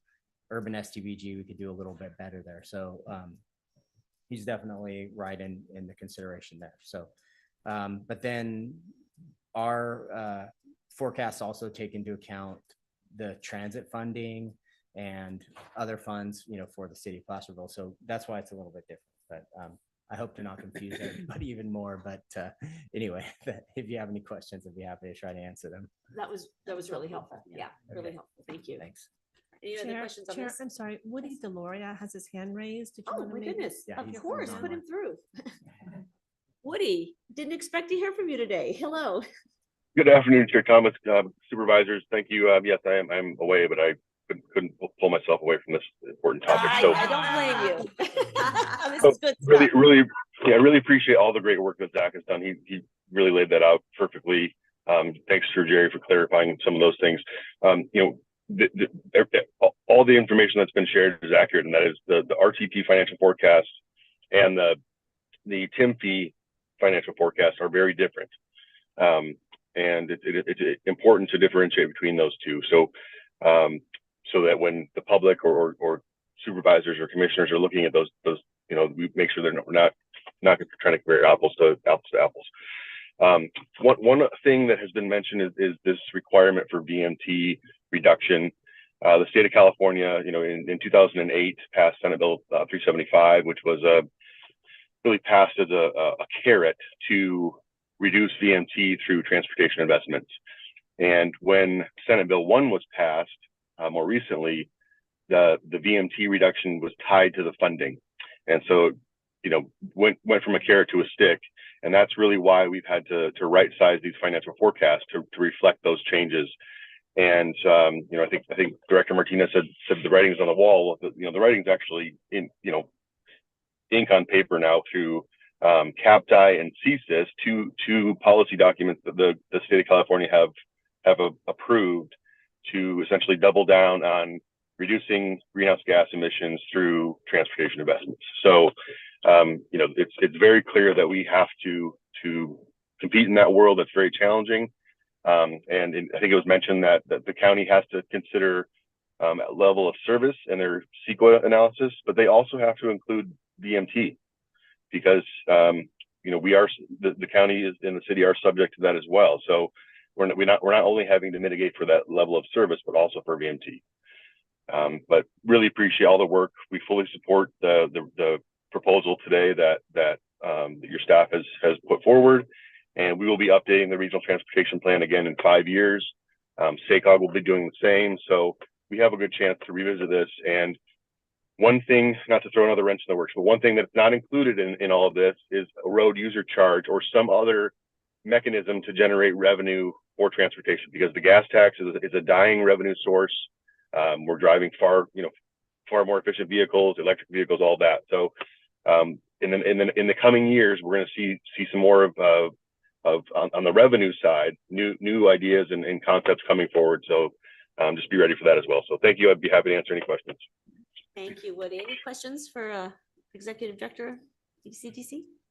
I just picked up on your comment about the road usage charge. What is it that you're thinking about in that regard? I'm not thinking much about it at all right now. I think the state has. You brought it up though. I know. Yeah. The state is trying to come up with a way to backfill the loss in gas tax generation, right? Because there's more efficient vehicles, zero emission vehicles, all of that. The concept that has been tested and piloted a few times and discussed is a road user charge. So we would pay per mile per miles driven each year. I don't know how they would collect that yet. They're still looking at different mechanisms to do that.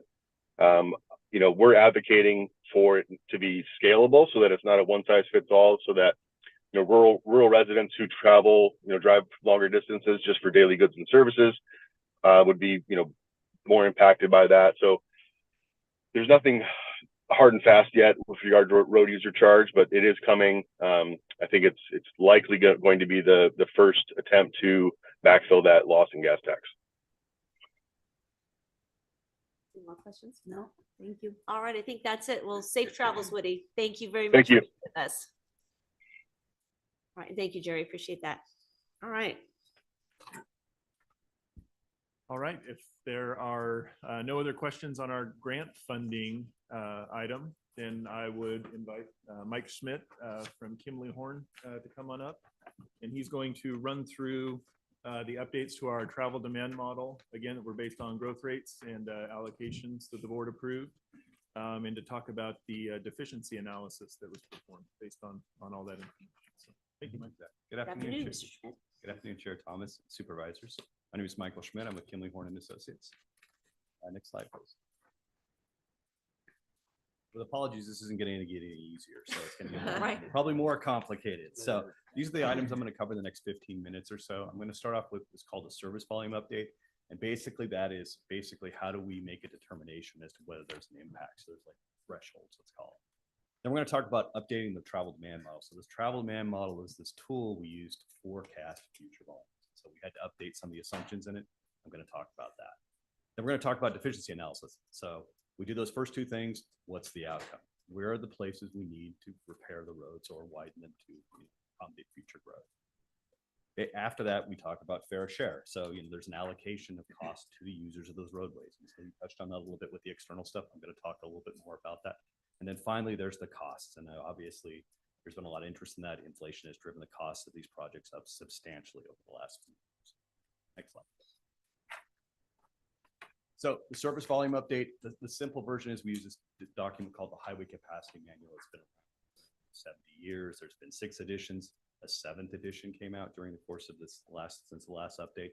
So according to your general plan, we're required to update. So that basically requires us to recalculate some of those thresholds we use to make a determination as to whether we need to fix something.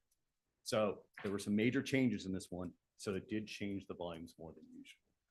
So it really was focused on 2-lane and multi-lane highways, and then the arterials also changed. So we'll talk about that. Next slide. So this very complicated table shows how we evaluate all the different roadways in the county. We've got all these functional classes. So you see the word class. Well, every roadway in there in the counties it falls into one of those types. And then we have these numbers or service volumes, we call them, which is basically the hourly volume that occurs. And it was the 6th edition and the 7th edition. And if your eye goes to the top, you'll see level of service. And we'll talk about that in a moment, but level of service is the way we decide whether or not something's operating well. And what really is important, if you kind of go over to the right, you'll see the numbers went up. So basically, to have an impact or need to get repaired, the volumes went up a little bit. That's just the nature of the animal. Like every 5-10 years, we do updates to the analysis methodologies. Major updates sometimes change things more than we expect. You say it's on an hourly basis. Is that peak demand in a 24-hour period, or is that an average, or It's how do you get to that? PM peak hour. PM peak It's hour. Okay. PM peak hour. Thank you. And then did this change from the 6th to the 7th edition? Did that change any of our analysis on our road systems? And Absolutely, because if you kind of see, like, if I kind of go out to the top line, if I just kind of go minor 2-lane highway and I go, what's Right. level of service D? Well, it used to be 1,310 vehicles. Now it's 1,960. So it's actually a very large increase. So, Yeah. that was a big change. And that's, that's to do with how we change our analysis methodology. So we could make a determination. And level of service is kind of this complicated subject anyways, because it's a qualitative sense of like how the driver experiences the road. So it's kind of an imperfect, or kind of an artsy kind of solution with a lot of numbers behind it. This is coming from the federal level, right? This is not a state driven, or is it? both? Absolutely. The highway capacity manual basically receives National Academy Science dollars okay. to do research, and it's an ongoing thing that's done across the United States. Everybody uses the highway capacity manual across the United States for transportation decisions. right, it's just I'm really concerned. And did you guys point out which ones in our deficiency analysis were affected by this? I mean, those are huge changes in numbers. They are. Right. It's not 10%. It's a lot more. in most You know, cases. what we used to think of as an acceptable LOS, let's say in this road segment, and I know, and it says it's 2-lane highway. So again, I don't know which ones are those. So I'm hoping you guys pointed those out. So, because it could have went from, with these change in numbers, I mean, it could have been like on the hairy edge of not acceptable to super duper acceptable now. And how do you explain that to the general public? I mean, it's going to be hard enough for us to understand it. So I'm really hoping you identified those clearly for us, which road segments were Yes, we did. impacted. We Because I do have- didn't see it. That's why. We do have a table in our presentation showing you which ones got affected. By But this. yeah, but Okay. well, not specifically by this. Oh. But in general, Okay. essentially which ones were either going in or going out of our TIF program. Okay. So, and we can go over the numbers and how we came to that conclusion. But I will also elaborate at that point where we worked with the consultant to determine, hey, well, whether these are right at the cusp, but teetering one way or another, and where we feel using our personal reference in our pride and ownership in the county, working with the consultant to say, this is how we foresee the traffic volumes occurring, and this is why we feel it should be one way or another. So we'll be explaining that over the course of this presentation. Okay. Zach, you get what I'm saying, right? Yeah, absolutely. Okay. And- I'm and going, I think Zach's getting me. I just made a note to include something like that down the road when we're here to Okay. do this Yeah. all over again. But yeah, we do have a slide that shows the threshold volumes for the projects that were either reintroduced into the program or the couple projects that fell out that, Okay. that we'll get to. And that slide has the thresholds, which are contained within our 2-lane arterials. Yeah. Those thresholds did not change between the 6th and the 7th. Okay, that's really what I wanted to know, because my concern is like if something fell off the program because Right. of a change in the manual versus a change in the actual traffic, that would bother me. Yeah. Right. Yeah, You that- know, so that that's was- why I'm asking this very pointed question. I hope that makes sense. But the word highway should not be taken literally, right? It's not a designated state highway. When we talk about highways, it can be something like White Rock Road. So White Rock Road, we consider one of our arterial segments within the county. Okay, even though it's expanding to a 4-lane thoroughfare. Correct. Okay. So we might need some Becomes a- help a that. divided there, four too. Yeah, Clear as okay, mud. definitions, yeah, don't. Yeah, and the Definitions. definitions Resonate. aren't really based on jurisdictional things. They're more about how far out is the intersection Yeah. gaps and things like that, and how much Okay. side access or friction is there from driveways, things like that. So when we're talking functional class in this sense, it's more of a design consideration. It's not, Okay. whether or not it's a state facility. We try to match it to the description to the how it functions. So, Okay, all helpful. right, that helps. Yeah. great question. Great question. So next item, next slide, please. So I'm going to talk about the model update. So I kind of just described the target kind of change, but now like if we're shooting at it, the target, it's moving also because of the land use as we described. So what part of this process, we updated the travel demand model. So the travel manual's got a base year, which is representative of the existing conditions. So it was previously 2018, moved it out to 2023. We also moved the future out. So we went from 2040 to 2045. So previously, you know, we talked about, there's been a little conversation about this growth rate. So previously we used this growth rate of 0.62%, which had a residential component and a non-residential component. You know, we're using a lower one now, and that is having the result of in 2045, our forecast has gone down. So we have less households and less jobs than we did in 2040 when we did this in 2018.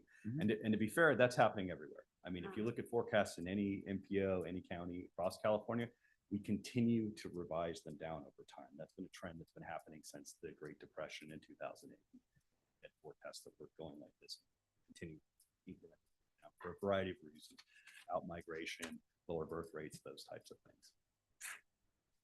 Next slide. So I said deficiency analysis. So this, we decide, how do we decide whether or not there's an impact or something we got to fix? So basically, the general plan provides us guidance on that. General plan says level of service E in the community regions is our threshold of pain.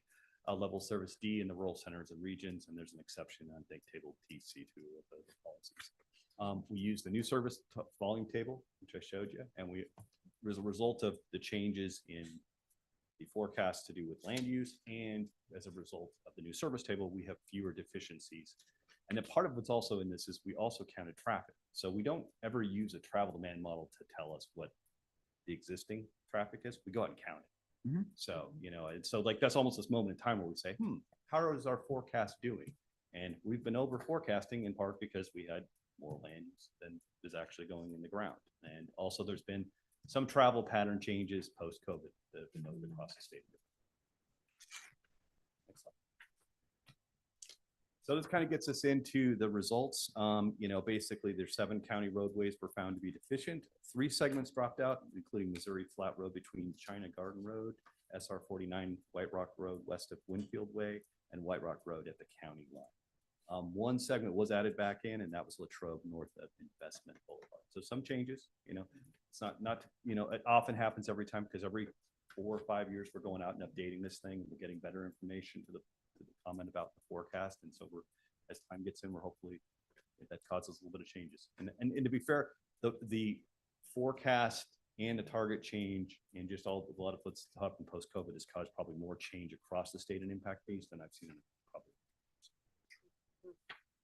Next slide. So I have a question on the Bass Lake Road one. This just says south of Country Club Drive, and yet in the memo, it says US Highway 50 to north of the relocated Country Club Drive. So which is it? North of Country Club or to Country Club? So I think this reference is, I think one of them is referring to the old Country Club Drive alignment.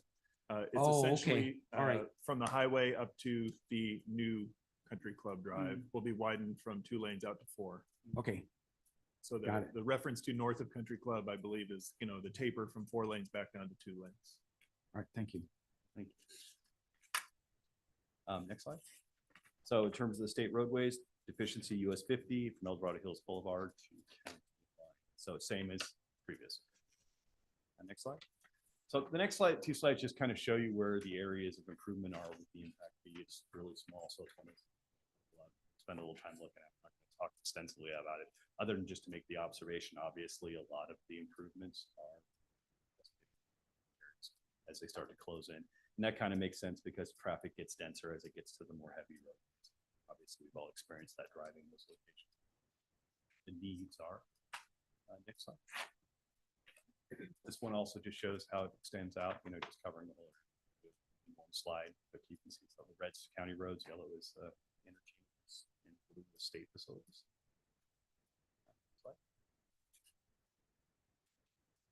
So this is the count changes. So I kind of alluded to this. One of the things we do, you know, not only to make sure that the travel tool that we're using is a good forecasting tool, look at it and see how it's doing, is we also use this to update our existing conditions. And so, you know, like I kind of alluded to, this isn't, it's been surprising how many changes we've seen post-COVID in terms of travel behavior. You know, it doesn't mean that the magnitude of travel has gone down, but people seem to be making some different trips than they were, different directions and things like that. So I'd just say, you know, you can see in these locations, you can see that Latrobe Road was added back in primarily because it's actually its volumes went up. But then we've got 3 projects that dropped out were due to the lower traffic volumes in 2023. So you can see these 3 locations, when we counted them most recently, traffic volumes have gone down actually. I guess an example on Latrobe Road where the traffic count has gone up, but yet we're not talking about peak PM LOS. The 988, my understanding, that's like level of service D. Am I wrong? Because level of service is what people are following from the general plan, and they're claiming we're at level of service F, and the measurements don't support it. But that's the part that I think we need to be more transparent with the public about. What is the level of service in these areas at peak PM? Right, and this, I should point out this, that is the PM count, the 988 you talked about. Yes. So that's the, so that we would take that and go back to that table and we'd look in the volume and see where it shows up on that number. But right, I think there's more in the actual Nexus document. There's a table that makes us brings this all together. It's kind of hard to do in a PowerPoint slide, but you can follow your eye along and see exactly what the functional class was. All I'm suggesting is we added to the chart an LOS that goes with these things. Then everybody would start to understand, okay, we're really only at LOS D. Everybody thinks it's F and we're not, right? And then they can refer to the number and go look at the tables. And that's just the documentation that we're measuring things. And so what people's opinions are, because they've seen an increase in traffic, oh, we're at gridlock. Well, no, not that by the measures that we've made. So data driven, right? That's what we got to get back to, not opinion driven. I will say that, excuse me, in the appendix of the memo that Kimberly Horn put together, I think it's attachment B. I could be wrong on that Okay. board item. There is a table that spells out all the different roadway segments that are analyzed, shows the existing and projected levels of service, I believe. So I think that data is in there. It's just not explicitly shown on this slide. All right, Yeah, thank you. it I is can go there. dig it up. All right. Yeah, you just got it. It was really hard.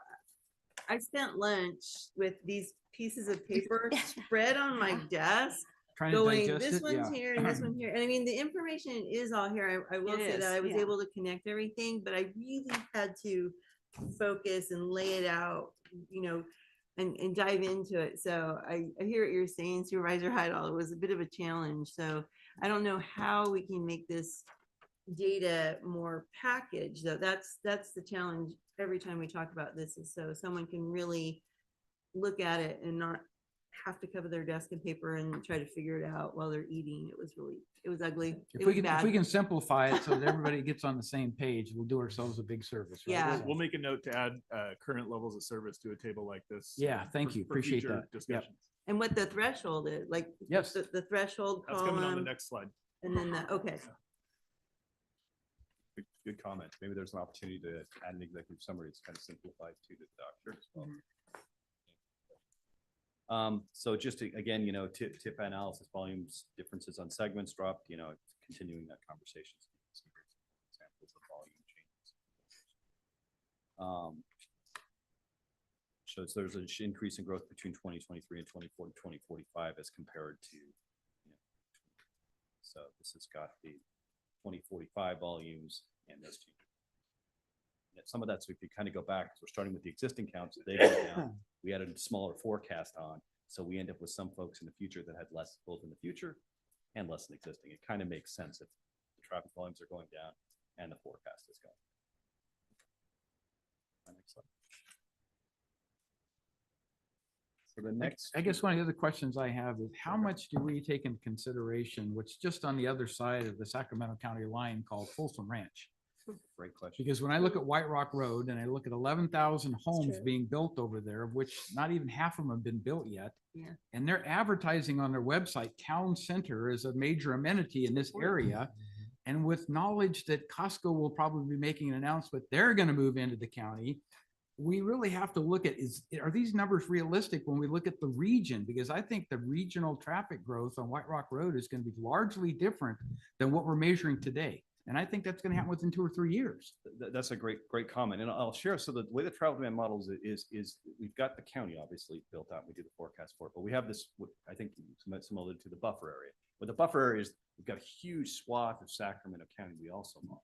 We just don't provide the forecast because it's not relevant to our conversation. But to your point, so trips leaving here, we model them, say you've got home here and they're going to do a shopping trip in Folsom. We can trace that trip, and the model takes that into account. So there's this accounting for not just what's going on in El Dorado County, but how is the other counties influencing the outcomes in El Dorado?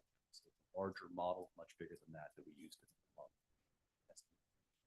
the model. That's good, because I think as the population of Folsom Ranch grows and the congestion in Folsom occurs, you're going to see more people opting to come into El Dorado County to come to a town center event, a restaurant, whatever, for services at Marshall Hop, whatever it may be. We're going to see more traffic coming our direction. I think that we're going to see in reverse. People will still go down to Folsom and shop and stuff, but I think there's going to be less of that. So I'm more concerned of the inbound, you know, at peak demand in terms of what is that doing to our forecast and our ability to make sure the roadways are adequately sized. Great point.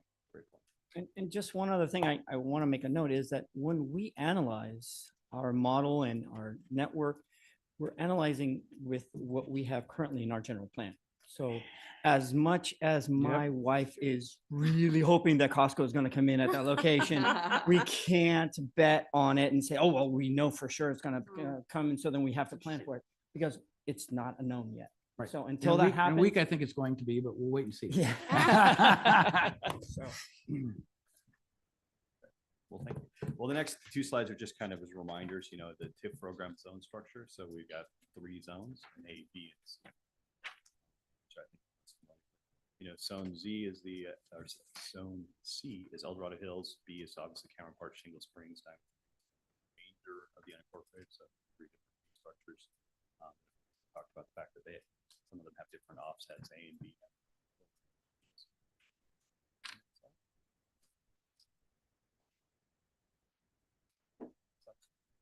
Oh, next slide, no problem. Next one. So a fair share. So I kind of talked about the idea of, well, how do we do this analysis? What's our threshold? What's our tool? And now we've found our deficiencies. Well, now we need to figure out how much the users have to pay. And that's where we get into what we call fair share calculation. This is kind of that wading deeper into this nexus comment about rough proportionality. So we're making sure people aren't paying any more than they legally should be paying. And so there's kind of 2 calculations. There's the existing deficiency. So we calculate if it's already an thing that's having an impact, we can't pass the full cost along to future development. They can only pay proportional as compared to existing. So if we have 50 cars that are existing and 50 that are future and existing pay 50%. Now, if it's a future deficiency not happening today, solely caused by the growth over time, well, we give a much larger share to the growth. Future development pays the larger share of that. So in that example, the 50 cars would have paid the whole thing, not the existing, because it's caused by their action, not already something that's occurring.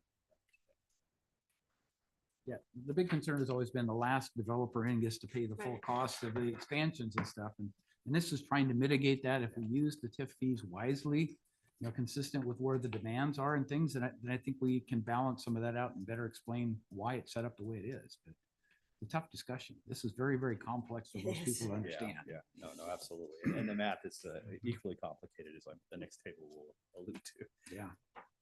So kind of jump to the next table. So this next one is like the tiny little numbers, but like more importantly, the concept kind of thing. So you can see for each one of these improvements, we go and do this fancy model function we call select length. And basically that means we pick this improvement and we take a moment in time and say, well, where's the traffic coming and going from? And that's what we use the travel demand model for, is to estimate. So we know how much traffic on that roadway is coming from zone A, how much is coming from zone B, how much from zone C, how much is that external piece that is the kind of the free riders kind of part of the function, which we can't charge to any of those 3 zones. And we calculate each one of these locations. So like each one of these improvements has got that ABC component. And that's how we divvy up the cost of those projects and come up with those costs that we say to so here's your total fee program. Here's your B, here's C, here's your contribution. So you can see each one of the projects are kind of gone through and then handled like that. Okay. Awesome.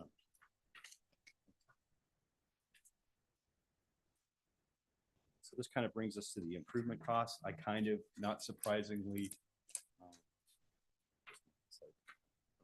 but you know, one of the big things that's happened, obviously, is that we've had a major run on inflation. So Caltrans Construction Cost Index, one of the basis we used for estimating stuff, had a 38% increase since 2020. You know, to 2024, what we're now looking at. So that's really driven the price of the projects up a lot. So obviously that's going to when we get to the part where we say, well, what's the fee? Well, this is going to affect that calculation too.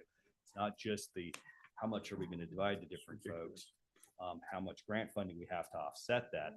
We've also got this terrible burden of inflation kind of increasing those costs. So you can see there's the various costs. And so we kind of run through it, and the totality of the program right now is roughly estimated at $343 million. One thing I would like to add, sorry, Mike. Sure. The TIF program also, as you're very familiar with, includes intersection improvements, kind of tab of projects. We've got a list of bridge projects where we don't fund the bridges, but we use TIF money to serve as match money for grants from the Highway Bridge Program. We also have some minor transit projects that are included also, as well as some reimbursement agreements and administrative costs that we collect for. So this is not the total. This is for the projects resulting from the deficiency analysis, but we do anticipate the overall project total to be north of $400 million. I got a question. Let's take Bucksbar Bridge, for example. You know, I mean, when it first was initiated, I mean, the cost of it was, you know, just you mentioned average. Now it's not jumped, what, 4 or 5 times more now to be able to finish that project. And when these projects get delayed, it just impacts the county because the cost keeps going up and up and up and up. So, And as you're stating, yes, cost of inflation is constantly, we're having to battle with that. And that's why we come to the board every year to make sure that we are adjusting for that cost of inflation. Now, we're fortunate that with Bucksbar Road, that's a grant program, so that then it's funded by a Highway Bridge Program, which takes that into consideration, and we let them know that there have been inflationary costs, and so then we are able to get backfilled by that program. But in terms of our TIF, we have to make sure that we are staying up with the inflationary increases with our program with one of 2 ways. Either we are increasing the cost or the fee that we have to allocate, or that we have funding from grants to attribute for it. So to your point, yes, that is a constant battle for the Department of Transportation, as well as for other departments. Facilities is going through the same thing in their costs increases throughout their estimations. You clarify for me whether our ITS program is part of the TIF, or is that separate? I know we have a separate account, but is it part of the TIF? Yeah. Okay, so it's a separate I element. want to say it was 2022, I think, during an annual update. We rolled that into the TIF program in the Nexus spreadsheet. So that the El Dorado Hills portion of the ITS program is we are currently collecting money for that program. So when we see interchanges, that would be included within the No, those physical that's actually changes. within our Okay, it's separate. intersection improvement. So that's not included in this. Okay, all right. All right. And I just want to add that the Department of Transportation is working with Caltrans. We are going to be adding other corridors into the ITS TIF program to accommodate for mitigating level of services. So not just El Dorado Hills. So we're going to include Cameron Park, Bass Lake, potentially Ponderosa, going all the way to Green Valley. So that ITS program we are just right now starting the master plan, consulting for the master plan, so that we can incorporate those ITS elements into our TIF program. Excellent. Okay.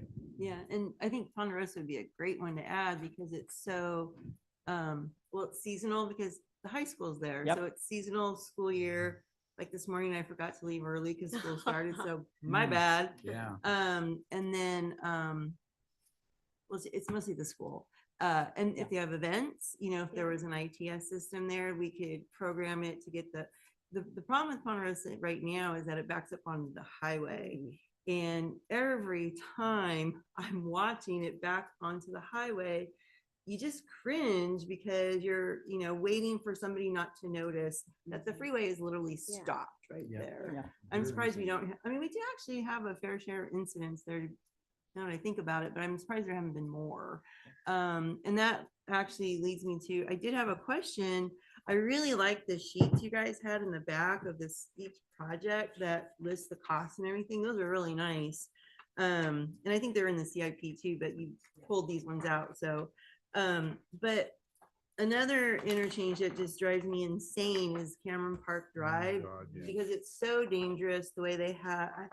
I wish Caltrans would come out and take a look at it, but they put in that auxiliary lane that exits, and then they also have a carpool lane that continues and then stops. And so you've got this, it's really bad. And when people, I think people that drive there every day are good at it, but it's folks that don't drive there every day, or the big trucks, and all of a sudden you'll see one get out of the auxiliary lane, because, and then they'll be like, and then they'll get back in the lane, and then they don't understand the lane changes and the carpool lane coming and going and all this stuff. But I saw that here on, it's really tiny print, but it's on slide 19 with the interchanges, and the Cameron Park one is at 27 million, which I thought for sure the last time we actually talked about it was more like 60.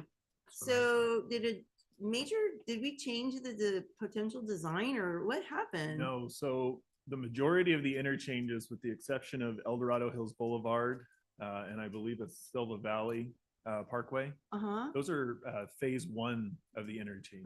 So that is, There you go. Not the ultimate improvements. Those are projected There you go. just beyond Okay. our planning. All right, that makes So- sense. So, But then Ponderosa is at 47 So million. That's all 3 phases, right? So that is, See, this is confusing. Ponderosa is a bit of a different beast. We have a few CIP projects meant to address Ponderosa. The first 2 are going to be the relocation of North Shingle on the north side, Right. the relocation of Duroc Road to the south. Right. The ultimate widening of Ponderosa interchange, the overcrossing itself Yeah. is not expected within the next 20 years. Those Correct. improvements.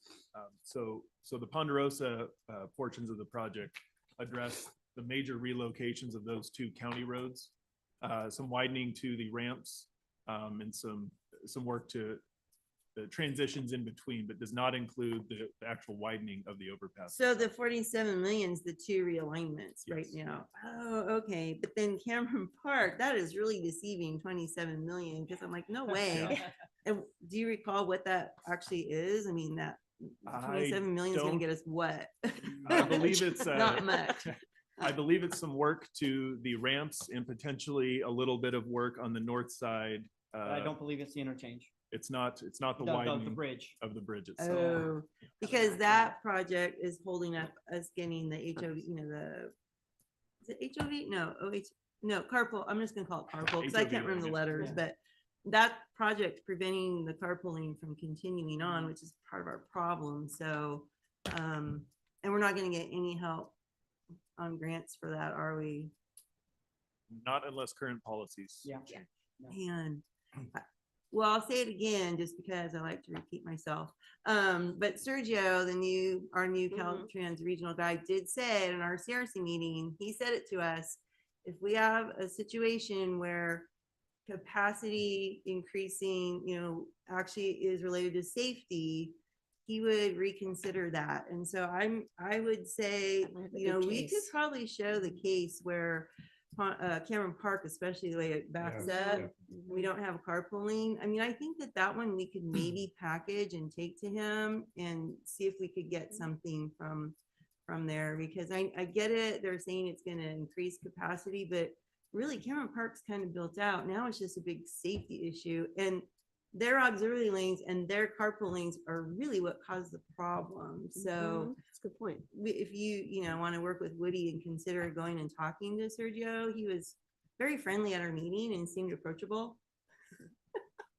And he's the one that threw it out there. I mean, he literally threw this out there he kind of was inviting the counties, and I'm like, I think we should go talk to him.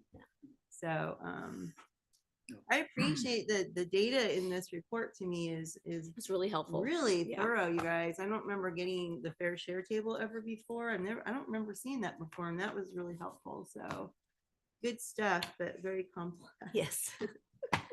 So I'll just add that the exit at Bass Lake Road on the eastbound is also starting to stack up a little bit, and we haven't even seen the new projects going in get to fruition.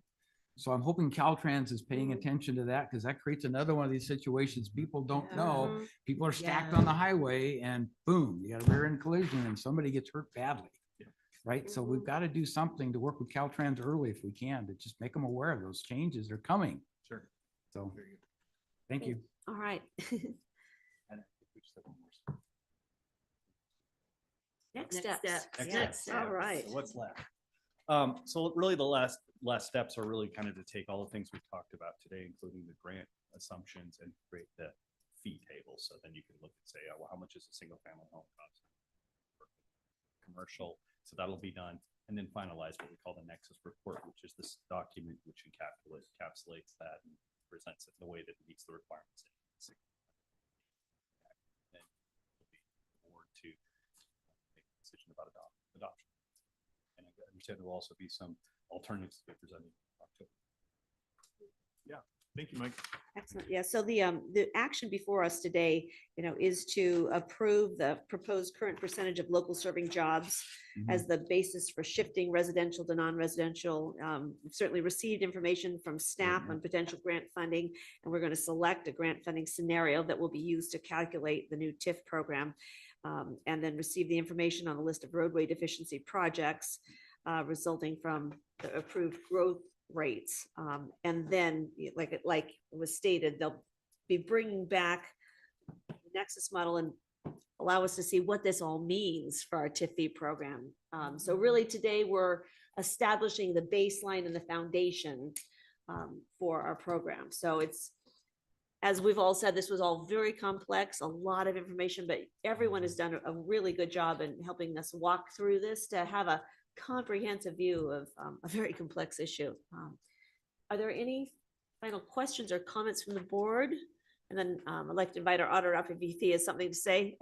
You've been in and out of here, but let me see if there's any other comments or questions from the board at this point. So on here, the only decision we really need to do today is select one of the grant funding scenarios. Is there another decision in here? There's one to receive, but approve the percentage of 61% Okay. as the basis for shifting. He's got one, and actually, I'll let our staff No, I think articulate that. you're right on track there. two's got So one. our first item was the shift of local serving non-residential uses, shifting a portion of those 61% based on most recent employment data that EPS analyzed. And then staff is recommending moving forward with scenario 3 of our grant funding reductions. All right, is that fairly clear? Yep. Yeah. All right. Good afternoon, Auditor Harn. Good afternoon, Chair Thomas. I won't be here long. In this isolated instance, I'm not trying to criticize Raphael. What? We appreciate that. This is an isolated instance. Because he inherited this mess. Most of this mess is not of his doing. He's been here a while, but he inherited this mess. We need to do an intervention. There's something seriously wrong with our TIF program. And the classic example is White Rock Road. In 2006, White Rock Road was going to be 6 lanes from Latrobe Road to the interchange. It's still 2 lanes. We've got all kinds of stuff going on Latrobe Road, and you 4 lanes or 6 lanes of White Rock so you could get on the Silva Valley interchange would relieve all kinds of pressure. So we've been telling the public, now I realize there was a big recession, the 2009 real estate crash, etc. But that was still a long time ago. We've been analyzing traffic on the assumption that that road was 4 lanes or 6 lanes since 2006, when we consider whether a project, the traffic and the circulation works for the project. So if there's been a project in the 5-year CIP that long, I think there's something fundamentally wrong with the program. And I could give other examples, but I won't. I think we're forgetting to talk about two major legal issues today. The first one's the Austin litigation. The El Dorado Hills Community Services District, their outside counsel, their new outside counsel and their staff came up with a required disclosure about the litigation. It says the district's been in the litigation since 2015. The court has ruled in favor of the Austins, and the case is awaiting a trial date to determine the amount of the refund of mitigation fees. Odds are, I don't know how we're different than El Dorado Hills CSD. I'm not in your closed session. Odds are we're going to have to make a refund, which is going to be a big cramp, a financing cramp in our CIP. Now, the other big legal cloud is the Sheets case. Now, if it wasn't for the Sheets case, I would be criticizing Raphael today. I'd be saying we have to add more projects, especially on the west end, add more projects, raise the fee. Now, the Sheets case, again, as Supervisor Lane may be unaware of it, but I got the highest C- ever ever given in lower division business law at Sac State. Almost a real C. As I understand it, there's going to have to be a much tighter nexus, and so it's going to be more difficult to levy fees in big wide areas. The map of Zone A, I don't know much. Again, I'm a C- legal student, but it's a real big map. Yeah. It's on, and so some guy's going to pay a fee out in Cool, and it's going to go to build a road in Fairplay. I'm not I'm very concerned that the way we're still set up, we're not going to well, I'm concerned we weren't complying with the Mitigation Fee Act in terms of reasonable relationship before the Sheets case. With this huge Zone A, I'm very concerned that it's not going to meet the smell test.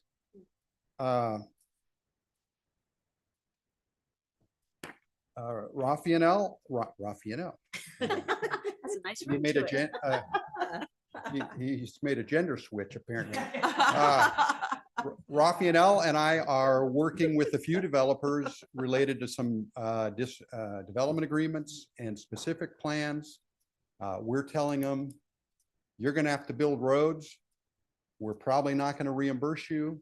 And even if we make a promise to reimburse you, the TIF fee revenue, that whatever we want to project out in the future, there's just these two big legal clouds where we might have to refund some of the TIF fees we've already collected.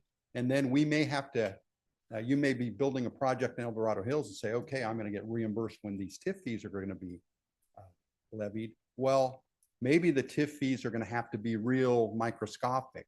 When I say that, the zones, maybe we're going to have 100 zones or 50 zones instead of 3 zones. And if that's the case, if you're building a little project near Bass Lake Road, there's not going to be a lot of revenue because the area where the fees are going to be collected are so small.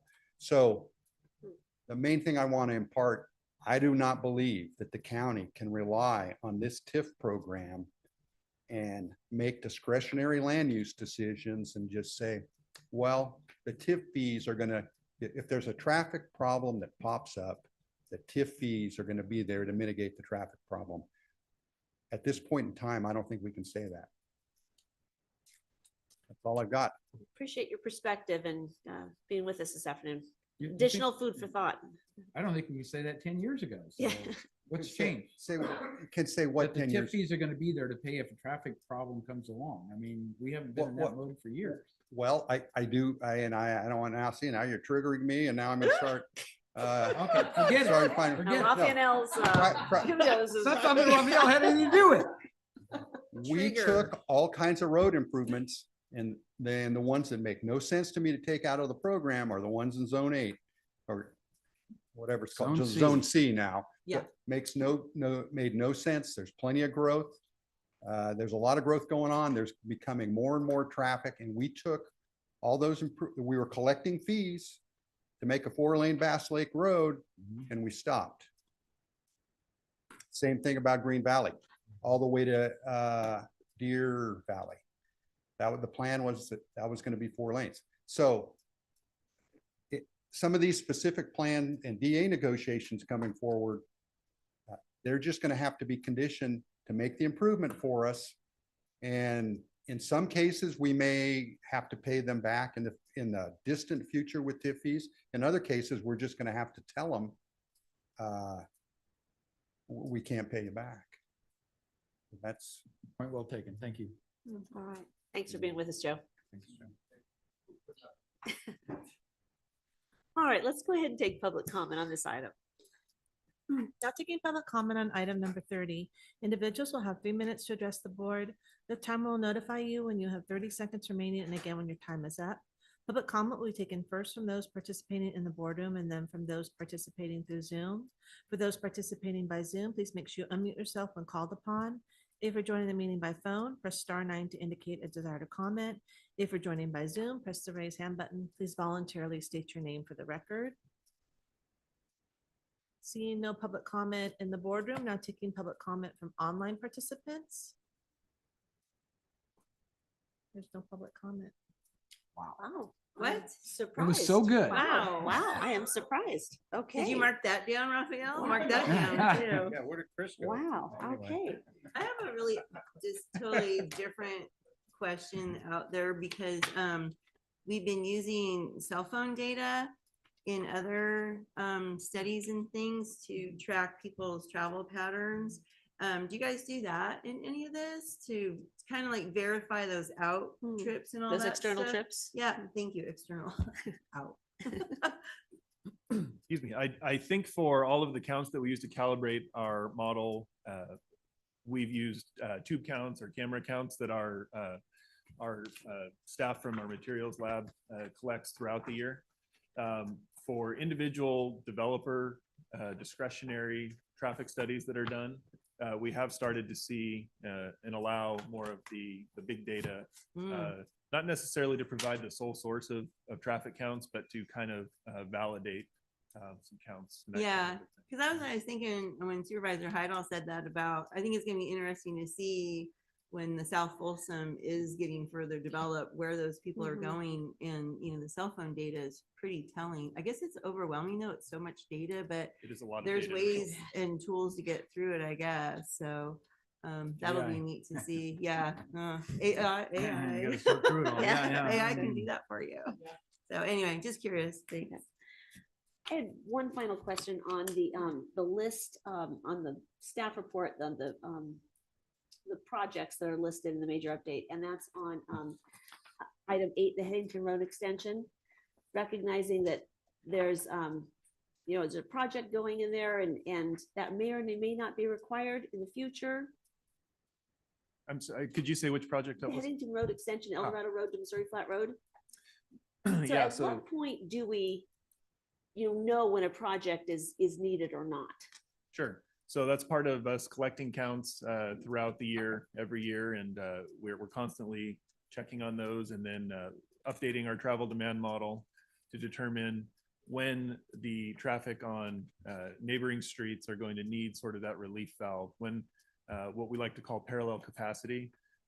Most of the roads contained within our circulation element in the general plan on our circulation exhibit, the Country Club Drives, the Headington Road, Saratoga Way down in El Dorado Hills was previously on there, now finished.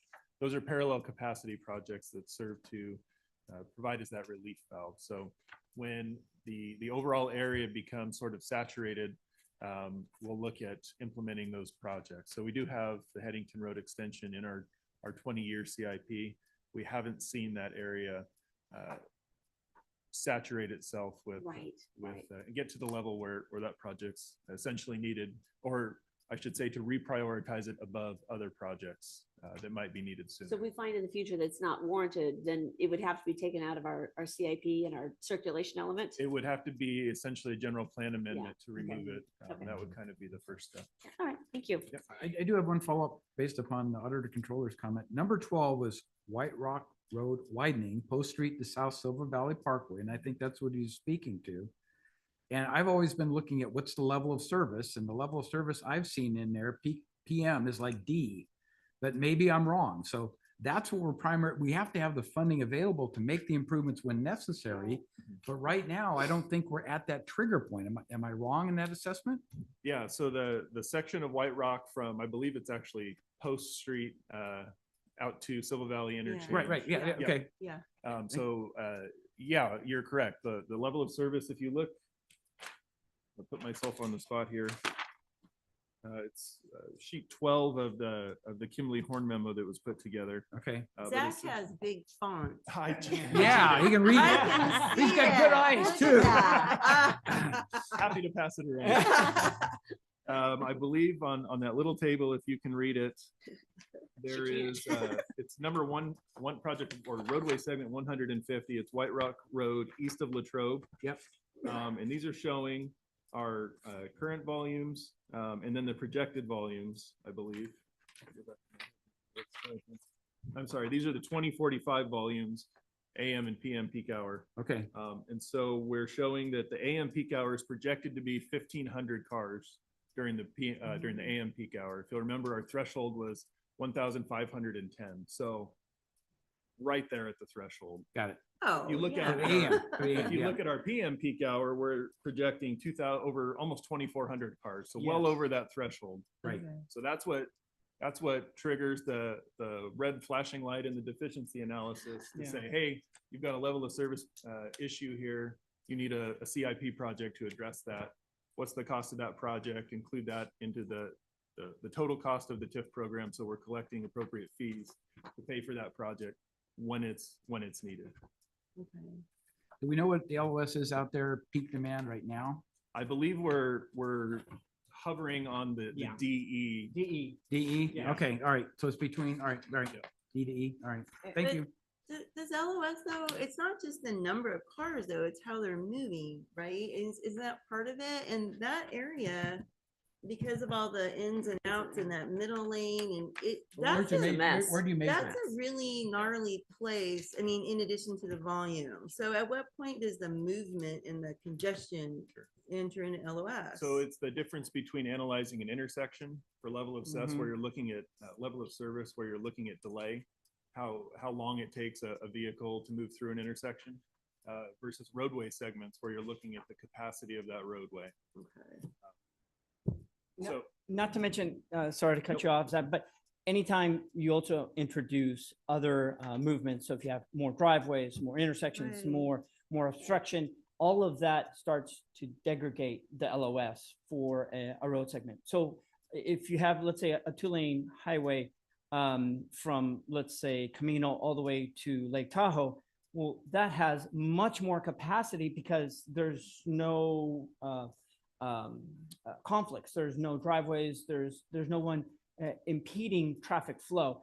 But in an area where, such as on White Rock, yeah, we have more driveways, we have more intersections, pedestrians, bicycles, all of that then degrades the level of service as well. Not to mention the intersection itself has its own level of service. And one thing I do want to mention that it's not part of the package, but Joe kind of alluded to it, and Mike mentioned it as well, is the fact that there have been a lot of changes since 2003 up until now. One of the first slides we showed you was the historical graph of how the growth has been occurring in El Dorado County and how it was, I mean, exponential back in 2001, 2003. Right. And at the Great Recession, it balanced itself out. And so now it's more at a reasonable growth level. And now we're finding where we're not going to the extremes, but we're finding where the median is.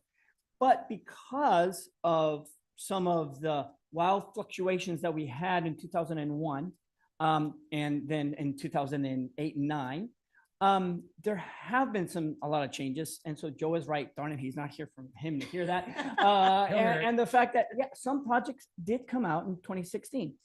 So if there are projects, so, you know, Supervisor Heidel, you keep on mentioning White Rock, and Joe keeps on mentioning Latrobe, and at Supervisor Turnbull, you mentioned Latrobe many a times as well. If there is a corridor that the board wishes us to, like, so right now we are saying that Missouri Flat is coming out and White Rock is coming out, but to the west going to Sacramento County. If there's a segment that you want us to analyze with a fine tooth comb without providing so much data for the entire county, for all the networks, all the roads, but then give a detailed explanation as to why it was in the program and why it isn't now, we'd be glad to do that once a year for, like, let's say a segment. So let's say it's Latrobe, let's say it's Green Valley, let's say it's White Rock. And then we can explain and justify and go over all the reasonings, justifications, the analysis as to what was being considered at that time, why it came out in 2016, and why we're at here today.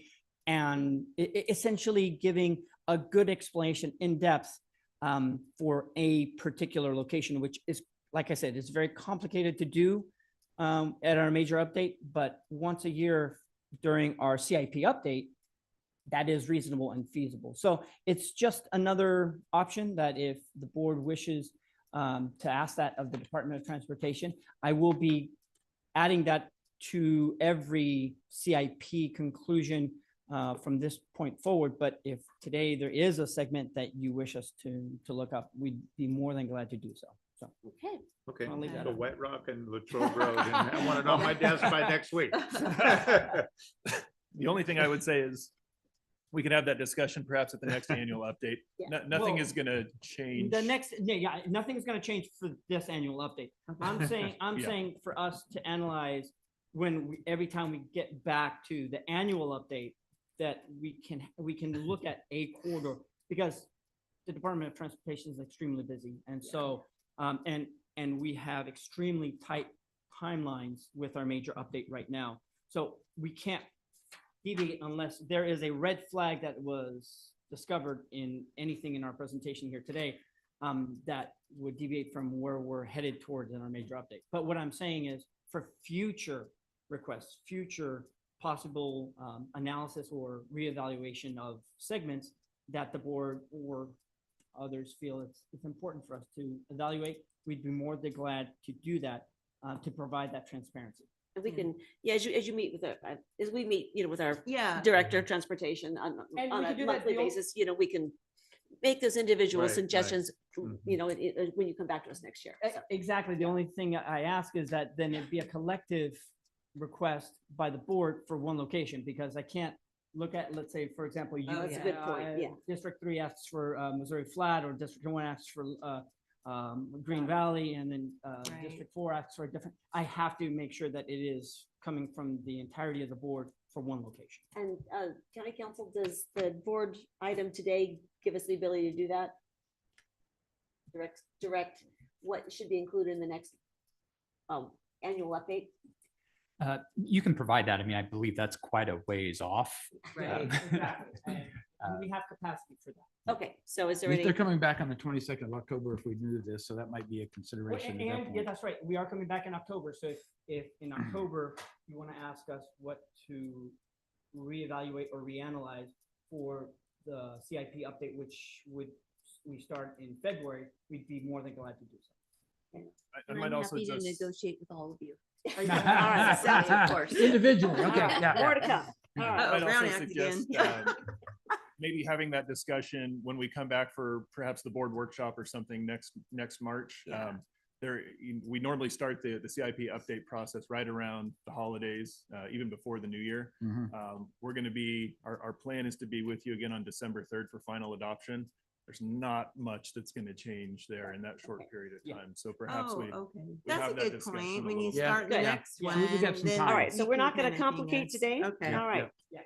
I bet I guess Great. which one it is. Great discussion, great presentation, Mike and Kate, thank you so much. And our staff, Zach and Raphael, you did a great job in walking us through this. And Jerry, you were just really instrumental too to support and help clarify this item. So what is the will of the board? Madam Chair, I would like to move consistent with staff's recommendations that we move the current percentage of local serving jobs to 61%. That we select scenario 3 of the grant funding scenarios is the one that we're going to be using for our modeling.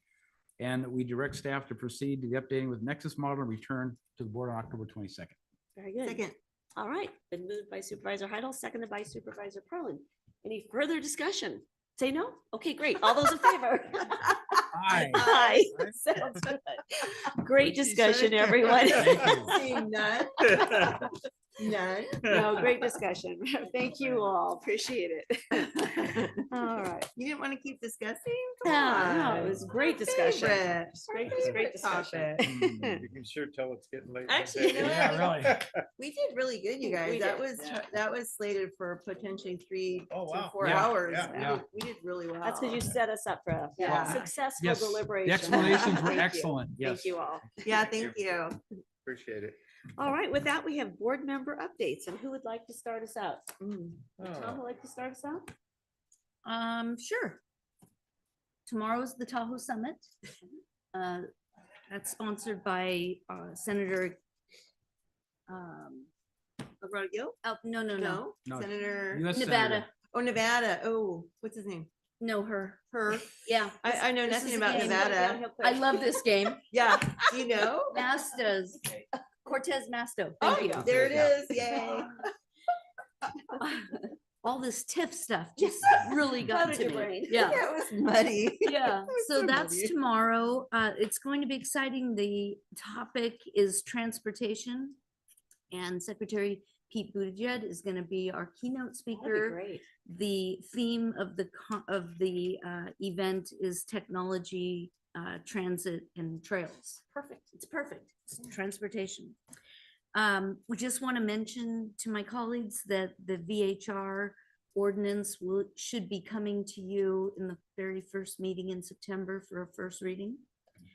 We'll see how that goes. And then just wanted to let you know that the Tahoe Transportation District Executive Director has resigned effective the end of the year. So we're going to be seeing some changes there. And I just want to mention that the county is starting to work now on the Emerald Bay campus.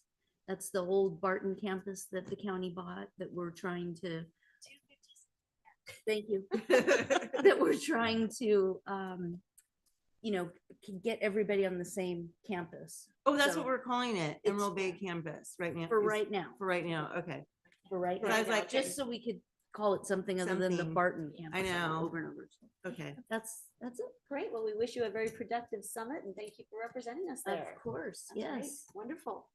Supervisor Heidel. Yeah, so I'd like to start with Wednesday, August 31st. We had the sayonara party for the Japanese visitors from Arabi. We received a gift, which we'll look at sharing during our barbecue. Oh, nice. And I want to read the letter came from the mayor. The mayor's name is Hideo Yoritaka. It says, last night I received a report on the International Youth Camp from Head Arai, Deputy Head Akano, and Deputy Head Matsunaga. Thank you for the very fulfilling program, including the outdoor camp with tents, the youth exchange program where we talked about our dreams, a walk around Coloma, famous for the gold rush, a visit to the grave of Okai, the origin of the Japanese-U.S. exchange, and exciting rafting experiences on the American River, and a walk around Lake Tahoe, famous for its crystal clear water. For the youth of Warabi, this camp was a valuable experience that broadened their horizons and that they are able to interact with youth of the same age, overcoming language and cultural differences in the vast land and majestic nature, and experience the history and culture of El Dorado. I am sure that it will be an irreplaceable experience in their future lives. Once again, I would like to express my sincere gratitude to everyone in El Dorado for their warm hospitality. Next year will mark the 50th anniversary of the Sister City Agreement. We look forward to welcoming you to Warabi City. Oh, lovely. Thank you from the mayor. So I thought that was very, very inspiring from the standpoint of the good connection. I know everybody involved had a great time. Some of the Japanese youth said, this is the best vacation I've ever had. Do I have to go home? Which I think just speaks well of a visitation to a location like El Dorado County, which has so many things for them to experience and stuff. So all very rewarding. Wonderful. Thursday, September 1st, then we had our transit meeting and the Transportation Commission meeting. So there's information there.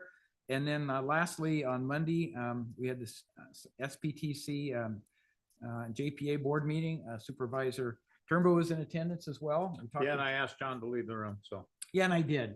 I did politely without contesting. But we were talking about a lot of things, including the master planning for the SBTC and what needs to happen in Sacramento County versus El Dorado County. And it turns out that Sacramento County doesn't have a definitive mission statement in the different regions. There's one basically that's defined within the JPA, but there's nothing for the city of Folsom versus the city of Rancho Cordova, which is considering joining.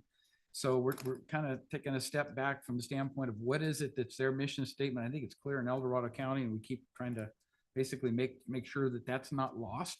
But there's a lot more discussions going on there, including some applications of that corridor. So let's see how that Yes, how I that think it's gonna be a prospers. great thing, so.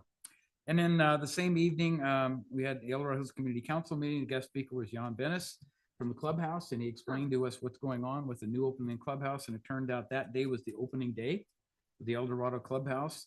And we talked about the international themes and some of the things coming up. And there's already some opportunities that are starting to spin from that, of people being interested in looking at what our clubhouse is as opposed, and this is an international organization, the clubhouse. So it's not like it's just even national, it's international. And so I think that was very well received.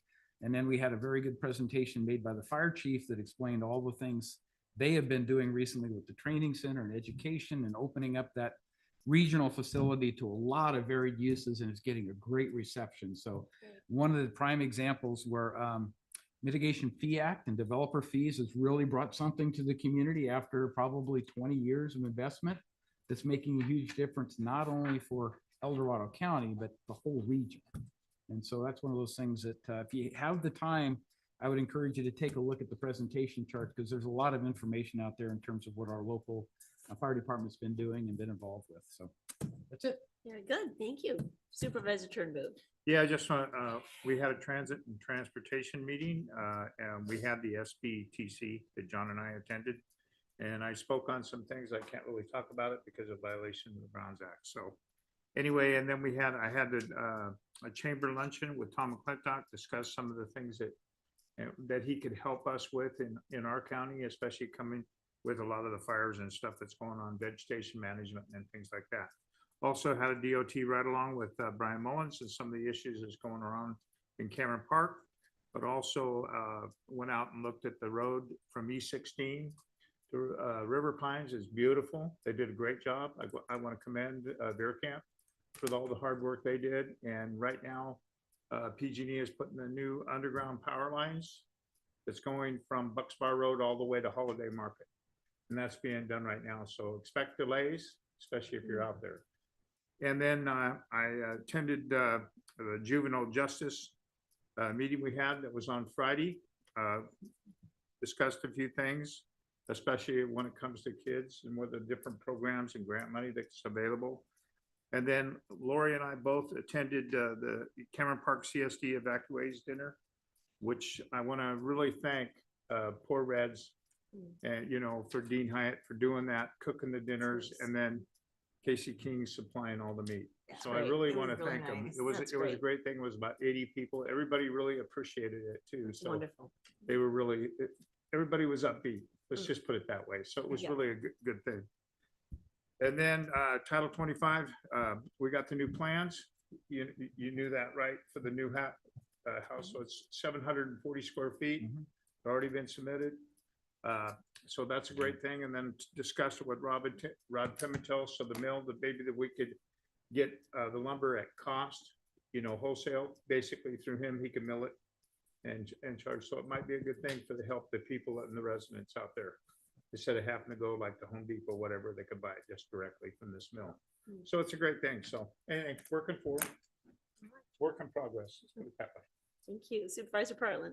Yeah, so we didn't meet last week, so I think there's a couple things, but so Rebecca Guo, Water Agency General Manager, and I went to the Aqua Association of California Water Agencies, I think, down in Roseville. They had an event and we got to see presentations and an actual pumping system where they pump water back down into an aquifer in one of their wells down there, which ties into our watershed and everything. So that a regional approach is really important to understand in these conversations, and that's actually we're learning how to get better opportunities at grant money when you look at projects regionally. So it was a stinking hot day, though. I must say, I kind of couldn't stand very long in that well house. It was just concrete blocks. It was a little steamy in there, but it was good to see.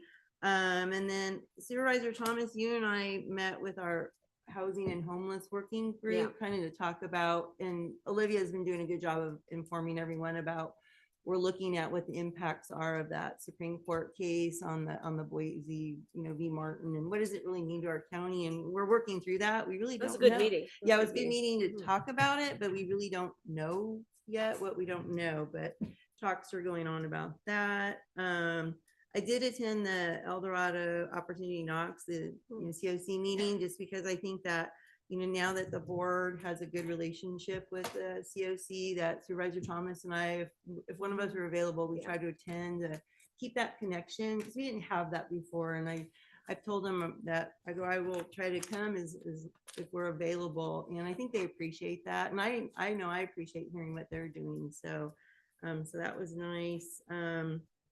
And then I want to give you guys a heads up, because this is an opportunity to tell you about things that you might be hearing about.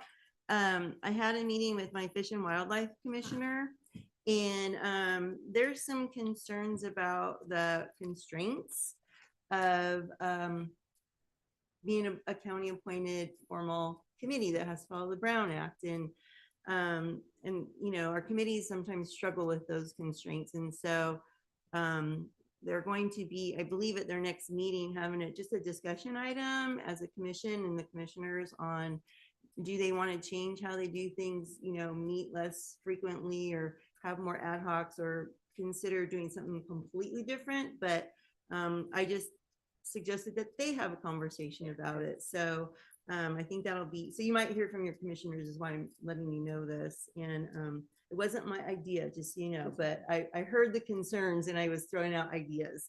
So don't be shocked by that. Let's see. I think everybody probably went to a national night out somewhere. Those were great. Supervisor Heidel, you and I have been kind of engaging in meetings about wildlife crossings on Highway 50. And so that was a fast and furious set of meetings, because there's a grant opportunity, I guess, this week or something. Yep.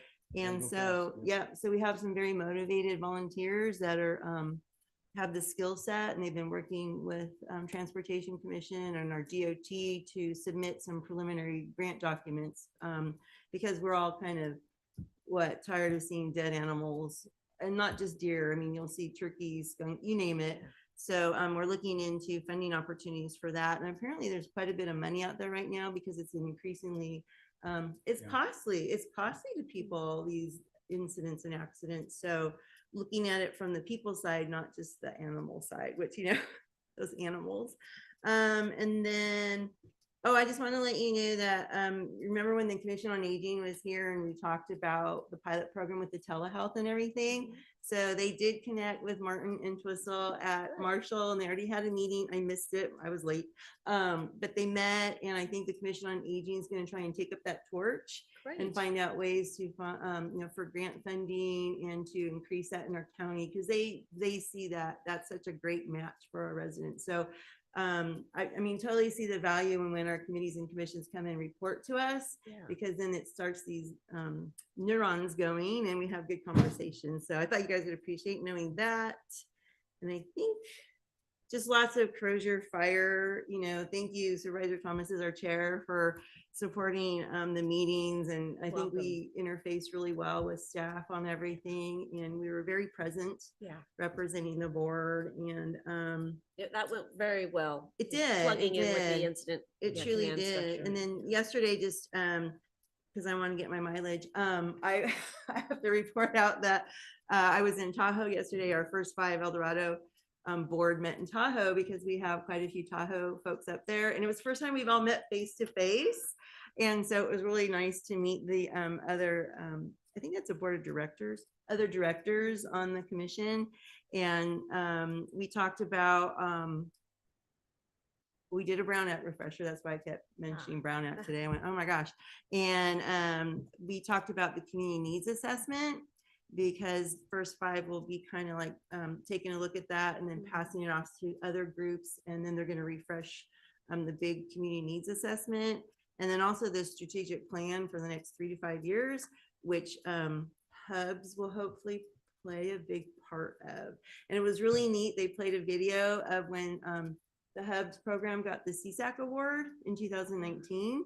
And so to see that and to remember how the hubs were started and why the hubs were started and how successful they are, of course, makes me always want to be the cheerleader for that and the champion. So just so you know, if I'm a broken record on that, it's because the first five is expecting me to. So don't be surprised when I mention it often, and because we want it to continue being successful. So yeah, it's been a full couple of weeks.